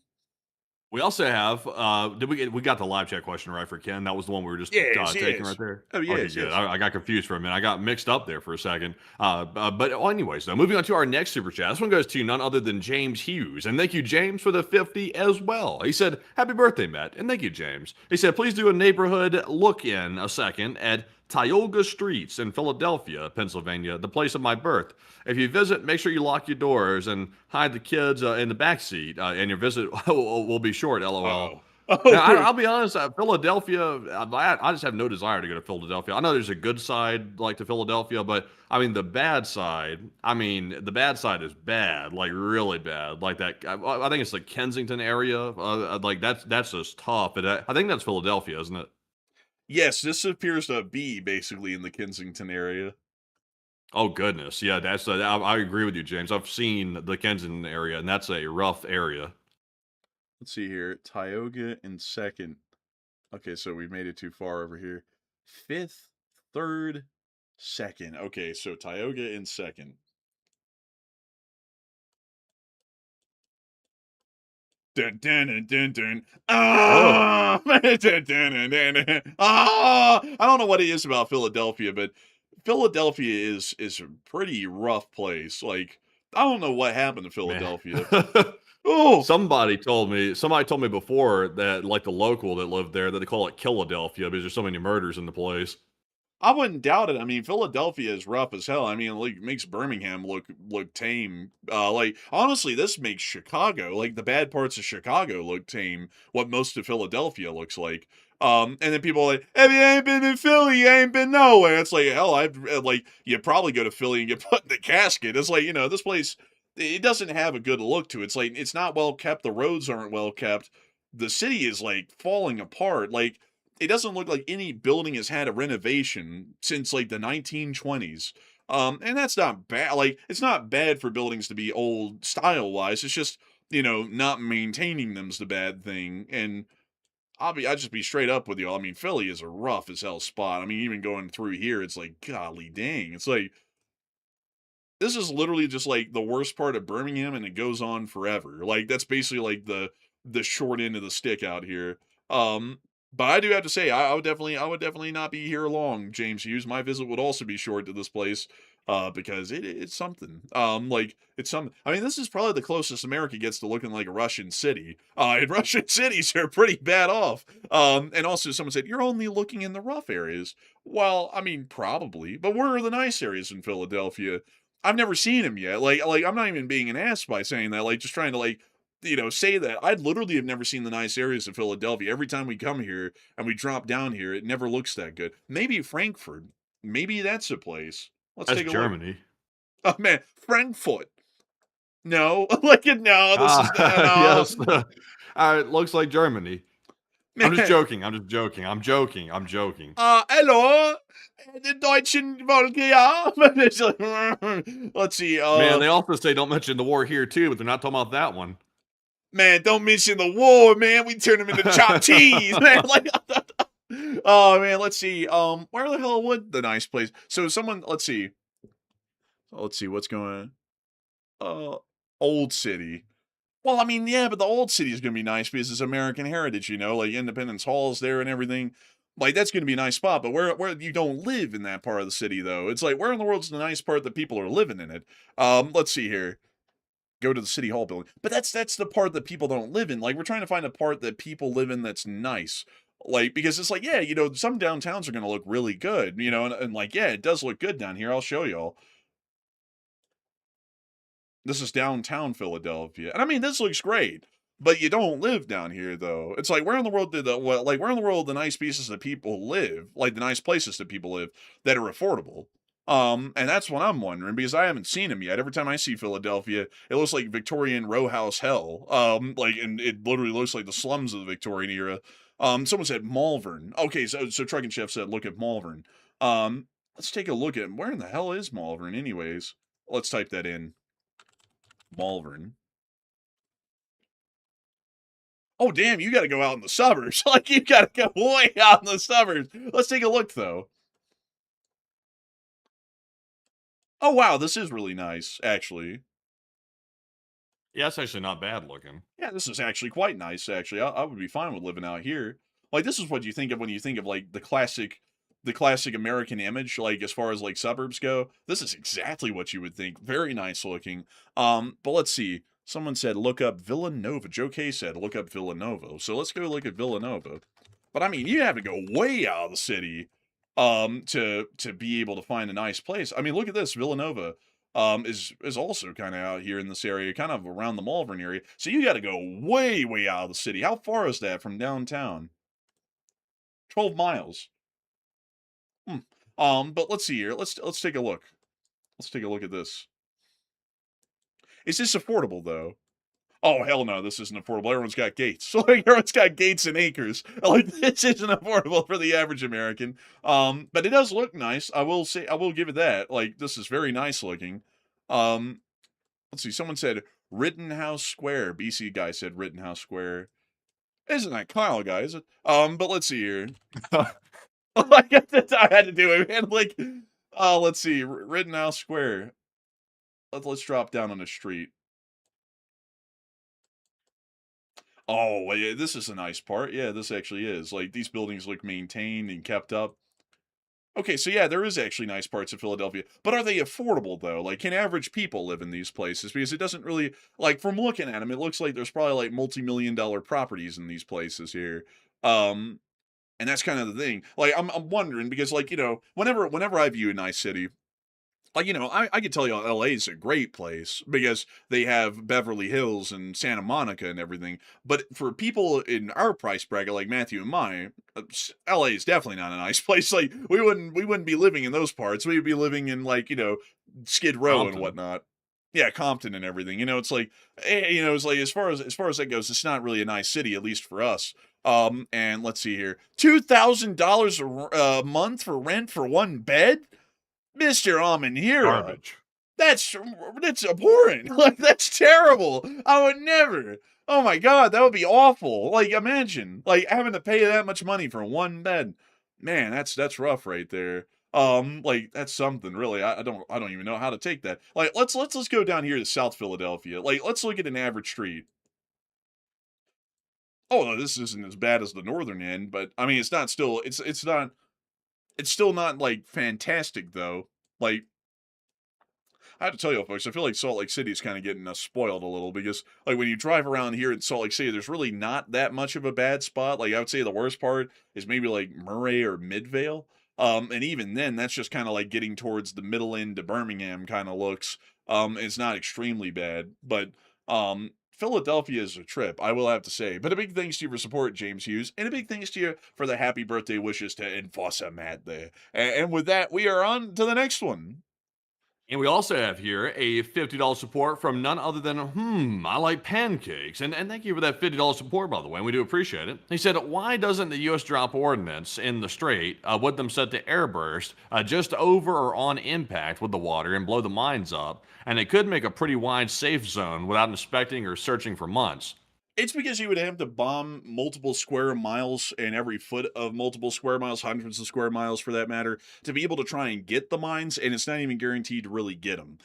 It would be a humongous expense in ordnance and resources to possibly take out some of the mines, and that's why they generally aren't willing to conduct it, is because we're trying to look for an option that is effective but also cost reasonable. Because in theory, we could do a lot to clear the strait. Like, we could literally just send warships into it that are unmanned and basically operated by drone or whatnot into the strait and let them just keep running into mines until they run out. But that would be very cost infeasible. And dropping the number of bombs that we would have to in the strait to be able to clear it out would probably start to enter the same amount of cost infeasibility and also waste a humongous amount of ordnance that we might have to use against the Russians or the Chinese at some point in the future in another upcoming war that we might not be able to replace in time.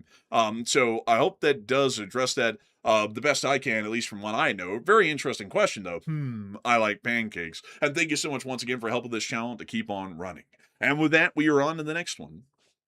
We also have a $30 support from Sub NRG. And thank you for that 30 as well. We do appreciate it. And he said, happy birthday, Matt. And thank you for the happy birthday wishes, by the way. I do appreciate that very much. And Enforcer, what say you? Oh, we thank you. We thank you greatly. We're appreciative of it, really. And a big thanks to you once again. And we're on the next one. And our next one goes to none other than John Person, who also put in a 26. And thank you, John, as well. He said, happy birthday to you, Matt. And thank you, John, for the happy birthday wishes. And I do appreciate it very much. And of course, it's that support that keeps the channel running and also the birthdays flowing as well. So thank you very much, John, as well. We also have a 26 from Truck and Chef. And thank you, Truck and Chef, for the $26 support. And I was just double checking here to make sure he did not leave a comment on this one, because usually he leaves a comment. And let's see if maybe I skipped it or missed it or something. Let me scroll back up here. Oh, let's see here. I'm scrolling up. I'm scrolling. He did leave a comment. He said, happy birthday, Enforcer Matt. Grab some lunch on me. And I shall, Truck and Chef. And thank you very much for the lunch. That'll be several Costco chickens right there. That'll probably be enough for a week. And Enforcer, what say you? Holy moly. So many birthday wishes. I gotta say, we're greatly appreciative of it. We really are. And we thank you so much for the support, Truck and Chef. And we will make sure to get some nice, delicious food as a consequence of that support. And so a big thanks to you so much once again. I hope that has addressed that well. And with that, we're on to the next one. And our next one here is a $20 support from, actually a $25 support from Two Shoes, and they get Two Shoes for that support. They said, happy birthday, Enforcer Matt, and treat yourself to a rotisserie chicken. And I think I shall, honestly. That's actually what I had for dinner tonight, was actually a rotisserie chicken on sandwich with mayo. That's what I had. I think it's a pretty good meal right there, honestly. A pretty savory and cheap one, I will say. But Enforcer, what say you? It's delicious. What can we say? A Costco chicken sandwich? It's incredible. You know what I had tonight, folks? I had Korean food, and it was pretty good, actually. But a big thanks to you for support and helping this channel to keep on running. I hope that does address that the best we can. And with that, we're on the next one. And also our next one here. Also, by the way, I was wanting to send you that video of us riding the chairlift down. I took a video on the chairlift. I couldn't get Discord to accept the file. They said it was too large or something. It said they need nitro or need something like some nitrogen or something to like send it. I don't know what they're talking about. Do you know what they're talking about? What is it? It's a premium subscription. Like it's a Discord. I have it. But I have to have it for, like everything that I do on my end with this whole deal. So, I think that's the reason why you're running into some difficulties there, old chum.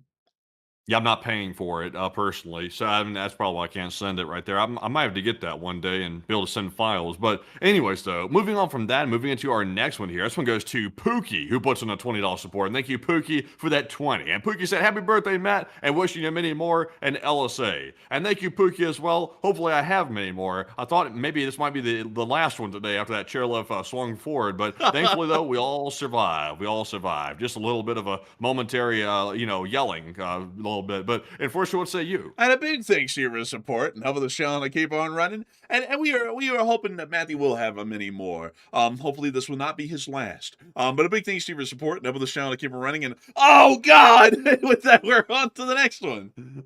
We also have a 20 from Tyler Kerr, and thank you, Tyler, for the support. He said, thanks, guys, for the accurate reporting. Hey, and thank you so much for the support and enjoying our accurate reporting. We try our best, and we hope that we run into some success. And so a big thanks to you so much once again. And with that, we're on to the next one. We also have a 20 from the Menage, and thank you for that support. They said, happy birthday, Enforcer Matt, and thank you as well. They said, I've been watching the channel since the start of the year, and it's become my primary, if not only, source of news. And keep up the great work. Y'all rock, and take one from the chat. Hey, and a big thanks to your support, the Menage. And thank you for the happy birthday wishes to Enforcer Matt, and we're greatly appreciative to know that you found that channel just recently, and you've been enjoying it greatly. And so a humongous thanks to you so much once again for support. I hope that does address that well, and we will make sure to take one from the chat. What do we got? What do we got? And the one from the chat goes to Tack, who said, would the U.S. version of the Shahed drones be able to cave in the nuclear entrances or the air shafts? I'm just trying to think of some cheaper options. Maybe. But it's still, nuclear is not really preferred, and we generally don't believe that they would use that either. But a big thanks to you for the support and sponsoring a live chat. I hope that has addressed that well. And with that, we're on the next one. And our next one here, also, by the way, I'm trying to search for a super chat real quick. Trying to see where it's at.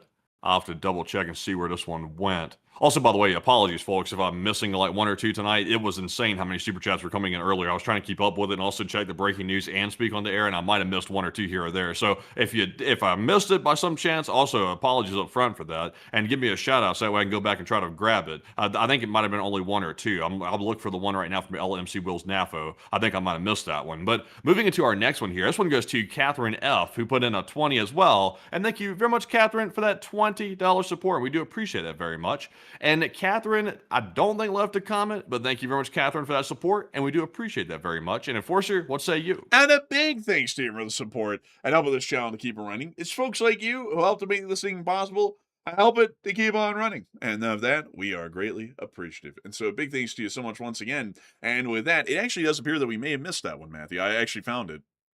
Yeah, I found it too once I looked for it. And this one goes to Ella MC Wills NAFO, puts in at 26. And thank you very much, Ella, for that support. Also, sorry for missing it, by the way. It must have slipped by me. But they said, happy birthday, Matt. And thank you, Ella, for the happy birthday wishes. And thanks for all you do. And you too, Enforcer. I can't forget about you. And take one from the chat. Oh, thank you. That's kind of you. That's kind of you. Very nice of you to say. I thank you for that. And also thank you for the birthday wishes as well. Hopefully there will be many more to come around. And so a big thanks to you so much once again for support. I hope that this addressed that well. And with that, we're on to the next one. And the live chat question, in honor of Ella MC Wills NAFO, goes to none other than Gabriel Swanton. He said, "What are your thoughts on the bill to combine the U.S. and Israeli military?" And that's a question on that one right there. He said it passed the House and headed for the Senate. And do you know if any other countries have done something similar to that? Well, it's not really a combination of the militaries. Like, it's not like this is going to be the United States of Israel or anything like that here in the future. It's more so that the military's defense industries and technology are going to be integrated to a degree, as much as possible. And that's what the bill is about. But I really don't know how in the world they legislate that exactly, because it's like the defense companies are private companies. Like, they don't want to cooperate with an Israeli company. How do they well, there's many ways they can enforce that indirectly, but it's like, as far as mechanisms go, how in the world do you compel a company by act of law to merge with an Israeli defense industry? I wouldn't know. But beyond that, though, I would say that it's a stupid idea regardless. No matter how extensive it is, it's absolutely stupid to integrate anything with any foreign country, for that matter, for national security concerns, especially the Israelis. Because I'll have to say, folks, like, my foreign policy position on the Israelis, or the state of Israel more so, is one that is quite reluctant. Back in 2023, when we first started covering them, generally I was a good bit in support of them. But over the years, I've started to see a lot more and learn a lot more about how they operate. And as far as I'm concerned, I'm not that big of a fan. There's a significant amount of national security concerns that we have. They are considered a high security threat, intelligence-wise, for the United States of America. They also are very much like Turkey. They do whatever the hell they want, whether it helps us or hurts us. They'll do it anyways, and they don't give a damn. We've also provided them a great deal of support for them to still take that mindset. And also, on top of that, just to be completely frank, what I've been watching and seeing people talking about and showing as full-on proof in Gaza and the West Bank with how the Israelis and the Israeli military operates is something that I've got to be entirely honest with y'all with, is unsavory, if not certainly concerning, to the point that it needs to be brought up as possibly a human rights issue. Well, it already is in most parts of the world, and I would have to say I definitely get it at this point. And so, for that reason, while they are definitely beneficial in, say, a conflict with the Iranians, I don't really see them being that much of an aligned state outside of that in most other ways. And I saw someone saying, "Are you listening to someone?" No, I have an independent brain, and I look at things that go on the ground. And I'd like recently watched something of someone going into the West Bank and showing how it actually is over there. And I'd have to tell you, what I saw was something that was absolutely appalling to me. I've never seen a group of people treat it like that in a very long amount of time, except for the 90s, when the Serbians were trying to execute the Bosnians and whatnot. That's the only time I've ever seen anything like what we're seeing here, or apartheid in South Africa, which, I gotta be entirely honest with y'all, whatever take or standpoint people have about a country, I don't really stand by countries that conduct actions that I would say are very questionable on a human rights level. That's just me. Like, I generally do that across the board. Whenever I see a country kind of going out of its way to treat a certain group of people, because of, for some reason, as second or third rate, I don't really like that.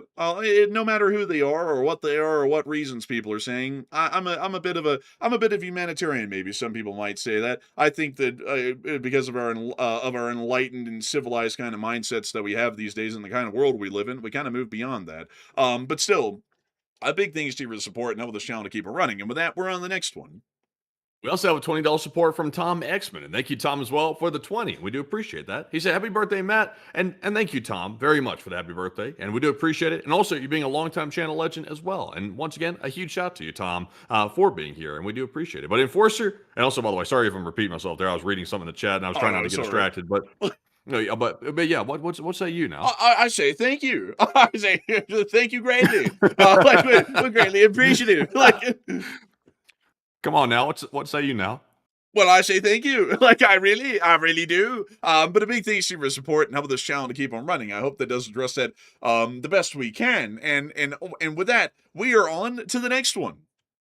And our next one goes to none other than Ross. And thank you very much, Ross, for that 100 Australian. And we do appreciate that very much as well. Well, I almost coughed, but I held it back. And Ross said, "What a week it's been. And aside from the very serious casualties among the U.S. service members, it seemed like the U.S. was making some good progress in prosecuting the war with Iran. And if that wasn't enough, you guys found Alan the Marmot in the wild. And topping it off, Matt hits 26.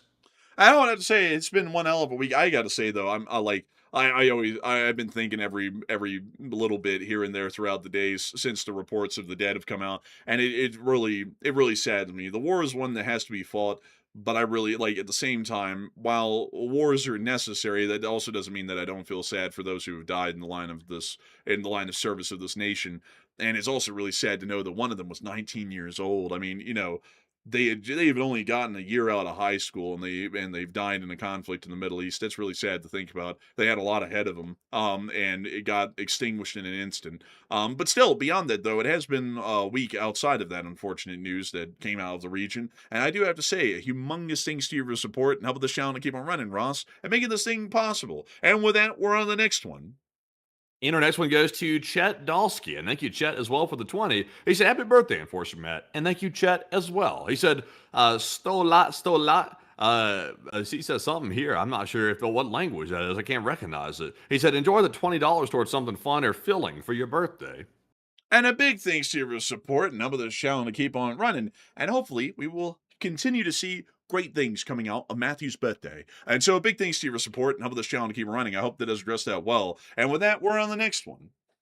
See, in about 44 minutes when it turns midnight for Utah, that's when you got to flip the switch and go back to, all right, birthday's over, cut it out. So you go right back to normal. Get back to work. Get back to work. That's how it usually went, like back in the day. But I think now it's a little bit different. Now I think it's a birthday every day. I think, I don't know. But our next one here goes to none other than Peter Burrow. And thank you, Peter Burrow, as well for the 20. He said, happy birthday, Matt, and a live chat, please. And thank you very much, Flash One, for the happy birthday, too. And we will make sure to take a live chat in your honor. So what do we got here? And the live chat question goes to none other than David Tablet. He said, is it possible some of those bombers and such could be a response to the expected Russian attack on NATO? Apparently they weren't. Apparently they were actually going and bombing Iran that day, and we just didn't know that until tonight. So apparently not, from what we know at this point. But a great question. And with that, we are on to the next one. And our next one goes to none other than Super Ricky. And thank you, Ricky, for that $20 support. He said, happy birthday, Enforcer Matt, and take one from the chat. And thank you, Ricky, as well for that happy birthday right there. Honestly, I feel like I'm like, what's the people that sit around there like, oh, thank you very much, and they're like saying that like on everything. Like, do you know what I'm talking about? The Elvis impersonators. Thank you very much. Yeah, thank you very much, honestly, like I feel like as I'm going, like hopefully I'm not sounding this way. I mean it sincerely, by the way. I do appreciate it very much. Hopefully I'm not sounding like a broken record or like I'm just like running through the motions here. I think it's unintentional. It's sounding like that at this point because I'm saying it over and over. Yeah, I mean, that's what happens on birthdays. I went through this in February. You got to go through it tonight. But with that, well, big thanks to you once again for support. And with that, we will make sure to take one from the chat. What do we got? So in honor of Ricky's super chat, the live chat question is going to go to Scott. He said, live chat question, what did you do for your birthday? Really, I just woke up, ate a Costco chicken sandwich. Then I drove down the way. We drove up to Snowbird up there in Little Cottonwood. Got on the little ski thing. Oh God! Did that thing. Saw a marmot. Did a small bit of hiking. Did a little bit of a tram ride. Did a little bit of a ski lift ride, and then headed back. Had another Costco chicken sandwich, the cake, and then I'm here. I'm here right now with you. He is here with us all. And that was his birthday. That was his birthday, in short. And a big thanks to you once again for sponsoring live chat. And we're on the next one. And our next one here is going to be a $20 super chat from Old Warrior Fella. And thank you very much, Old Warrior, as well. He said, Oleg created a wildberries bingo card, and I put a copy on my channel for those interested. Huh. Well, I mean, we'll have to see how that goes. That's actually quite interesting there. But a big thanks to your support and helping this channel to keep on running. And with that, we're on the next one. We also have a 20 from Leesburg Paranormal. Excuse me. And Leesburg said, happy birthday, Matt. And what are you wanting this year? I don't want nothing. I just want to live. That's all. Just a little bit of fresh air, a little less arsenic in the air and stuff like that. That's all I'm asking for. You know, when the times get rougher, well, I take it back. I could take a lower gas price. So that could be good. Like today, I didn't even fill the tank up all the way. I was like, yes, I could, but I'm like, the price was hurting me so bad. I was sitting there looking at the price meter going up, and Andrew was sitting in the car. I was like, "Do you see this right here? It's almost $5 a gallon." I had like barely like half a tank in there. I was already up to like $40 or something. I was like, "What the hell?" I was like, "Okay, that's enough gas. That's enough. I'll do fine with what's in there now." So I just put the thing back, and I was like, "Well, whatever." I was like $40, and it filled up like half the tank or something. I'm like, what? I'm like, this is insane. The gas tank in my car is not even very big either. No, it's not really. I would love cheap gas. Really, it would be nice to see it again. I remember when this president was elected, he promised affordability. I haven't seen that come true Now in it's a any hoax. sense. Like yeah, now it's a hoax. Now it's just a lie. No one ever said that. It's not even a real word. But I just wish it would actually happen. I just remember so many people banking on that, and now a lot of people act like that was never even the thing they wanted. It's like hell. How stupid is that to say that too? It's like affordability is a hoax. It's like what the word affordability is a hoax? It's like no, it's a real word. It's in the dictionary. It's like what does Bro, that even mean? It's a hoax. it's like what? So we're saying that like the Democrats traveled back several hundred years to come up with the word in like the 1700s. It's like what is that? What does that mean? It's like I don't even get It's it. like, let's put it in better terms. Man go to store, man can't buy, no money. It's like let's put it that way. It's like does that make it any better or worse? It's like the point is people are going places, they're trying to buy necessities like gasoline, food, and stuff like that, and they don't have the money. It's like because the prices are going through the roof. It's like it's like it's not a great thing. And also, what's really stupid, like I gotta say this is dumb to me, is that in the last administration the prices were getting very high. And I was like both me and Matthew were like, dang, hopefully something can be done to fix this by whoever gets elected here soon.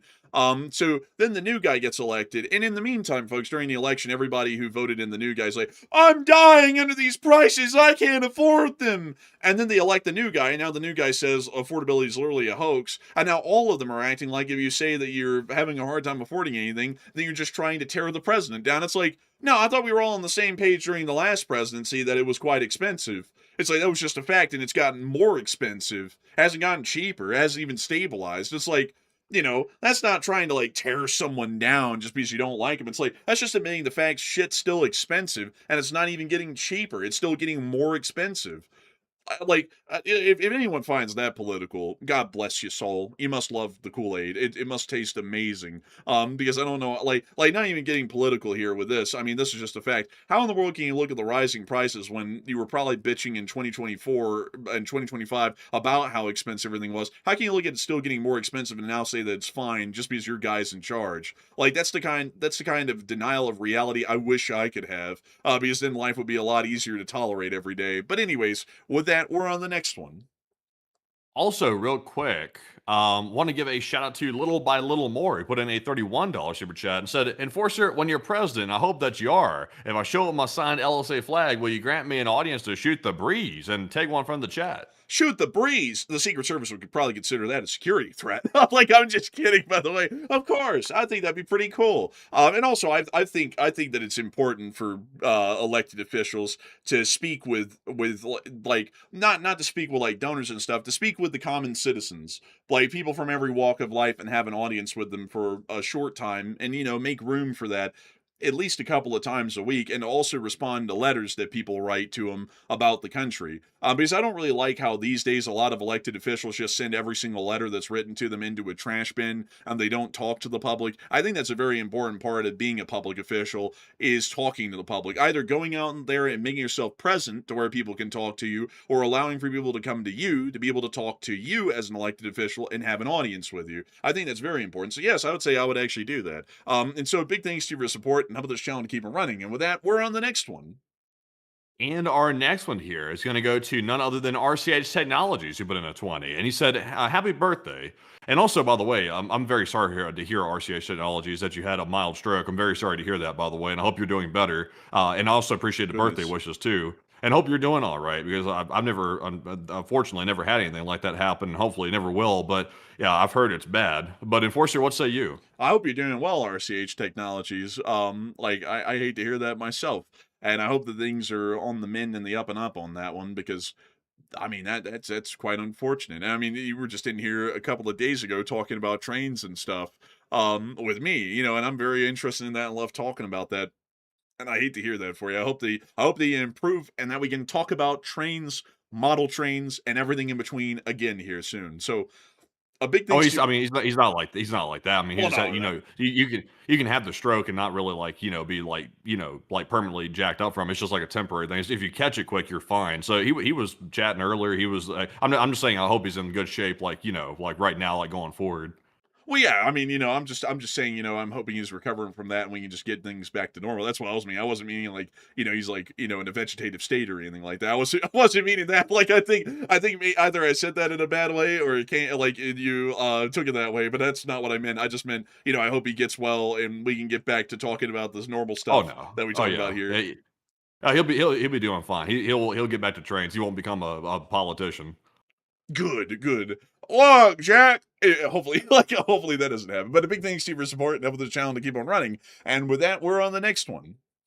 And we also have a $20 support from Trucking Chef once again, and thank you very much, Trucking, as well. He said, I just heard about these today, the Bob Hope class and the Watson class, military ferries, I call them. And can you give us a quick breakdown of both of them and the differences between, and could they be used in a ground invasion?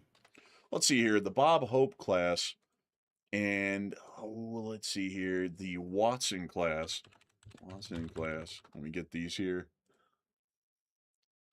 So, technically, yes, but you would have to build port infrastructure for them to be able to operate out of, which will require the Seabees and it will require a landing team to go ahead in advance and either secure a port for them to operate out of or to build them a port to operate out of. But yes, these actually can be used in naval invasions to a degree. They actually have offloading ramps built into the sides of their hulls, which would make it to where they could do that. So the answer to that is yes. I don't really know a lot about these classes and the differences between them. They appear to be naval auxiliaries, but they definitely could be used because it looks like they have the kind of needed, I guess you could say, facilities to be able to conduct such an action. So a big thanks to you for support and help this channel to keep it running. And with that, we are on to the next one.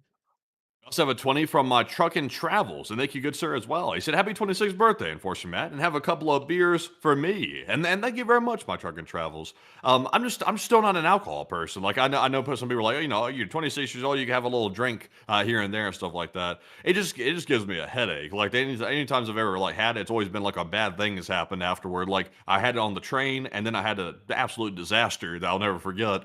And, like, anytime I've normally, like, just tried something like that, it's just been, like a bad headache afterwards. So I'm just not an alcohol person. I'm just sadly not. Well, actually, some people are about to be like, well, actually, it's good you're not because it can go bad. I don't think I would ever get like addicted to it or like become an alcoholic. I'm just not minded like that toward that kind of stuff. But it's just the headache. I tell you, the headache just wards me off from it. But Enforcer, what say you? Oh man, after I get done drinking, I wake up with a heaviness. And sometimes it looks back at me, and I go, hi, heaviness. And they tell you, oh, you're gonna get it real good today. but beyond that, though, I don't really drink either myself. I don't know what it is. I just can't get behind it really. Like I just can't get onto the whole like I enjoy a drink thing. Like whenever I think of something, I'm always like, man, an ice cold water would be nice, or some milk, or let's see, what else do I drink?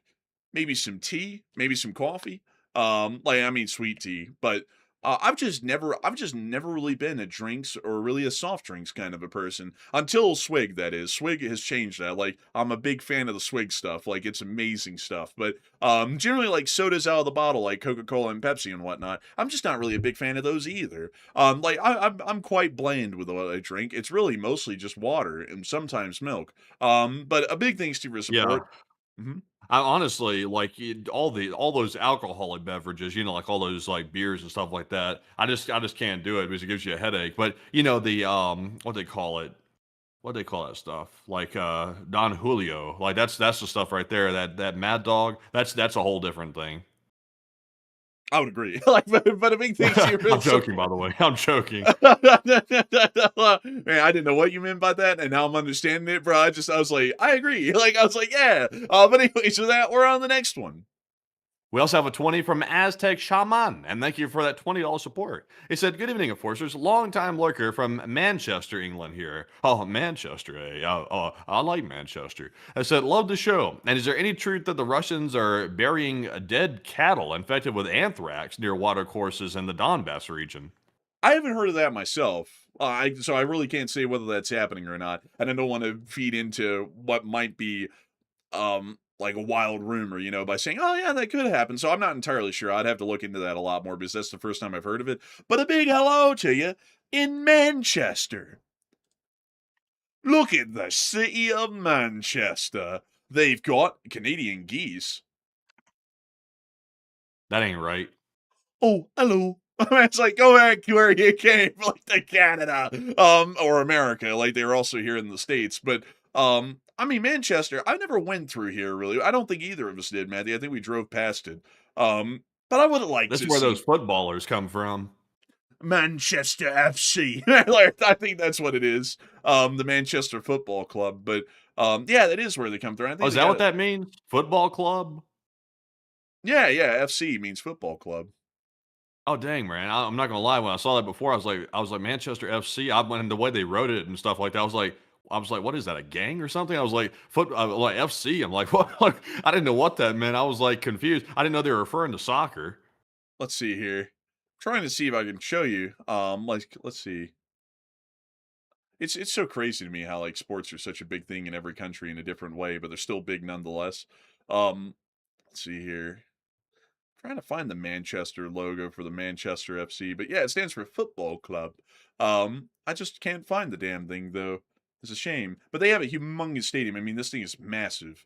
Like, man, like a lot of people from Europe are always like, yeah, what about your American football? It's like, yeah, what about your football? It's like, what about all the people who get involved in that? But beyond that though, outside of the sports things, Manchester does look like a pretty cool place, and I would like to go there one day myself. Actually, that's a city that I hate that we missed, really. But a big thanks to your support and helping this channel to keep on running. And thank you for the kind words and helping this channel to keep on running. And with that, we're on the next one.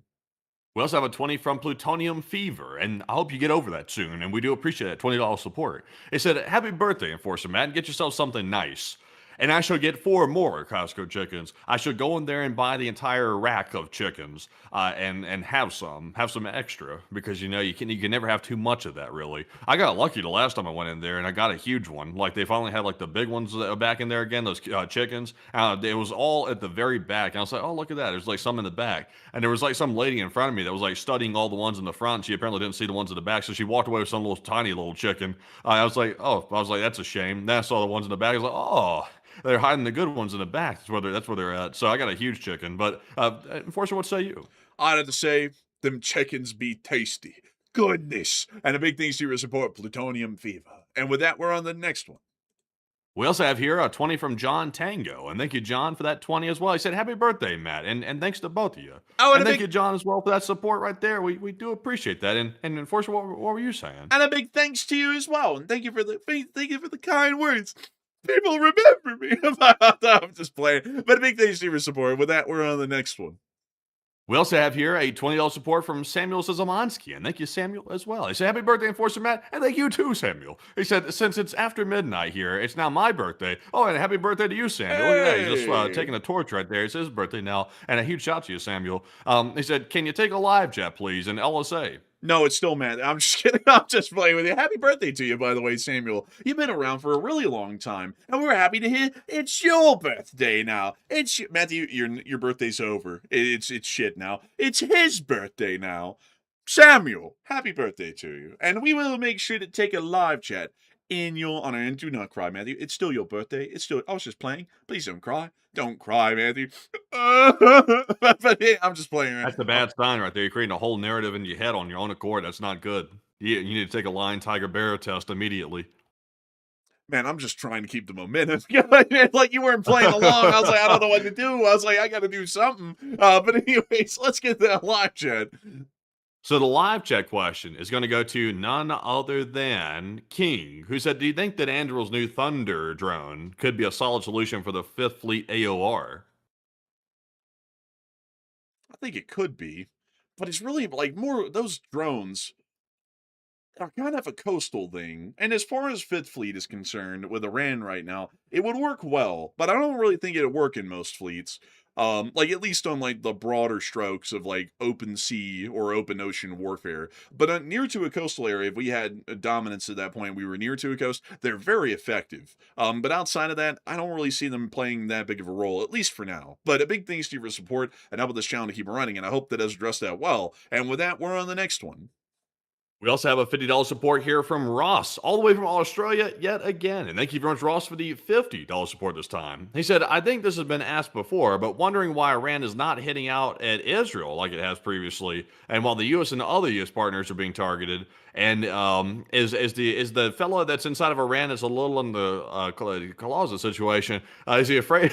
Afraid of is he afraid of a bad situation from the United States and Israel? I think they're scared that if they hit Israel, Israel is going to start killing everyone who's in charge of the government right now. I think that's what's kind of got them holding off a bit, is because they're trying to figure out, can we get ourselves secure enough where that might not happen if we do that, or it's going to happen regardless. So we really don't want to do that because we don't want to die yet. I think that's what's kind of stopping them from attacking the Israelis. But with the U.S. on the other hand, they generally know that we're not going to do that because, unlike the Israelis, we actually are trying to actually end the war successfully. So that's why they're more so apt to try and fight us. But a big thanks to you for support and helping this channel to keep it running. I hope that does address that well. And with that, we're on to the next one. And we also have a $33 support from Wilderness LSA Latvia. And thank you very much, Wilderness, for the 33. And we do appreciate that. He said, happy birthday, Matt. And thank you, Wilderness. He said, when the enforcer becomes president, I hope you'll be the first sitting U.S. president to visit Latvia since George W. Bush. And I'll proudly wave the LSA flag to welcome you. Hey, that'd be really cool, wouldn't it? Hopefully the signature hasn't faded by then. That'd be cool to see it. And also, I gotta say, I probably would. If the situation is still the same with the Russians, where they're still adversarial in 2040, I'd probably be at that point making a tour along the whole NATO frontier. So going to Finland and then Estonia, Latvia, Lithuania, and Poland, and probably by that point, Ukraine. And then rounding it out by going probably to Turkey because they're kind of like the very end of the frontier on the southern end, and then go back to the States. That'd probably be a pretty important visit to make, as far as showing solidarity with the frontier states in NATO. And so I probably would end up going there, not just to go to Lithuania, but to also make sure that it has a larger image and strategic prerogative behind the trip, and also the kind of visibility that it would give to that area. But a big thanks to you for support and helping this channel to keep it running, Wilderness LSA Latvia. And great to see you again. The hoof trimmer of the LSA. None other than Wilderness LSA Latvia. And we love to know that you're still here, and we thank you greatly for the support. And with that, we're on the next one. We also have here a 20 from Blind Man, and thank you, Blind Man, as well, for that 20. He said, hello and happy birthday, Matt. And thank you very much, good sir, for that support. He said, and also the happy birthday as well. Sorry, by the way, my brain is starting to go a little bit. They said, Andrew announced their new Thunder drone, a VTOL twin-rotor heli drone, planned to serve as a complement to the Apache. And this isn't under the CCA U.S. Air Force program, like the YFQ-44A Fury and LT-LSA. Honestly, Andrew must have done some good marketing because everybody's talking about that new drone they come out with, that new Thunder one right there. They've marketed that thing so well that normal everyday U.S. civilians are talking about it like it's a consumer product. They're about to buy one tomorrow, which is a pretty good testament to their marketing department. But Enforcer, what say you? Man, everyone in America right now is like 500 cigarettes, bro. Like with that thing, man. It's like, yeah, this thing is really cool looking though. I will say it's probably one of the neater things that's come out recently. Yeah, I like it. I think it's pretty neat. I like all their stuff, really. Honestly, I like it as well. And then marketing's amazing, phenomenal. So I would actually have to say, it is pretty cool, Blind Man. And we actually did talk about this, I think, on yesterday's stream, if I'm not mistaken, and it was really cool then. Still is cool now. It's really neat system. And a big thanks to you for support and helping this channel to keep it running. And with that, we're on the next one.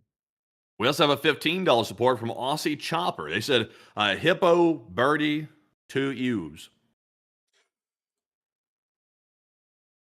And a partridge in a pear tree. Like, I don't know where to go with that one, but a big thanks to you for support and helping this channel to keep on running, Aussie Chopper. And with that, I have to say, someone has asked an amazing question in the chat. Steve-O said, greetings from Almere, Netherlands. As young creators who sometimes cheer at warehouse destructions, what are your thoughts on the massive pollution this causes and what it means for the future? Actually, that's like a pretty good question. I'm not pointing out that question, but actually, it's a pretty good one, and I would say, sadly, it's quite polluting, like it is. But because Ukraine is in an active war with the Russian Federation, they kind of take it in stride that pollution, heavy amounts of ecological damage will be happening in this war, because Russia has, one, done that against Ukraine, and also the Ukrainians in due course have to do that against the Russians to be able to try and achieve victory in the war. And so it's a good question, honestly. Like it's It's one that I always think of in the background. I never mention that on air because at the end of the day, a lot of Ukrainian lives are at stake with each day that this war keeps going. The Ukrainians have to bring it to a successful conclusion somehow. And generally, at this point in time right now, I take the value of the human lives in Ukraine at greater value than the ecological damage that they're conducting, but it is still conducting ecological damage nonetheless, which to me puts concerns in my mind what that might be causing for the global climate or anything else involved in that, which could be, quite damaging to some extent. But I hope that does address that well. Great question, by the way. Actually, I wanted to go out of my way to get that one because it was actually a very interesting question that no one's ever asked on air before. And with that, we're on the next one. We also have a $15 support from Game Theory, and thank you, Game Theory, for the 15. They said, "Happy birthday, Matt." And did Claude wish you a happy birthday? It did not. It did not, actually. I'd be kind of concerned if it did, actually, because I'd be like, how did it know that? Because I don't think I gave it that information. So I would be a little bit concerned. I'd be like, what's this thing doing? Like, does it know a little too much? Does it know a little too little? I'm not really sure, but it didn't say anything. I'm kind of glad it didn't. I'd prefer to stay that way, that Claude. But Enforcer, what say you? And I'd have to say, it did. Like, thankfully, I didn't hear that either. But a big thanks to your support and helping this channel to keep on running. And with that, we're on the next one. And our next one goes to Truth, Fact, Mystery. All three. And they put in a 14. They said, "Do you believe that there will be an Iranian invasion of Kuwait?" The Kuwaitis would chop their asses down. Like, no, they tried that on Bubbion Island a little while back, and it went so badly they had to say it was a navigational error. So I would say no, like they're definitely not doing that. But a big thanks to your support and help this channel to keep running. Northern Iraq is likely. I will make that clear though, not to completely laugh the whole thing away. Northern Iraq is actually a likelihood that could happen. Kuwait is off the boat, like off the picture. I don't see that happening anytime around. But a big thanks to you so much once again, and we're on to the next one. We also have a $10 support from Punisher of the North, and thank you, good sir, as well. They say, "Good evening, Enforcers, and a special happy birthday to Enforcer Matt from Enforcer Daniel and LLT LSA. And a big shout out to Enforcer Daniel, by the way. I do appreciate those happy birthday wishes from the both of you, Enforcer Daniel and Punisher of the North. And once again, it's very much appreciated. But Enforcer, what say you?" We do appreciate that from Enforcer Daniel. Great to hear the birthday wishes coming from you and Enforcer Daniel there. And we're always happy to know that you and Enforcer Daniel are watching. And so a big thanks to you for support. Long live the Lee Spring Army. And we're on the next one. We also have a 10 from Adam McLean, and thank you, Adam, for the 2 supports. He put in 2 10s, and he said, "Putin is screwed." Also, here's to a lot more Enforcer Matt birthdays, and cheers. Hey, and hopefully so. Hopefully they're screwed. And a big thanks to you for support and help with the channel to keep it running for that. I thought you said that hopefully the Russians are screwed, and here's to a lot more Matthew's birthdays. I was like, hopefully the Russians are screwed. Man, you didn't specify that, man. You just say you came straight off the thing to, "I hope there's more Matthew birthdays, and I hope they're screwed." Man, I don't know about all that. Man, I'm just looking at a spreadsheet, man. I'm seeing 30 more super chats, and I'm like, oh man, like, bro, I'm like, man, we gotta keep soldiering on. I'm just trying to get the answers out. Man. I'm soldiering on over here. I'm soldiering on, man. I'm tired, T. I'm tired, T. Now you're not really tired. That's just weakness leaving the body. My collar's blue, but my neck is red. That's what the Marines say. I remember that girl in high school. She was like, "That's just weakness leaving the body." I'm like, it's people get tired. It's like it can happen. They're like, "No, it doesn't." I'm like, "Oh, okay." And then she went on to get into the Marine Corps, and she absolutely hated it. It made her whole life about hating on the Marine. My mental health is going downhill. My mental health. It's like, hell, you weren't talking about your mental health. Was you in there like beating everybody over the head, talking about how it was like pain leaving the body and stuff like that? My mental health, that's just weakness leaving the brain. Just hit him with that. Like, jeez, man. It's like, really? It's like they weren't thinking that before they went in there. Oh, man. Oh, yeah. But anyways, with that, we're on the next one. And our next one here is a super chat from none other than Mr. Watchdog. And thank you very much, Mr. Watchdog, for the 10. And they said, "Happy birthday, Enforcer Matt." And also, sorry, by the way, I was trying to scroll down to get to it. I wasn't scared. I was trying to scroll right down. The spreadsheet had jumped me all the way to the top of it. But thank you very much, Mr. Watchdog, and I do appreciate those happy birthday wishes. And also, while we're at it, a big shout out to Angel Garcia, who also said happy birthday, along with Travis Murray, who also said happy birthday to Matt, and Ken Shearbeck, who put in a 10 and said happy birthday, Matt, and take one from the chat. And I appreciate all four of you, Travis, Ken, Angel, and Mr. Watchdog, for the happy birthday wishes, and we do appreciate that. And Enforcer, what say you? And a big thanks to you for the support. To all four of you, Mr. Watchdog, Angel Garcia, Travis Murray, and Ken Shearbeck. Each and every one of you, you're helping this channel to keep running. You're making it possible. You're making it a reality. And we will make sure to get one from the live chat in honor of Ken Shearbeck. What do we got, Matthew? And this one goes to Tornadoes. He said, "What is the best U.S. attack helicopter?" Hands down, it is the AH-64E Guardian. That is the best one that we have in the Army right now. The Marines, I hate to say it, their helicopters are not that good. Like, they've been modernized and souped up a great deal, but nothing beats this beauty right here, the Guardian.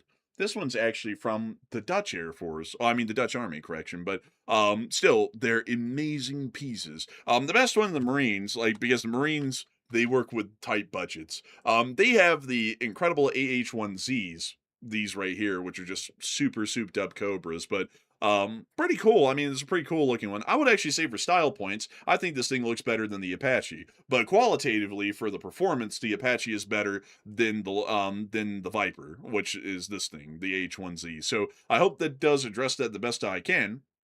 And with that, we're on to the next one.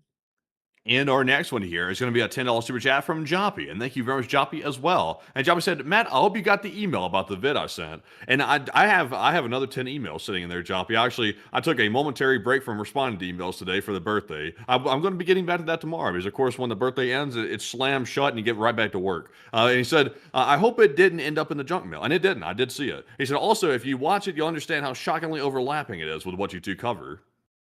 Interesting. We'll have to take a little look at it. A little gander, I suppose. And a big thanks to you for the support and helping this channel to keep running. And with that, we are on to the next one. Man, honestly, my email inbox is like the craziest thing. It's like a roller coaster. Like 1 minute I'll click a email, it'll be like a really kind like viewer comment or something that somebody sent, and I'll be like, "Oh, that was very nice." So then I'll write back like, "Oh, thank you so much for that. That's very kind of you to say that, and we do appreciate that." And LSA, and then the next one will be like, "You stupid bastard! If you only understood something, you'd have your brains on your head." I'll be like, "Okay." I'll be like, "All right, Bro, Jump to the next one, and it's like, "Oh, we love the channel." Like then jump to the next one, it's like a crazy comment. Man, man, you go to one of them. "Oh, your channel has really brought me through tough times, and I really appreciate you." Oh, the next one is the preacher from the damn Westboro Baptist Church. "You eat babies, and when you die, you split hell wide open." Man, that's like, all right. It's like, man, I guess it is what it is. Yeah, really, honestly, that's crazy. Some of the emails I get sometimes, like people, like somehow, like people find my business email somehow, or sometimes they'll just send it. Like some people just go straight to the merch store and they go find the support email and start emailing hate to it. It's like I usually respond back really like a smart ass to people that do that. Like I'll respond back like, "This isn't the support line, punk." I'm throwing this in the bin. I'm like, "You just sent my business email. This is the support line." Man, I gotta tell you, folks, it's crazy like that sometimes. Every once in a while. I think, man, I think they'll be getting a different person too. They'd be thinking that if they send something to the support email, it's going to somebody different than me. It's like if you send something to the support email, to the business email, to any email for the channel, it goes straight to my same inbox, every single one of them. So it's almost like I'm going to get around you and go to this other email. So that the same thing goes straight back to my inbox, buddy. It's going straight back to me. I don't know what those people are expecting either. Like, they're expecting, like, a customer service rep to be answering the email. Like, I completely understand and empathize with you that the enforcer or enforcer Matt is an idiot. It's like, no, it's like, we're doing everything back here. We see it. It's like, you little bastard. It's like, you think you're going to get around this? Now I'm going to get you. But anyways, oh, man, it's ridiculous. So sometimes, man, I actually have people who email the actual email, like, you know, for the channel. And like somehow they find it and they'll be like, "You little bastard, you rot." And I'll be like, delete. Like I'll be like, man, I'm not looking at that today. It's like I got plenty of things going on, and that ain't one of them. But anyways, with that, we're on the next one. Honestly, though, if I'm feeling hot-headed, like, one day, I'll take a minute to respond, like, one of them I've gotten out of the habit of doing that. There was like, I'm like, let me not do that. Like, I don't wanna be, like, hot-headed with people, but occasionally, if I'm, like, feeling heated one day or something like that, I'll see, like, a nasty email coming out and be like, "Ah, yes, we now have an outlet here," and I'll unleash on them, in the email, but I've cut that out, folks, because it's not a good habit. You're supposed to be better than that. I said take the higher road, but the lower road's looking so juicy, though. It's nicely paved, and the high road's looking very rocky sometimes. But the next one here goes to Game Theory. You put in a 10, and thank you, Game Theory, as well. I said some accounting humor, and happy 25th, and you successfully completed 25 annual reporting periods, and time to start appreciating your youth. Hey, depreciation of the youth. We appreciate it, and we thank you. We thank you greatly. And so a big thanks to your support. I hope that has addressed that well. And with that, we're on the next one. And our next one here goes to Punisher of the North once again, who puts in a 10. And he said, "This is for my son who calls himself Enforcer Daniel. He told me to tell the enforcers he likes your map on the live stream and names most of the countries in LLT LSA. Oh, naming most of the countries at 5? Oh, wow. That's really good, actually. That's actually fantastic right there. And I gotta say, I thank you for appreciating the map. A lot of work's been put into this thing over the years. There are so many of them. Like, there are so many of them, but they are recreated every single week, brand new. So to show, this is the Google Maps library that I have for every week that I've ever done since we started doing this.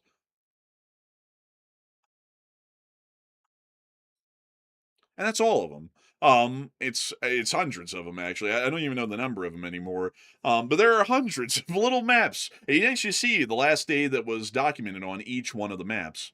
Kind of wild. I mean, like, we've been doing this so long, the default color of Google My Maps has changed over the years. Like, y'all can actually see it changes. Actually changes from this very dark color down here to this lighter color up here. It's been like that for a couple of years now. But anyways, a big thanks to you so much once again for support and helping this channel to keep running. And I greatly appreciate his enjoyment of the map, and I also love to know that he's learning a lot of these countries. And so a big thanks to you once again. Long live the Lee Spring Army, and we're on to the next one.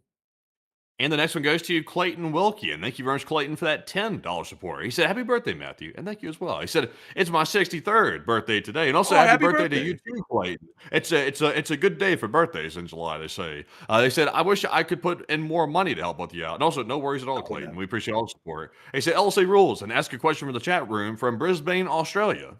And a big thanks to you for support. We're greatly appreciative of anybody supporting any amount, whether it be $1 or $500.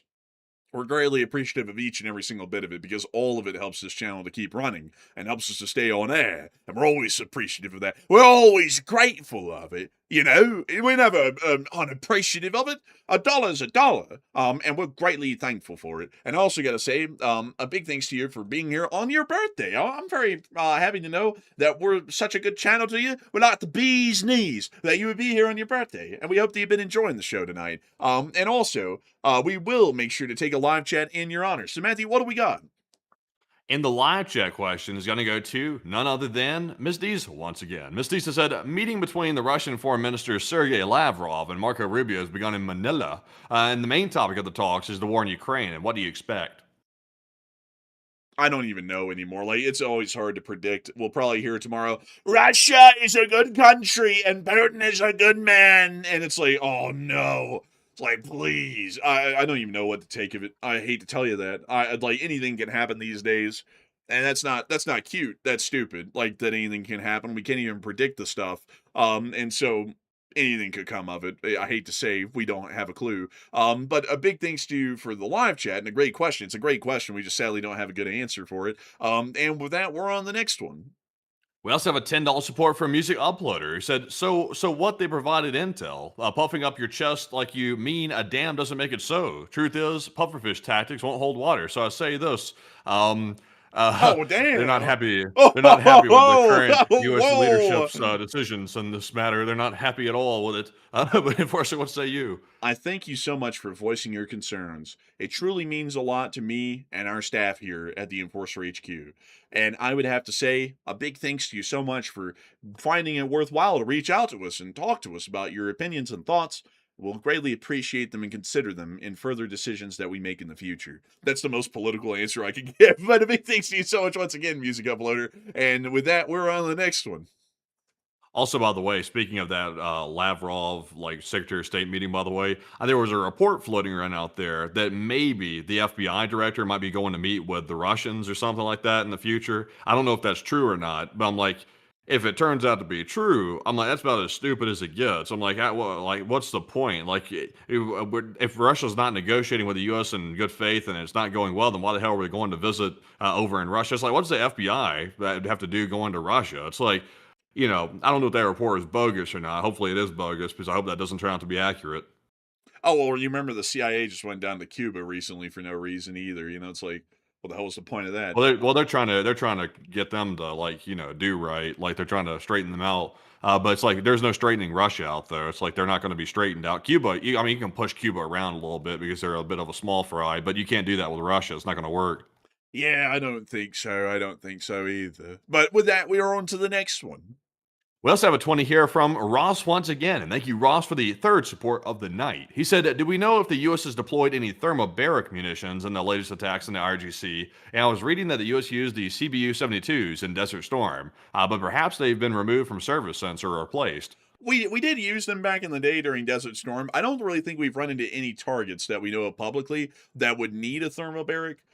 So I don't think they've used any yet, but we do have them in our arsenal and we can use them. We have a multitude of different thermobarics, actually. The Moab actually being one of the most famous. The Moab is the largest bomb in the world, conventional bomb that is, and also it's a thermobaric, interestingly enough, on top of that. So, I just don't think we've run into a need to use them yet, and that's why we haven't seen it. But a big thanks to you for the support and helping this channel to keep running. I hope that has addressed that well. And with that, we're on the next one. We also have a $10 support from Marin Real Estate Photography, and thank you, Marin, for the 10. They said, happy birthday, Enforcer Matt, and thank you, by the way, for that, Marin. And they said, wanted to contribute to the birthday cake fund. Hey! The birthday cake fund. Now, that's a good fund right there. Actually, Matthew owes me $37 for that cake. I'm just kidding, by the way. The cake's free. It comes with the birthday. But beyond that, Man, you owe me some money for that ticket for the day for that ride. Oh yeah, you're right. Actually, I actually do. That's actually true. Man, that's true. They wouldn't accept my cards. I don't know why. Like that. He forgot his wallet. Well, yeah. We'll put it that way. But a big thanks to you for the support and over the channel to keep it running. And with that, we're on the next one. We also have a 10 here from Venture Northwest, and thank you, Venture. They said, happy birthday, Matt, and thank you, Venture, very much for the happy birthday, and I do appreciate that very much. We also have a 10 from Feeling Groovy in California. They said, happy birthday, Matt, and thank you as well, by the way. They said, if I'm not here on Andrew's birthday, happy birthday to you too. And I hear Congress has passed the Bill 219, which joins Israel and our military. And what do you think about that? I'm devastated. A big thanks to your support, and also, I bet you'll be here. It'll be February of next year when I have my birthday again. And also, I'm not a big fan of it. It's not joining the militaries together. It's joining the a lot of the defense industry and tech sharing together, which I'm not a big fan of at all. I don't regardless of the integration. I'm not a big fan of integrating squat with anybody. To be entirely honest, much less Israel. So I wasn't a big fan of that at all for a lot of national security reasons. But nowadays, the country's run by people who don't care at all about national security, and they care more so about other things, which I will not be ever really grasp the reason or the gravitas as to why they would care about other things more than national security. That's why we've never done that with any other country before until now. But a big thanks to you for support and help this channel to keep on running. And with that, we're on the next one. And our next one goes to Adam McLean, who puts in a 10. He said, many people report Zelensky stands 10 foot tall. 10 foot tall. Zelensky's actually kind of a shorter guy. I think he's like 5'6" or something along those lines. I think he's taller than Putin, though. I think he's taller than Putin. I think Putin's like 5'4" or 5'5" or something like that. So he stands over him a couple of inches, actually. Or I think Putin might actually be taller a little bit than Zelensky. But beyond that, though, I do thank you for the support and help this channel to keep it running. And with that, we're on the next one. We also have a 10 from Cruder Dragon. And Cruder said, I haven't done a super chat in a while, and I haven't had enough hours at work lately, but my grandma told me that Big Boy Train was here in KC from 6 to 8, but it was too late to ask someone to see it. Dang, I'm sorry about that. The Big Boy was really cool to see this year, especially because it had the 250 anniversary paint scheme on it with the American Eagle on the front and everything. I hate you missed it. It was really a sight to see. But there are a load of videos on and pictures of it out there at this point. Really cool, though. Really cool to think it made it all the way to Philadelphia, all the way from the West Coast to the East Coast. And so a big thanks to your support. I hope that has addressed that well. And with that, we're on the next one. We also have a 10 from Epic Trains Canada, who said, fun fact, in Manitoba, they call electricity hydro because it all comes from hydro dams. And the power company is called Manitoba Hydro, which sounds like a water company. And the power poles are called hydro poles. That's actually really interesting. I never knew that about Manitoba. That's so cool, really. Like calling it the hydro. Man, would you like some hydro? Sure.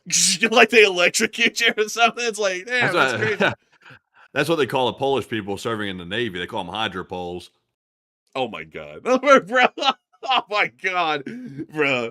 Oh man. All right, that's it. We're getting canceled. Look at that. It's over. It's over. It's so over. I'm just kidding, by the way. Oh, that was a good joke. I thought it was a good one. You didn't have to womp womp yourself. Man, the hell, have some respect for yourself. But anyways, a big thanks to you for support Epic Trains Canada and sharing such a fascinating fact about Manitoba. You taught me something new today. And so a big thanks to you so much once again. And with that, we're on the next one. We also have a 10 from Kyle Padell, and Kyle said, happy birthday, Matt, from Norman, Oklahoma. I'll be at a good 26. And I did, Kyle, and thank you very much for the happy birthday wishes as well, and we do appreciate that. I appreciate it. And we also have a 6 from Jonas Kenobisus. He said, Enforcer Matt, happy birthday, and thank you very much, Jonas, as well. He said, greetings from Lithuania, and any rumors, maybe, on the status or future 350 U.S. soldiers left here in Lithuania. And last I had heard, is that they were getting withdrawn, but I'm not sure if that's changed or not. But Enforcer, what say you? That's the last I heard as well, and I haven't heard any updates to change that either, so I still think they're being withdrawn, but that might be outdated at this point. But a big thanks to you for the support and helping this channel to keep on running, and with that, we're on the next one. Also, a 5 from Ian Mitson, and thank you, Ian, as well. He said, there's got to be something you guys miss from Alabama, a lake, a dish, a restaurant, or anything. And honestly, I'll be honest, like, there's a couple of people that I do miss from Alabama, like a few people, I can name them off the top of my head. It's a few people that I do miss from Alabama, but outside of that, though, I'll be honest, there's not too much really. Like Alabama, like if you're looking for a place to live that's just like, like it's a place to live, like it's fine. Like there's nothing like horrible. I will say there's caveat though. If you lived like downtown Birmingham or downtown Montgomery or something like that, that is actually extremely bad. But I mean, outside of that, it's just a normal place to live, like anywhere else. It's just got its own quirks, like anywhere. I would say it's some people's thing, and some people's it's not their thing, depending on who you ask. But Enforcer, what say you? I would say there's some people there that I miss, like friends and whatnot. I actually have a decent amount of friends I still talk to who are from Alabama. Like I get on Discord calls with them a good amount, or we chit chat with them, and we knew them quite well in person. And we still talk to them as well from time to time. And I would say that that's the one thing I miss from there, but I really don't miss a lot. Now I would have to say that my kind of a aggravated or more so jaded sort of a perspective on Alabama was probably a lot because of our upbringing, and how things unfolded and everything with that. Because like, I hate to say it, but there wasn't really near a positive moment that I can think of from my time growing up in Alabama in really any way. Most of it was negative in almost every single way. And so whenever I would run into people in Alabama, or really anybody in general that would seem to be friendly, I would always try and be great friends with them. And I would always try and do my best because I knew how it kind of felt to be treated quite poorly by most everyone. So I would always try and go out my way to try and be as friendly as possible. And even then, there was a pretty decent group of people that I was involved with that burned me quite badly, like right before I left. And I was like, you know what? I was like, that was really the only positive thing I had kind of going. And that didn't even end too well. And so, really, to be honest, I don't have a lot of positive thoughts on Alabama. Not that it's a bad state. I'm sure many people go there and they are rather charmed by it. But from my personal experiences growing up there and living there, I didn't really have a good time. And so I don't really miss a whole lot, rather than a couple of the folks that I know that are still there. So a big thanks to you for the support and helping this channel to keep it running. And with that, we're on the next one. We also have a 5 from Joppy once again. He said, I have to ask, is there any suspected reason why the smoke is so overwhelming from the fires of these strikes in these distribution places? I think it's mostly the petroleum-based products that are in there, like the plastics and whatnot, and their high flammability. I think that's what it generally is, at least from what I would know. And so a big thanks to you for support and helping this channel to keep it running. I hope that does address that well. And with that, we're on the next one. Also, big shout out to John Kubu, who's put in the 5 and said, this looks like the fast boat location, and he put in the coordinates to it.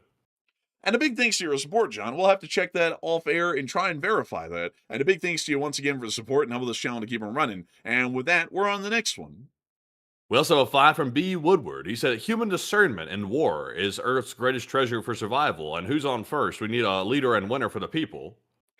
And I would agree. And also, I would have to say human discernment is a very tough thing to get, especially at a society-wide level. But hopefully one day we'll get a little bit better at it. And so big thanks to you so much once again. I hope that has addressed that well. Let's see. I see some people saying some stuff like, well, I mean, there has to be something nice about it. I mean, there was a couple of nice things. I mean, like I would say, like, there was like a nice road here and there, and I would have to say the one thing that I kind of miss as far as a place, literally the only place I miss is that little rail spotting area right outside of Norris Yard. That was a really neat spot to stand around at and watch like a train pass, but not really a whole lot. Like, not really a whole lot. We don't really like to get a lot into our personal lives and details, and I'm really like an avid believer in that as far as like on air, but there was a lot that went on.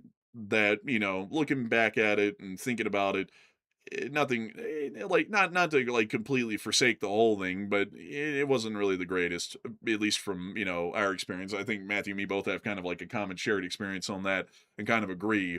It wasn't really the greatest times. Like, there's not really a lot of positive moments that I think either of us can really think of and just be like off the top of our head, oh yeah, that was a great time, without trying to come up with that and then being like, oh, but then a couple of days later it was just it was absolutely squandered basically because of one thing or another. But anyway, or on that very day. But anyways, with that, we're on the next one.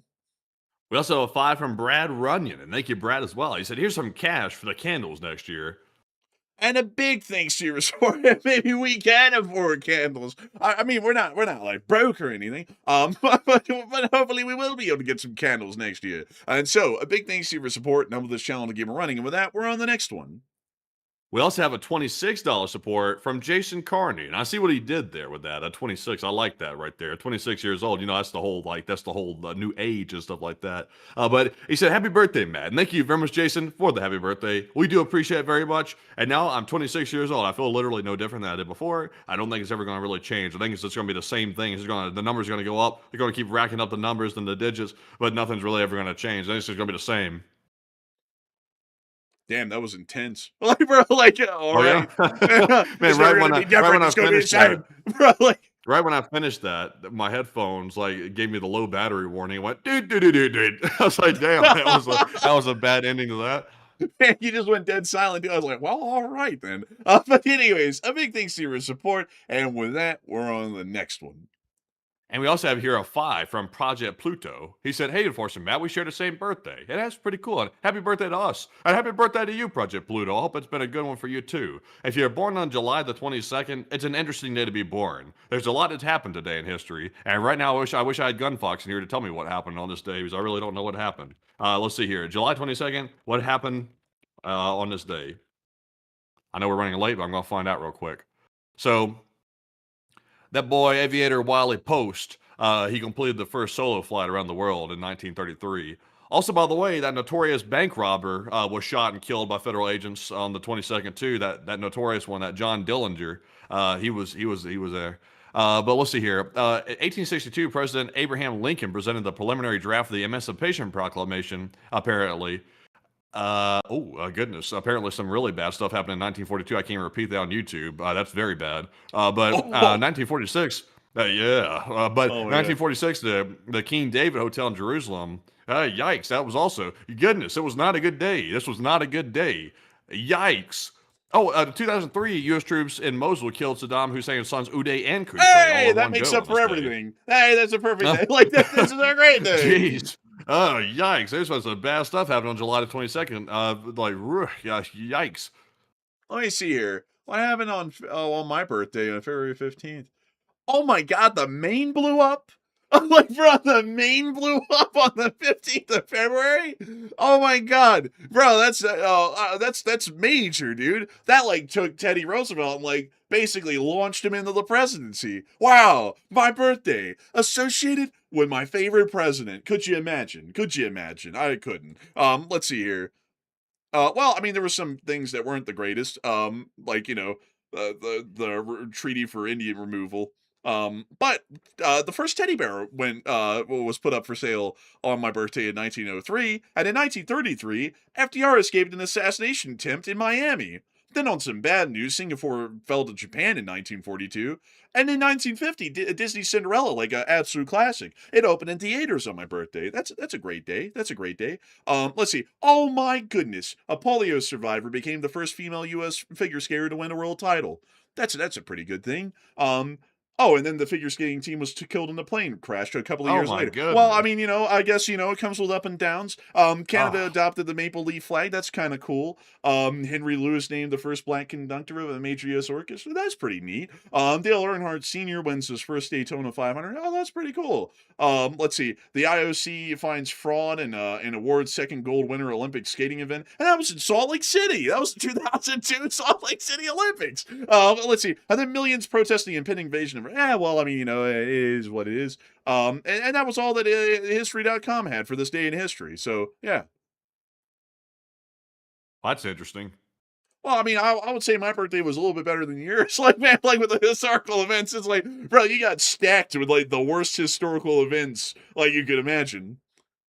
Yeah, really. I mean, it was a rough day in history. I mean, some bad stuff happened that day. I was born, though, in the year 2000 on that day. But before that, there was some bad stuff that happened. I turned the tide. Man, what if you grow up to be like some sort of a dictator of the United States? And it's like, well, it's another bad day. Like, it's like he was born this day. I wouldn't think I would personally. I mean, I don't think I have it in me. I don't think so. Like I don't know if these other bastards apparently was like, oh yeah, I'm gonna be the nastiest bastard when I grow up. I'm not sure if they're like that. Although I'm kind of like 26. I'm kind of a little bit grown up and not a child. But so I mean, I don't think I'm like that. You're not really like a boy anymore. You're like a man, But anyways, with that, we are on to the next one. And our next one here goes to Alan Orchard, who put in a 20. And thank you. Also, by the way, wouldn't that be awful if they look back and they're like, he said that on that stream, look at that bastard turn into it. I wouldn't do that. That's not me. It's an imposter. It's not me. But anyway, so Alan Orchard put in a 20. And thank you, Alan, for that 20. They said, happy birthday, Matt. And thank you very much, Alan, for that happy birthday. I do appreciate it very much. And a big shout out to you as well for that kind support. We also have here a super chat from none other than Gary Schreiber, who put in a 5. He said, old fart. Old fart. What? How dare you? I'm just kidding with you. A big thanks to your support, though. And with that, we're on the next one. Well, so a 5 from Quick History. He said, didn't Fresh Prince teach you kids to stay away from West Philly? Keep my wife's name out your mouth. Like, that's all I know of that guy. That was the Oscars. Yeah, but still, it was Will Smith. He was like the main actor in the Fresh Prince of Bel-Air, which is the reference. Wait, was it the Oscars? Yeah. It was the Golden Globes. No, it was the Grammy, the Emmys. I don't know what it was, but he Hold slapped on. Chris Rock across the face on stage. That's all I know. Like, that's all I know. It was the what was it? Well, Academy. It was the Academy. Oscars. It was the Oscars. It was the Oscars. Damn, like, man, we're gonna keep going in circles. No, it was the Emmys. Like, it's like, I don't know, man. The Oscars, the Golden Globes. Okay, it's like he slapped Chris I'm getting Rock older across now. the You know, face. that's what you do when you start getting older and stuff like that. You know when they start getting like stuck on a loop, like some older folks, like when you get really on up there, they get stuck on a loop and they'll be like, Babe Ruth's still alive, and somebody will be like, no, he's not. He's been gone for a long time. They're like, I remember the year when Babe Ruth was around. It was let's see here, 19. Wait a minute, what year was it? 19 something. Oh, wait a minute. Let me look that up. What year? And they get stuck in a loop, and they're like, they're trying to prove to themselves that they're still all here, and they're not, but they're kind of are, but kind of not, and they keep going in a loop. Man, honestly, man, I kind of get that sometimes. Like, I kind of get that. I do that myself. But with that, we are on to the next one. We also have a 5 from Quick History. You said, and thank you for that support, by the way. We also have a 5 from Fednar. Sorry, I forgot to put the red check mark on it. I said, happy birthday, Matt, Fednar said, and hope you had a great one today. And you guys should drop down and check out cities in China. And they're just as not as worse off than Russia. I wish we could. Sadly, like, if I get the man out, there's literally nowhere to go in China. Like, the whole world. Oh, damn, I wonder why. Yeah, the whole world is literally mapped out on Google Street View, except for some places like Venezuela, and Guyana. But if you go over here to East Asia, you can literally go everywhere in Vietnam, Thailand, Laos, not Cambodia, and not Burma. Burma because of a civil war. But China, literally nothing, and also North Korea, literally nothing, like nothing at all. And so bit of a shame with that. Like I wish we could drop down like that, but China wants to hide that so that way their TikTok reels can have a greater chance of success here. But a big thanks to your support and enable this channel to keep it running. And with that, we're on the next one. We also have a 5 from Butchie777. And thank you very much, Butchie, for that $5 support. And also, thank you for saying happy birthday in the chat, too. And I do appreciate that. And we also have a 5 from Trucker Chef, who said, and we can't even fly through Israel. But we can now, as we have our tankers at their bases. They can now because they wanted our protection on their territory. But before that, they'd tell us to go around, depending on where we were going. Like, we were going to Jordan or Saudi Arabia, they'd literally tell us to fly all the way around their airspace, which is pretty stupid. But a big thanks to you for supporting up with this channel to keep it running. And with that, we're on the next one. We also have a 5 from the Sokadelic, and they said, happy birthday, Matt. And thank you, Sokadelic, as well. They said, I work in the auto industry, and one of 2 lines in my department is shut down until September, and the war effects are here, and I hope I can keep my job. Oh, dang, I hope you can. Like, hopefully that can turn around. Hopefully the war won't last too long, and I hope that they'll fight it effectively to where it won't. But a big thanks to you for support and help this channel to keep on running. And with that, we're on the next one.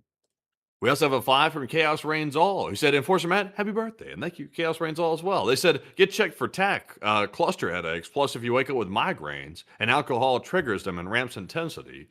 And I never really wake up with a headache, but I go to sleep with them. And thankfully, they like disappear during that process, but it's usually like beforehand. But Enforcer, what say you?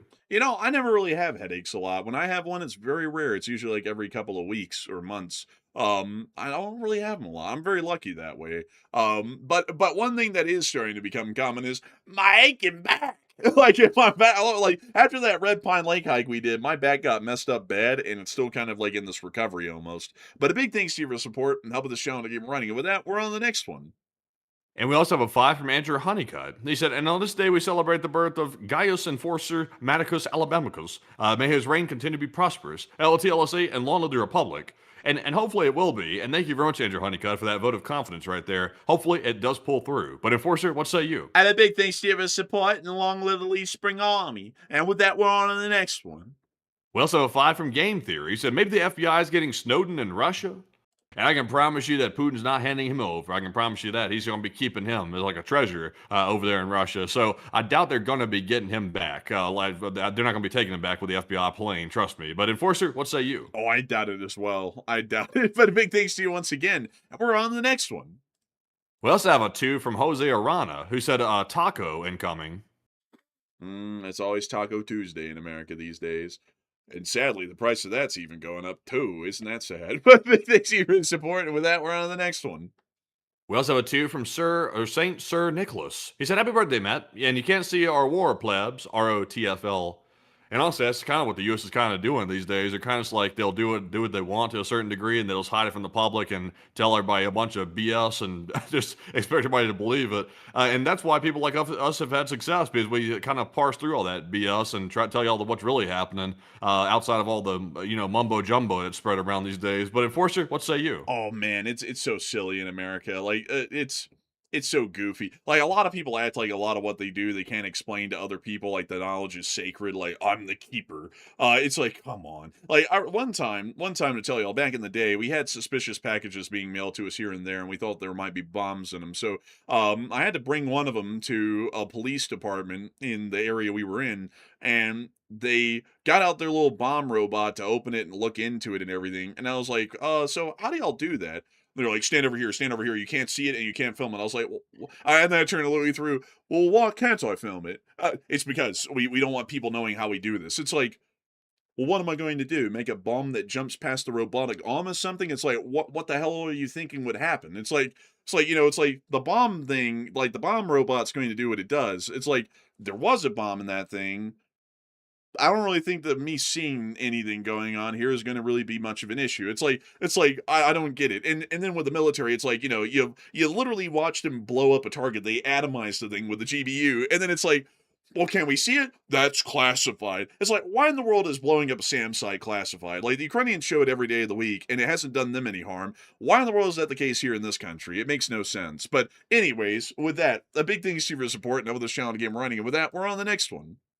That's to you from Mamba Mentality. You said, happy birthday, Matt. And thank you very much, Mamba, for that too. And we do appreciate it. And we also have a two from David Ford. He said, happy birthday, Matt. And wildberries might provide the candles. And I doubt it. I would doubt that highly. But thank you very much, David Ford, for the kind words as well. We also have a two from Game Theory. He said, 4 soft tacos and a large Pepsi at Taco Bell, $16. Really? And, I'm not eating at Taco Bell. Hell no. Oh my God, it's exploding! Look, it's like, get to the hospital. Like, and I mean, I've eaten Taco Bell a couple of times over these past few weeks, and I feel fine. Like, I feel fine. No problems. No problems at all. You know, I don't eat that garbage. and it's not that bad. I mean, you know, It's like, bad. Like, it's really, I mean, if we're being straight up honest here, I mean, the only time Taco Bell's ever good is if you're, like, desperate or something. Like, it's just not good. I mean, it's just really not. what's wrong about it? It's just like slop. It's just like slop on it. It's like everything's like it's all just different shapes of slop. It's like you You get the sloppy burrito. joes. Yeah, but that's different though. I know I know what I'm eating when I get that. Like when you get a taco, it's like when you get like a hard shell or something like that. It's the same slop in that they put in the burrito. It's just a different shape of it. Yeah, but I mean, like, at least like the beef, like it's not like it's like slop. It's not like it's like, you know, like we don't know where that came from. Like, it's like beef and it's like a little bit of lettuce and a little bit of tomatoes and a hard shell. I mean, like, that's not bad. It's got a little bit of sour cream on it. I mean, it's not like Mexican food, but it's all right. You know, it's not bad. I only eat it if I'm desperate. Like I only eat that if I'm desperate. Like these days, the only fast food I do these days is like In-N-Out Burger occasionally because I like their stuff's like more like In-N-Out's it's not baller. it's yeah, In-N-Out's like it tastes fresh. Like at least it tastes that way. It's still fast food, but it still tastes like better or stuff like that. And outside of that, I try to cook my own stuff or like, you know, get like a Chipotle bowl or something like that, something that at least looks healthy. But I just don't do that Taco Bell junk. I try to avoid all that type of junk.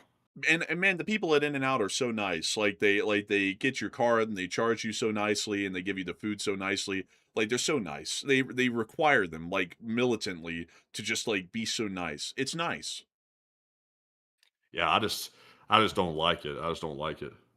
Well, they each down. But anyways, a big thanks to you for the support, Game Theory, and helping this channel to keep it running. And with that, it's time for us to get on into the Morse code decoders and the final 3 live chats of the night. So what do we got here?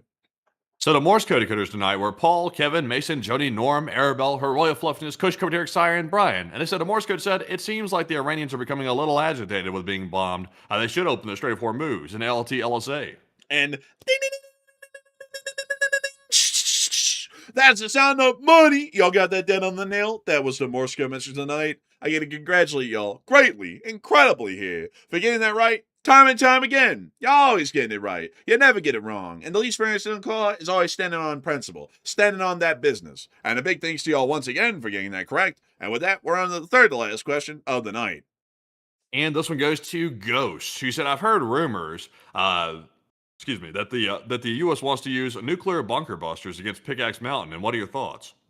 Probably not. Like, probably not. I would highly doubt it. If they did that, color me shocked. I would be blown away if they did something like that. And I would also be terrified about what that's going to mean for the rest of history. We're probably not going to be seeing history written for that much longer after the fact because of what they'll bring. But it's not like everyone's going to just nuke us out of the blue, but it's going to make a very unstable and dangerous world where nuclear weapons are used freely by anyone and everyone who has them. So I'd have to tell you, I don't think there's a lot of credibility to it. If anything, they're probably going to do conventional strikes and access denial. But with that, we're on the second to last question of the night. And this one's going to go to Music Uploader, who said, weren't we running out of missiles? And they're playing War Thunder on Iran right now. War Thunder, a free-to-play MMO. I'm just kidding. But beyond that, though, I would say, yes, we were running out of missiles, and we probably still are, sadly. So hopefully that's not the case. But from what we know, it probably is. So I hope that does address that well. And with that, we're on to the final question of the night. And so, who was the lucky last person who threw in the lucky last question of the night? And that viewer is Catalyst Destiny, who said, if you haven't commented on it yet, did you see the new U.S. threat toward Iran from earlier today? Yes, I did. I thought it was kind of goofy because generally reciprocal strikes deals with the same thing. Like, you know, you kill one of our men, we get 3 of yours, like on a war setting, or you blow up a ship, we blow up 2 of your ships. You never go like you blow up a ship, we blow up like a government office or something in Iran. It's like you can't do that. That's not reciprocal. Like that's not even reciprocal in the word. Like reciprocal is supposed to be something of equal or greater measure in the same metric. Like, like an eye for an eye. Like, you don't say if you gash my eye out, I'm going to knock your teeth out. Like, it's like, that's not reciprocal, really. It's like, an eye for an eye is reciprocal exactly by the measure, by the letter, really. And so I'd say, like, I understand the principle behind it, and I generally support the principle behind it, but the threat ought to be if they blow up a merchant ship that's on our side, we blow up 2 merchant ships that are on their side. That's how the reciprocal strikes ought to really work. So I hope that does address that the best I can, at least in my opinion. And with that, we have reached the end of tonight's stream. I've got to thank you all greatly once again for enjoying the stream tonight and being here for the 26th birthday stream of Enforcer Matt here. And I always gotta say, folks, that we're greatly honored and appreciative of each and every single one of y'all who are here with us every single night, and I hope y'all enjoyed this night here. I hope y'all enjoyed it greatly. And with that in mind, folks, we will see you all tomorrow at 10 p.m. Eastern Time to cover the next 24 hours of the news from around the world. All right, everyone. Birthday's over. All right, everyone, go home. And also, if there is a short video to be made, y'all actually be able to hear from Enforcer Matt tomorrow. And so with that, good night, good luck, take care, stay safe. Good, Slava Ukraini, Herob Slava. Long live the Lead Spring Army, and of course, long live the Republic. And with that, folks, a big thanks to you all once again for all the happy birthday wishes once again tonight. And I do appreciate it very much. It means a lot to see so many in the audience wishing me a happy birthday. I do appreciate that. And in the meantime, though, we will see you all tomorrow night at 10 p.m. Eastern for the next Nightly War News stream on Friday night. And also maybe midday tomorrow as well for a short video if there is enough news to cover. And we hope to see you all definitely at 10 p.m. Eastern tomorrow night for the stream. But in the meantime, though, a big shout out to the almost 200,000 people that were here by the end of the stream tonight. And we hope to see you all once again. But with that, of course, Slava Ukraine, Herom Slava, get some rest, and good night.